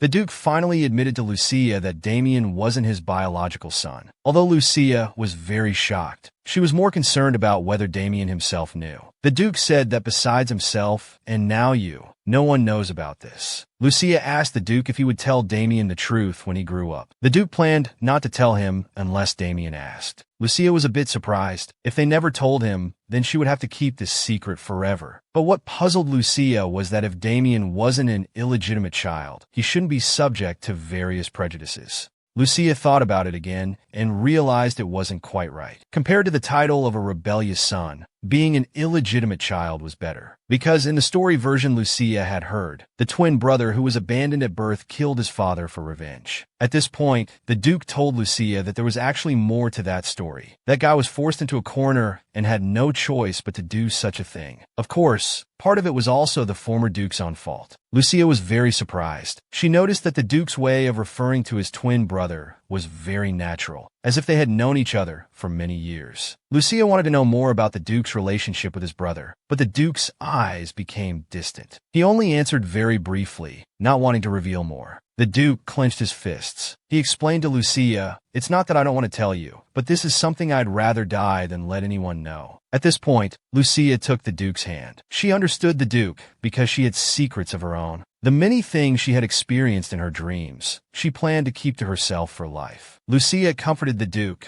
saying that if telling others your secret is painful, then you don't have to tell them at all. But the Duke worried that this secret would cause Lucia pain. Lucia replied, "If that's the case, then I'll leave it to you. Please decide later whether you can tell me the secret or not." The Duke was stunned for a moment, then smiled and said he understood. Lucia caressed the Duke's cheek, and they gazed at each other lovingly. Then they embraced tightly. Lucia whispered in the Duke's ear, "Damien is your son, and he is also my son. This will never change." Although her feelings for Damien wouldn't change, Lucia still felt some regret about not being able to be the mother of her own biological child. Lucia realized that the Duke seemed very afraid that once they had a child, the Turon family history would become public knowledge, just as she was afraid that everything in her dreams would become reality. After learning about Damien's background, Lucia finally understood why she always felt that Damien and the Duke didn't look alike. Hearing this, the Duke was speechless. "Didn't you say before that we looked like we were cut from the same mold?" Lucia explained that in terms of appearance, that was indeed the case, but their inner selves were completely different. Words like pure and obedient seemed to not fit the Duke at all. The Duke felt like he had taken 1,000,000 points of real damage. But the next second, he smiled again and hugged Lucia,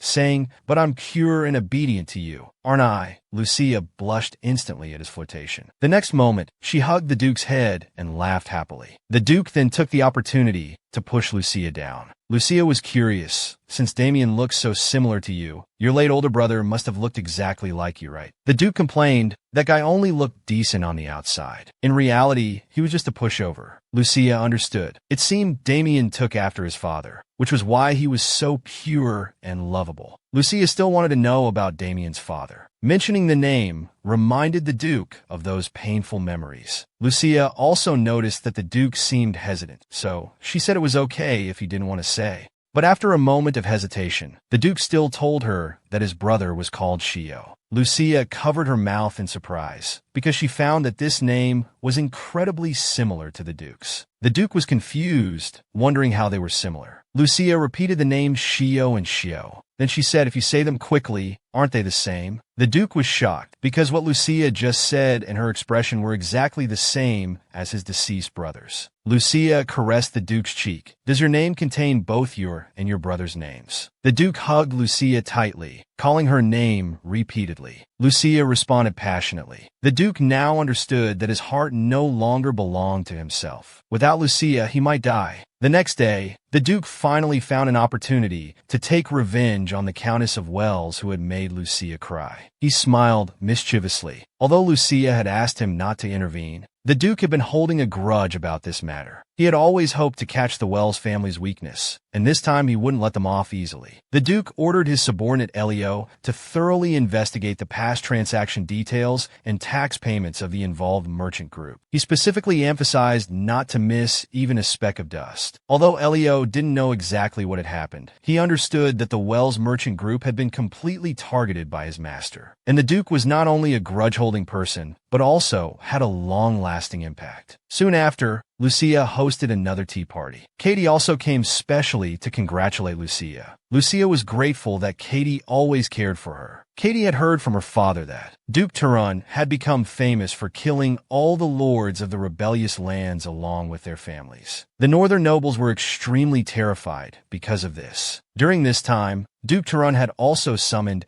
and severely reprimanded the nobles because Lucia had been insulted. So the husbands or fathers of the noble ladies would specifically require them to attend Lucia's tea parties. Everyone was swept up in the storm. Only Lucia, at the center of the storm, was unaware and appeared very calm. Katie understood that only she could explain the current situation to Lucia, but she felt it unnecessary to tell Lucia and make her worry about it. Since the Duke had stood up for Lucia, the wives of the northern nobles would rack their brains to attend Lucia's parties. Lucia also felt that the atmosphere was a bit strange on the day she hosted the tea party. Although everyone's attitude was similar, those who had attended before seemed a bit at a loss and particularly cautious, while those who hadn't attended the garden party before kept mentioning the revolution case, as if trying to gain credit. Katie was excited inside, wanted to tell Lucia the truth. It's all because your husband is too scary. But she knew she absolutely couldn't say that, so she told Lucia not to worry too much. Katie was overjoyed inside. No one would dare to casually offend Lucia in the future. Lucia looked at Katie's smile and felt somewhat strange for no reason. Later, Lucia received a letter from Damien, which filled 3 pages densely. Damien's letter was like a report, clearly detailing what classes he attended and what he said. It was as if one could witness his life firsthand. At the end of the letter, it was written, "The weather is getting cold. Please take care of yourself. Yours, Damien." After reading the entire letter, Lucia felt very gratified. Then she remembered that it was almost the end of the year, and she needed to prepare a gift for Damien. Just then, the maid informed Lucia that a guest had arrived. It turned out to be the haggard Countess of Wells. At first, Lucia was confused about who this person was. When the maid explained, Lucia was shocked. She had lost weight so quickly. Then Lucia composed herself and coldly stated that she was very displeased with what the Countess had done at the banquet. However, to Lucia's surprise, the Countess of Wells directly admitted that she had been foolish due to her old age